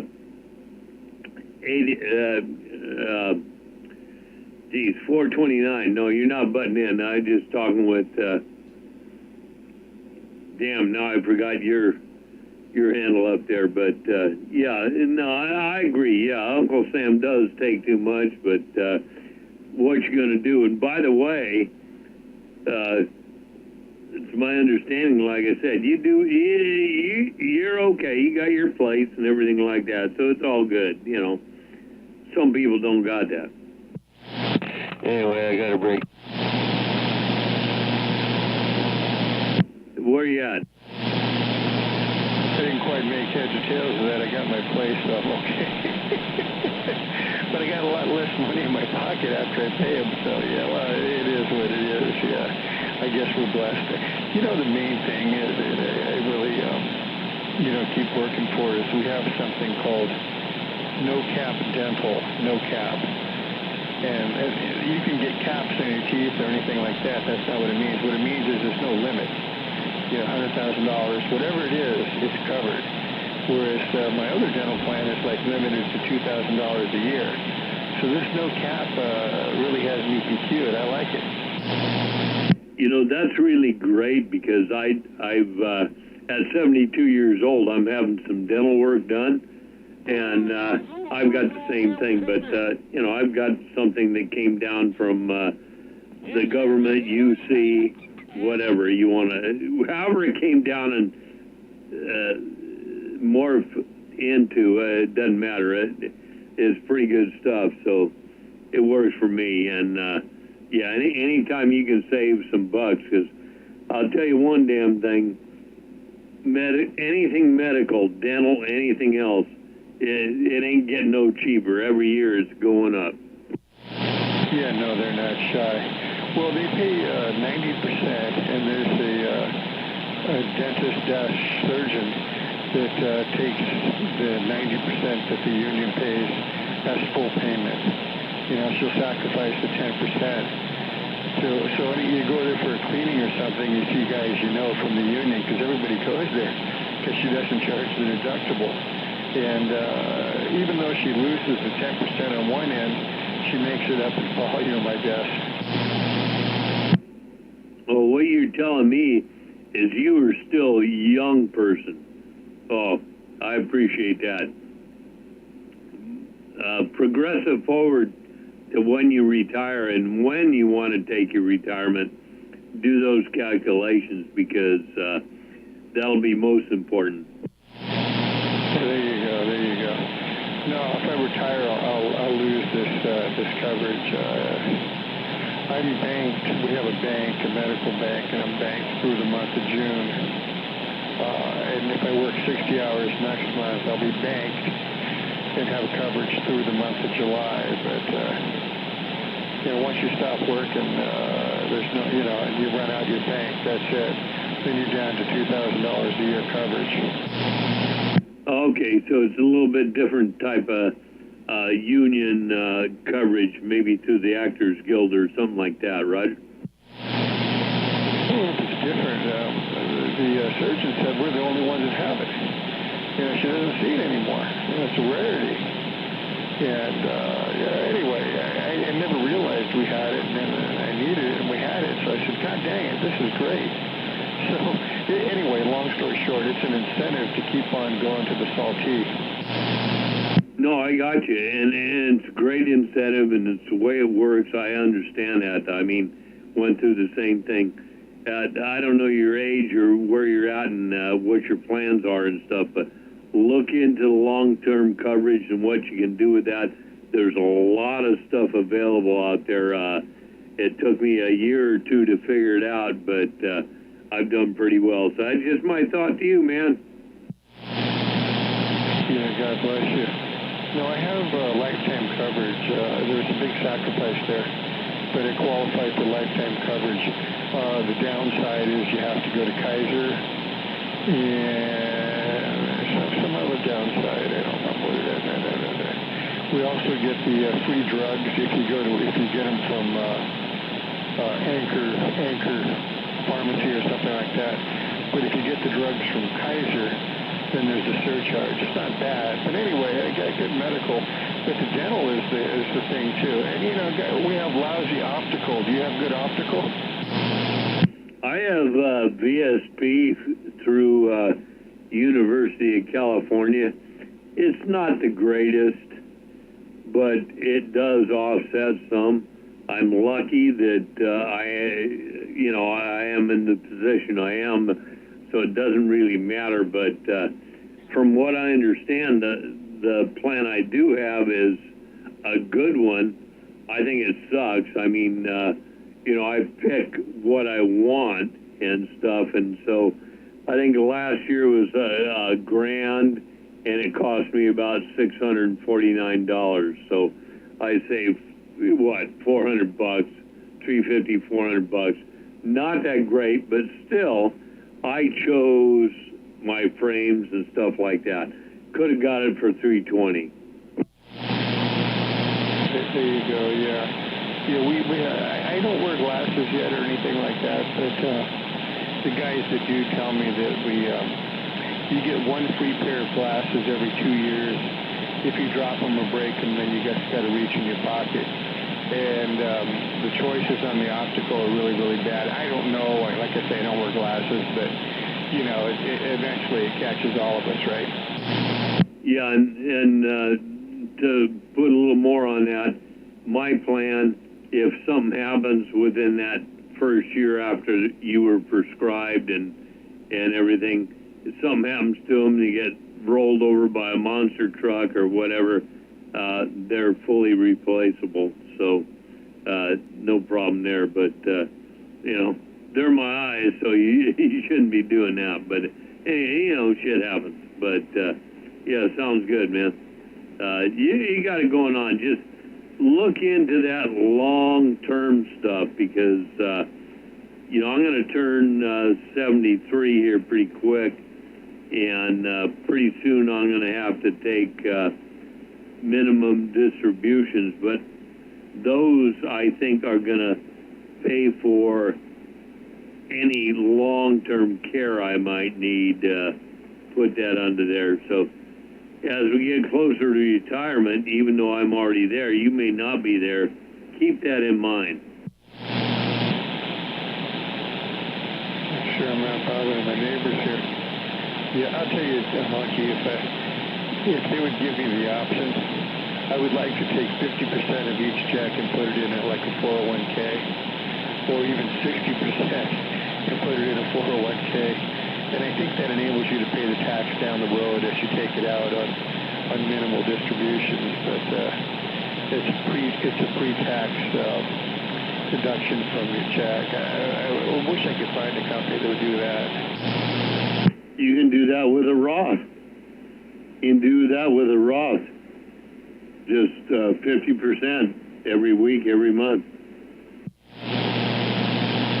Does the company have to participate? Not at all. You can, whatever amount of money you take out of your checking account, whether it's deposited by your wife or the people you're employed by, you take that and you put it into your Roth. That's directly, yeah, you can do that. Well, is that after-tax payment? No, remember, the original Roth, you have to pay taxes on when you start drawing off of it. I forget what they call it. It's the other one. That's the one I'm telling you about.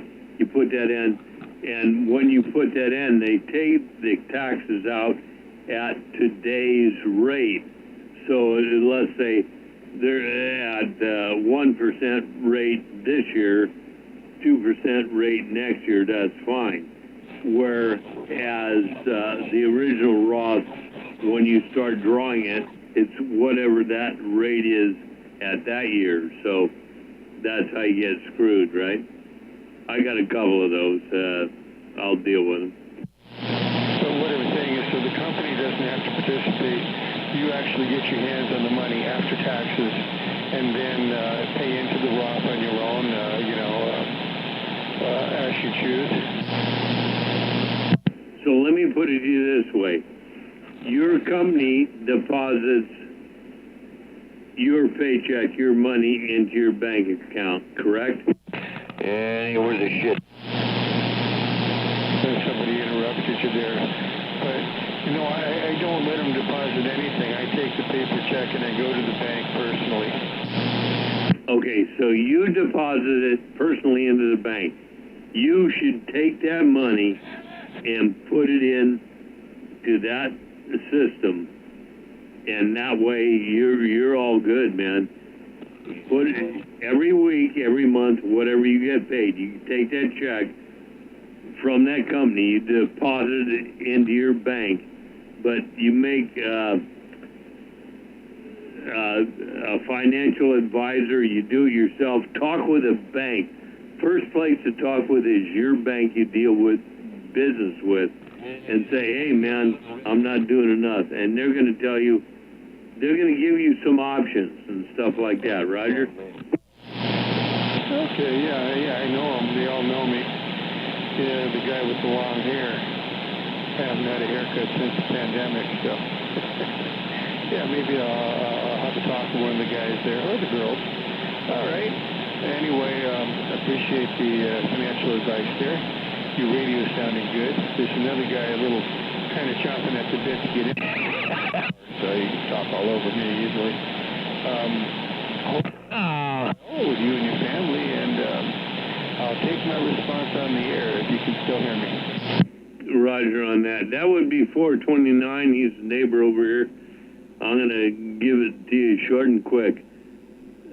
Set it up with your bank. Talk with your financial advisors at the bank you deal with.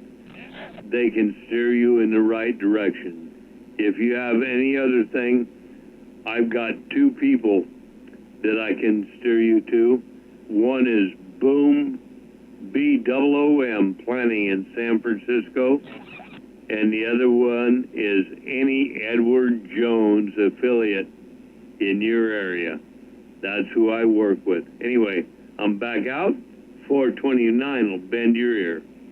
There you go, and I appreciate it. And I'll tell you, I was working over 70 hours a week for the longest time. All right, thank you now, and I'm on to the side. Bye-bye.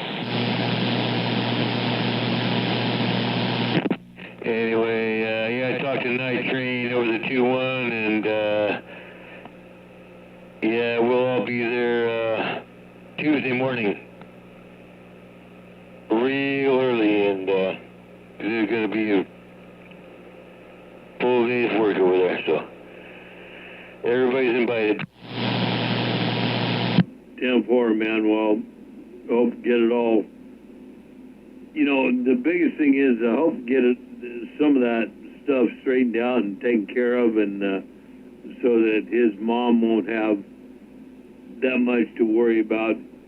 And my biggest thing is man, I hope that neighbor's not taking advantage. Yeah, that's why I got Night Train in on it, man. We're gonna look in on that, but she wants the stuff out of there pronto, like yesterday, so that ain't gonna happen yesterday. It's gonna take some time, so anyway, she has to she wants to get the van out of there, so me and Dutch are gonna work on that. I'll bring the tow rope over and we'll tow it up over to his place because he wants it. And I like that. I'm glad somebody stepped up because that's a good running van. He just needs a little bit of, get the lights, buff the lichens off of it and clean out the fuel line and this and that, a little bit of stupid bullshit. It's probably a good running van, but hey, Dutch wants that, so we'll get that out of there. The car is probably going to go to scrap or whatever. In fact, the car can actually, if we get the van out of there, then she's got room enough to roll the dumpster up in there, and there's plenty of room for the dumpster right there because you can't have it on the fucking street. So, hey, man, it starts to chime, man. It's starting to chime. Yeah, Roger. Well, the problem with, what the hell, Dutch, what the hell are you going to do with a van that don't run, man? But anyway, that's his problem. But, the biggest thing is make it easier for Wolf's mom. That's the whole thing. Take everything away, make it easier. No upkeep. Let her do her thing. Yeah, I just got off texting with Super Pete, and get his butt down there too, man. All of us have to work together and all of our knowledge and make sure this lady's not trying to take advantage, And I want to talk to Mom myself and see how cognizant she is. And, see who she's looking at and whatnot, and this is no joke. This is no fucking joke. This estate needs to be looked after by all of us, man. We got to get people that know what they're doing. We got to get legality straightened out. And Mom taken care of. No shit. This is an undertaking.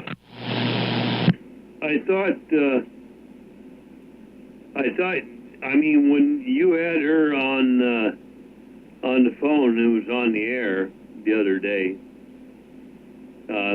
she sounded pretty coherent. She didn't sound, I can understand upset just what happened, but she sounded pretty coherent for 93. Yeah, she is, man.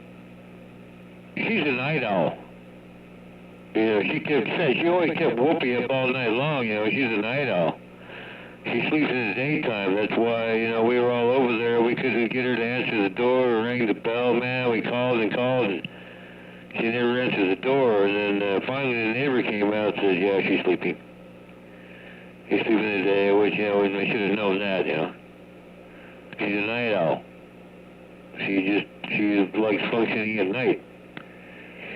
But, as far as being coherent, man, that's why I want to go over there. I mean, it'll probably take till the afternoon, you know, when she wakes up, and I want to talk to her face to face myself.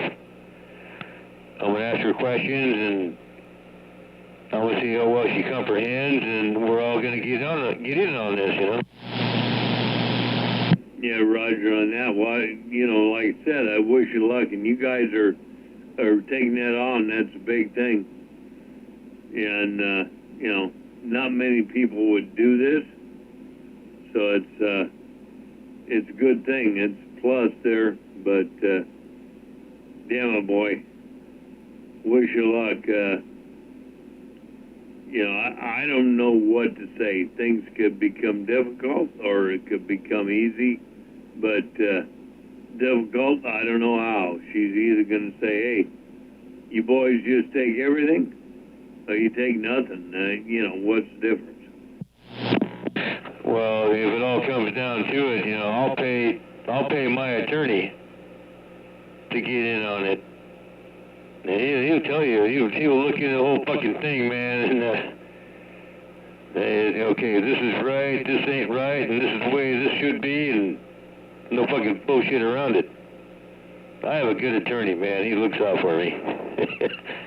Yeah, you know, if need be, but yeah, I really like to see the estate, you know, everything goes the right way, and Mom taken care of and everything, you know, that's the way I want it to go. No, I got you, man. And the biggest thing is what's going to happen with Wolf's mom. I don't know that much about them or everything. It's not my business. But, you know, one way or the other, from what I understood from him, she contacts and talks to a lot of people that was on the Japanese side, so who knows. But either way, I can only wish the best, and, you know, you guys do what you got to do, but be careful. Be very careful. And watch that neighbor. You know, Onky's back listening here for a while. Yeah, that seems to be, you know, leading in that direction. I mean, you know, she's all too willing to help, but there's a lot of blank, unanswered questions, so. That's why I talked to Train and Hub and everybody, and we're all going to get together Tuesday, and we're going to hopefully get some answers and get some things done and make sure everything goes the right way.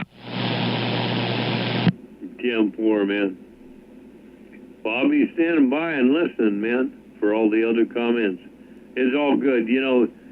And this is part of parting with our acquaintance, Wolfie there, discussing what's going on. I'm back out. Yeah. Now you know why I have ulcers. Now you know I got burning ulcers because I step up and take responsibility for shit, and it fucking burns me up. No, you got ulcers because you want to have them, man. You just gotta calm down and take things as it flows. Yeah, I don't know why the hell ulcers and that. I got no idea. I ain't a doctor. Anyway, I'm back out. Oh, fucking hammer. Come on, where's hammer? I'll give you a hammer, you Hanyok. Hello, radio. You want a hammer? There's a hammer. And I just got back out. No, I was referring to Green Oyster. Yeah, well, he's okay. I guess he's okay. Actually, I'm referring to anybody that's still alive out here. It's only, what, 10.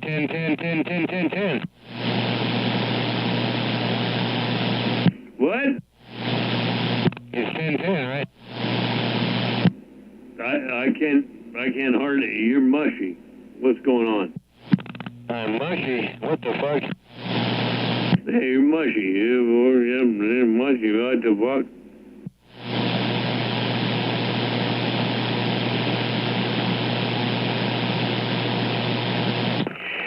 Well, shit. Maybe I burned it all up. I don't care. No, you're good right there. That's TIS. TITS, man. Clear and strong.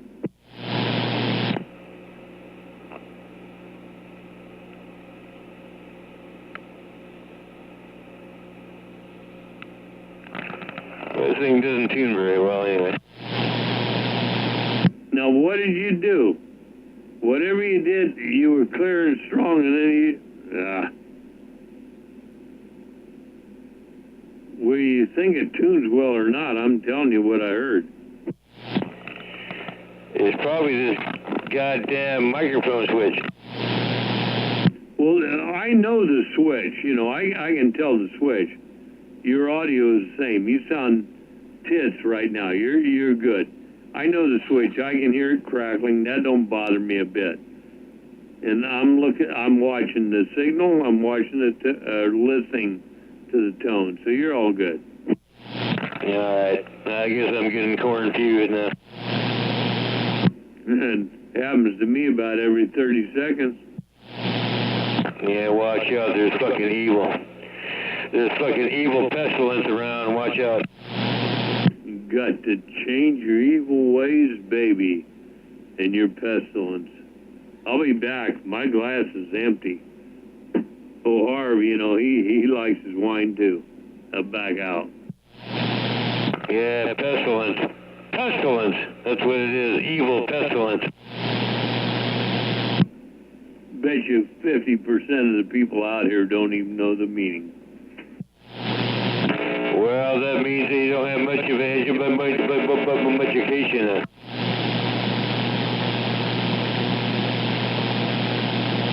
Dumb fuck retards. See that?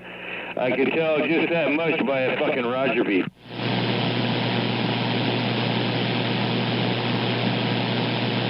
Yeah, I'm stupid. I'm a dumb fuck. I'm a retard. But as soon as I hear that Roger beep, it's all summed up, right?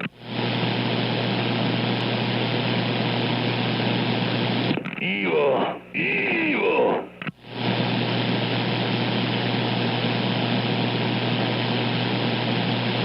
Yeah, I bet you don't give a fucking shit about Wolfie either, huh? You don't give a fuck about Wolfie. He didn't mean a goddamn thing to you. He was just an evildoer.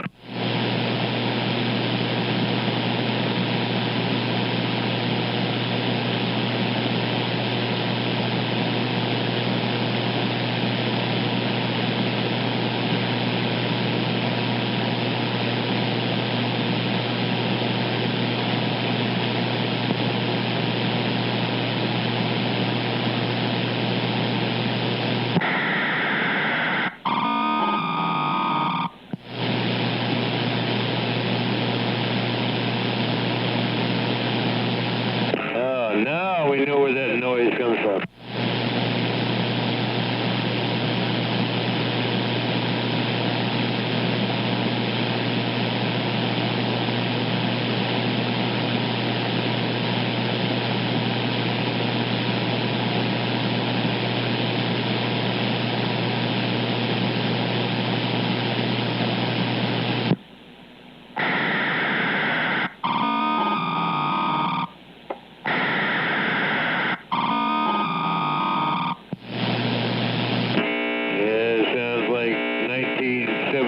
Bod.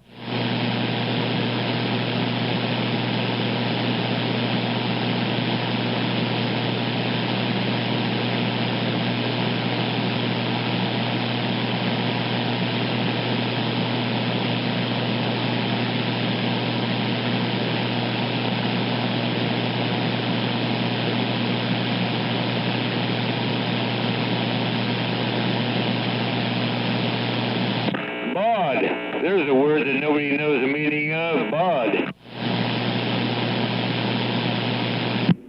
You think? Yeah. The hell's going on with your audio? It's this goddamn crappy mic you sold me. The mic was good. It's a damn switch. It's bad. We all agree with that, right? Yeah. Hey, bring it back. I'll give you your money back. I'll put a good switch in it and we'll be done. Yeah, bullshit. I've already put enough work into this thing. I can do that myself if I had a switch to put in it. Yeah, and, you know, I've got one left. If I can ever find some more, that's what we'll do. It's like the one I put in, I think 958, the microphone that Dutch has, a great thing. Wasn't a direct fit. I had to modify things, but man, it has some good contacts in it.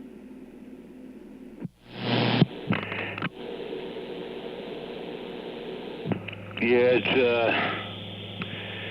yeah, they're, what's it, yeah, the 6.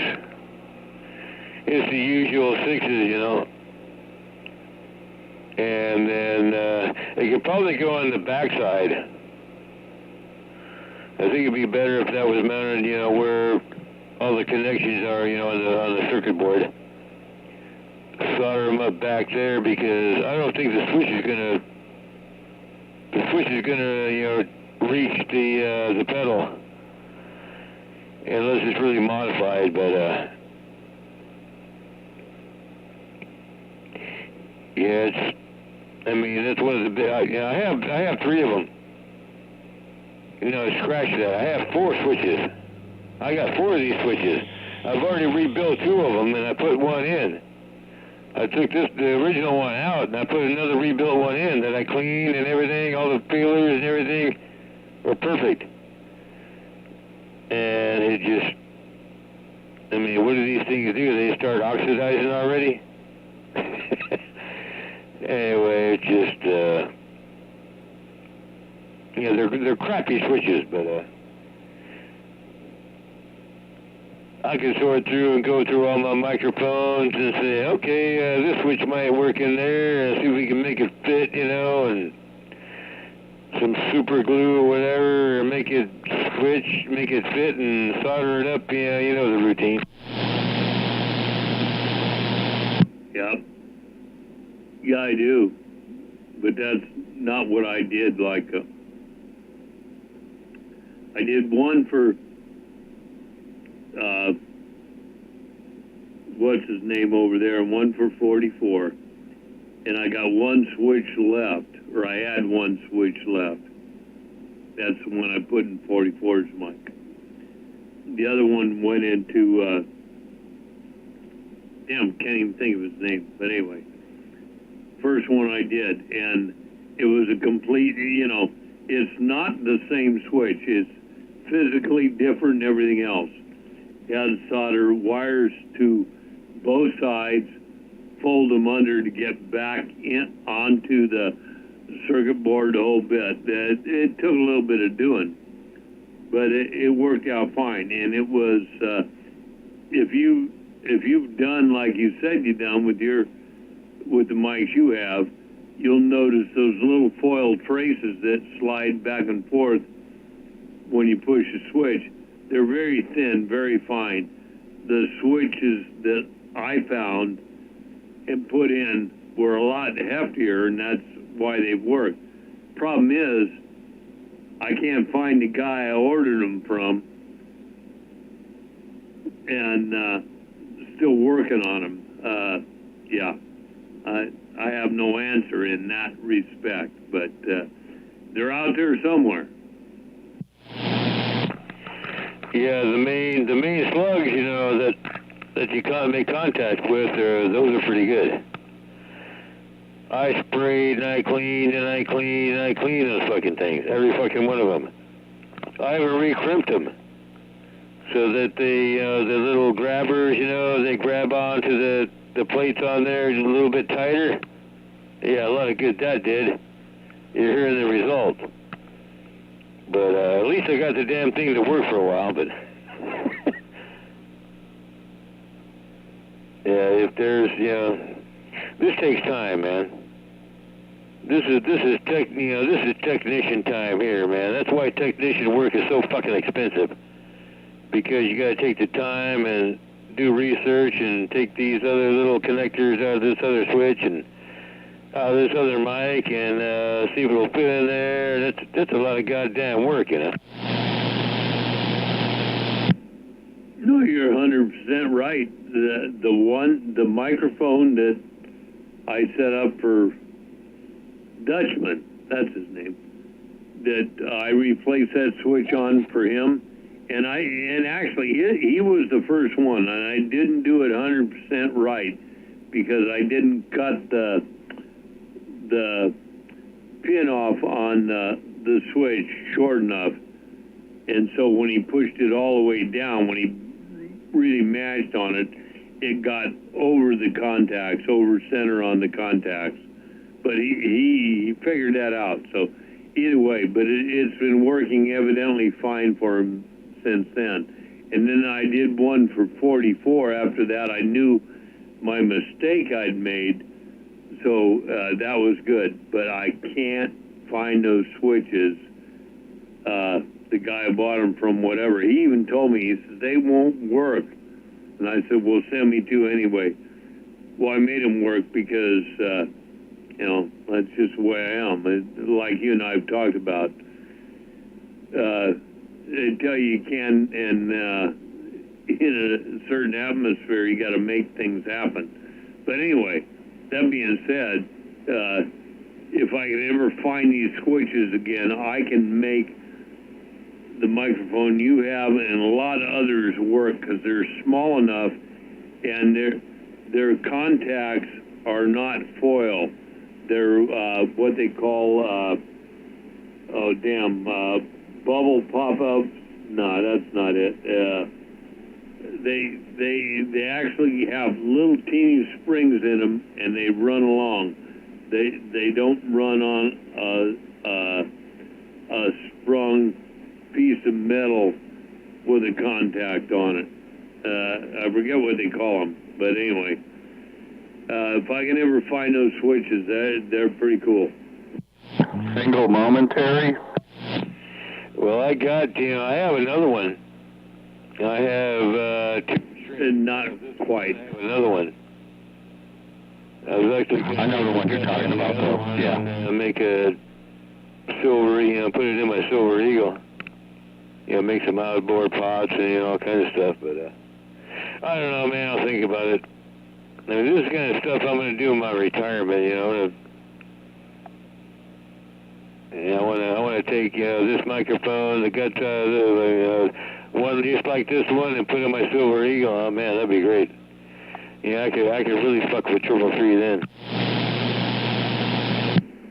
Well, the microphone you have, the microphones, for that matter, that you have, they're identical, right? The only difference is the damn switches don't work right. Am I correct with that, or tell me the difference? No, apparently they just oxidize. It only takes them like 3 or 4 months, and apparently they start oxidizing and they don't make contact. Yeah, but that's the switch, right? That's the microphone switch. Otherwise, the microphone, the echo, the talkback, all that shit works, correct, right? Yeah, the boards are great. There's nothing wrong with that part of it. The boards are great. I mean, there's nothing wrong with that. The little cheesy fucking wires, there's 3 wires that go to one pot and 2 to the other. I mean, goddamn, you almost have to have a microscope to see the fucking wires you put in there. No, they need a better gauge wire on those pots to the board. I mean, you know, they're just this hardware shit, man. That's all that's wrong with these mics. Other than that, the boards are great. No, you don't need to change those wires. They're fine. They're not pulling any current or anything like that. It's very small. What you're talking about is everything is great except for the damn switch, and that's always been the problem with those mics. It's the problem with a lot of microphones nowadays. They're those little, they're like almost like cellophane or foil contacts that go from one to the other. You know, if you're a big bucket mouth, on and off the key a lot, they're gonna wear out and they go away. Spring tension craps out and you're done. That's why I say these I gotta find, if I can ever find these switches, we'll replace them all, what you're talking about, but haven't been able to yet.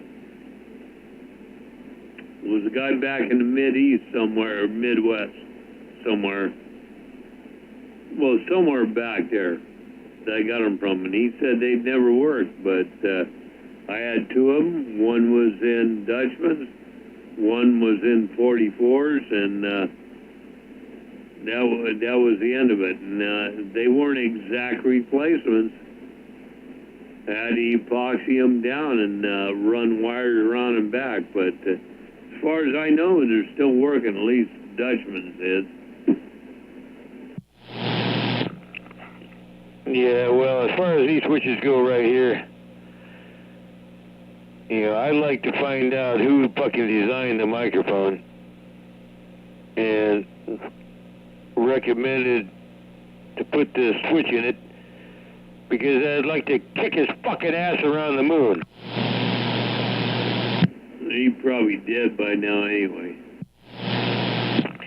I mean, you don't build shit like this. You don't make cheesy fucking crap like this. I mean, those little leaves in there that make contact, man, what the fuck, man? That's a bunch of shit. They're so fucking goddamn small, man, that it wouldn't take anything to take them out. I mean, it's just a bunch of cheesy fucking crap, man. They cut corners. They wanted to build this microphone as cheap as they fucking could, and they bought the cheapest fucking crap, so that's what they put the hardware together with. You bitchin'. And you are 100% right. And guess who bought them? All of us. Yeah, just, if you don't like my bitching, shut your fucking radio off. No, but I'm just saying, we all bought it. We all hooked into it. That's what marketing and that's what business is about. And at our age now, and in our going through things, we should know or should have it pretty figured out who to listen to, where we want to go, or what we want to buy, right? And that's what we're doing. Deal is, man, you know, I've gone through this. I've worked with circuit boards. I worked with fucking flow solder. I worked with drag solder. I was quality control on circuit boards. This shit doesn't measure up. That's why I have the goddamn fucking right to bitch about it. I wasn't talking to you, Honky. Stupid fucking dumb fuck dog shit was keying up, making stupid remarks as it usually does. Now, I know my shit on this. This used to be my life. I've done this. This does not pass quality control. No, I know you weren't talking to me, and even if you were, I don't take no offense anyway.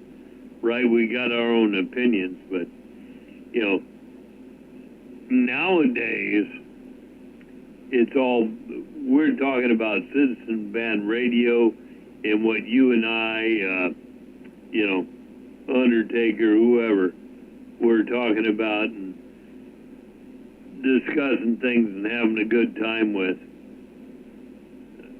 If we want to get really technical, then we ought to go somewhere else.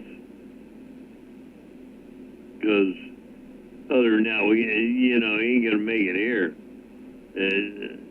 We're all about talking and raising hell with people. That's what goes on here. But that being said, you know, I know what you're talking about. It's just one of those things, man. Yeah, I know. I get aggravated, you know, with this microphone because it's really such a goddamn good fucking microphone, you know. Like I said, the board is good.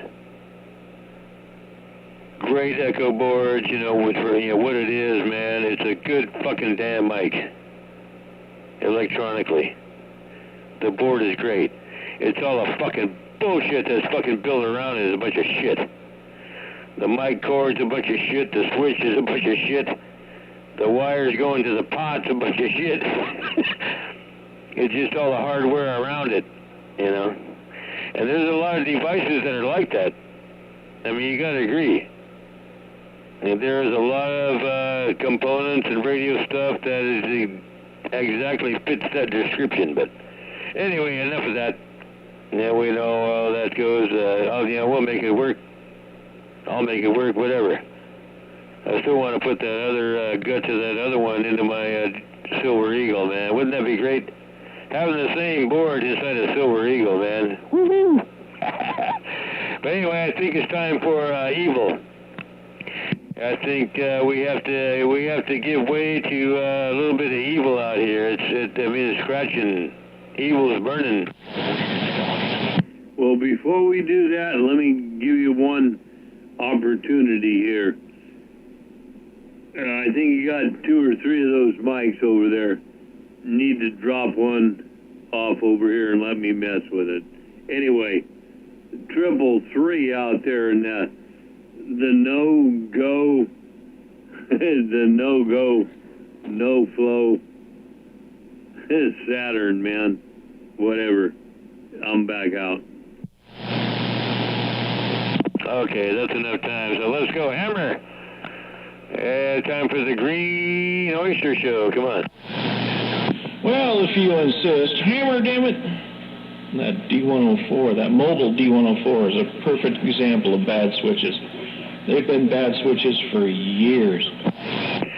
But it's not a mobile D104. Is that the Red Devil? No, their D104, what is it, M6B or something like that?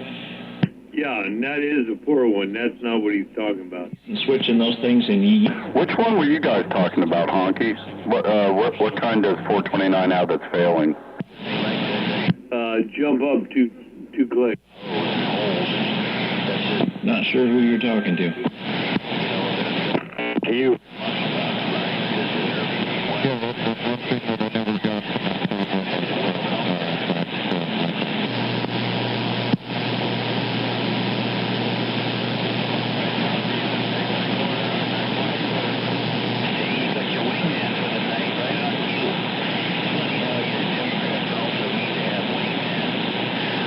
Well, that took all the fun out of it.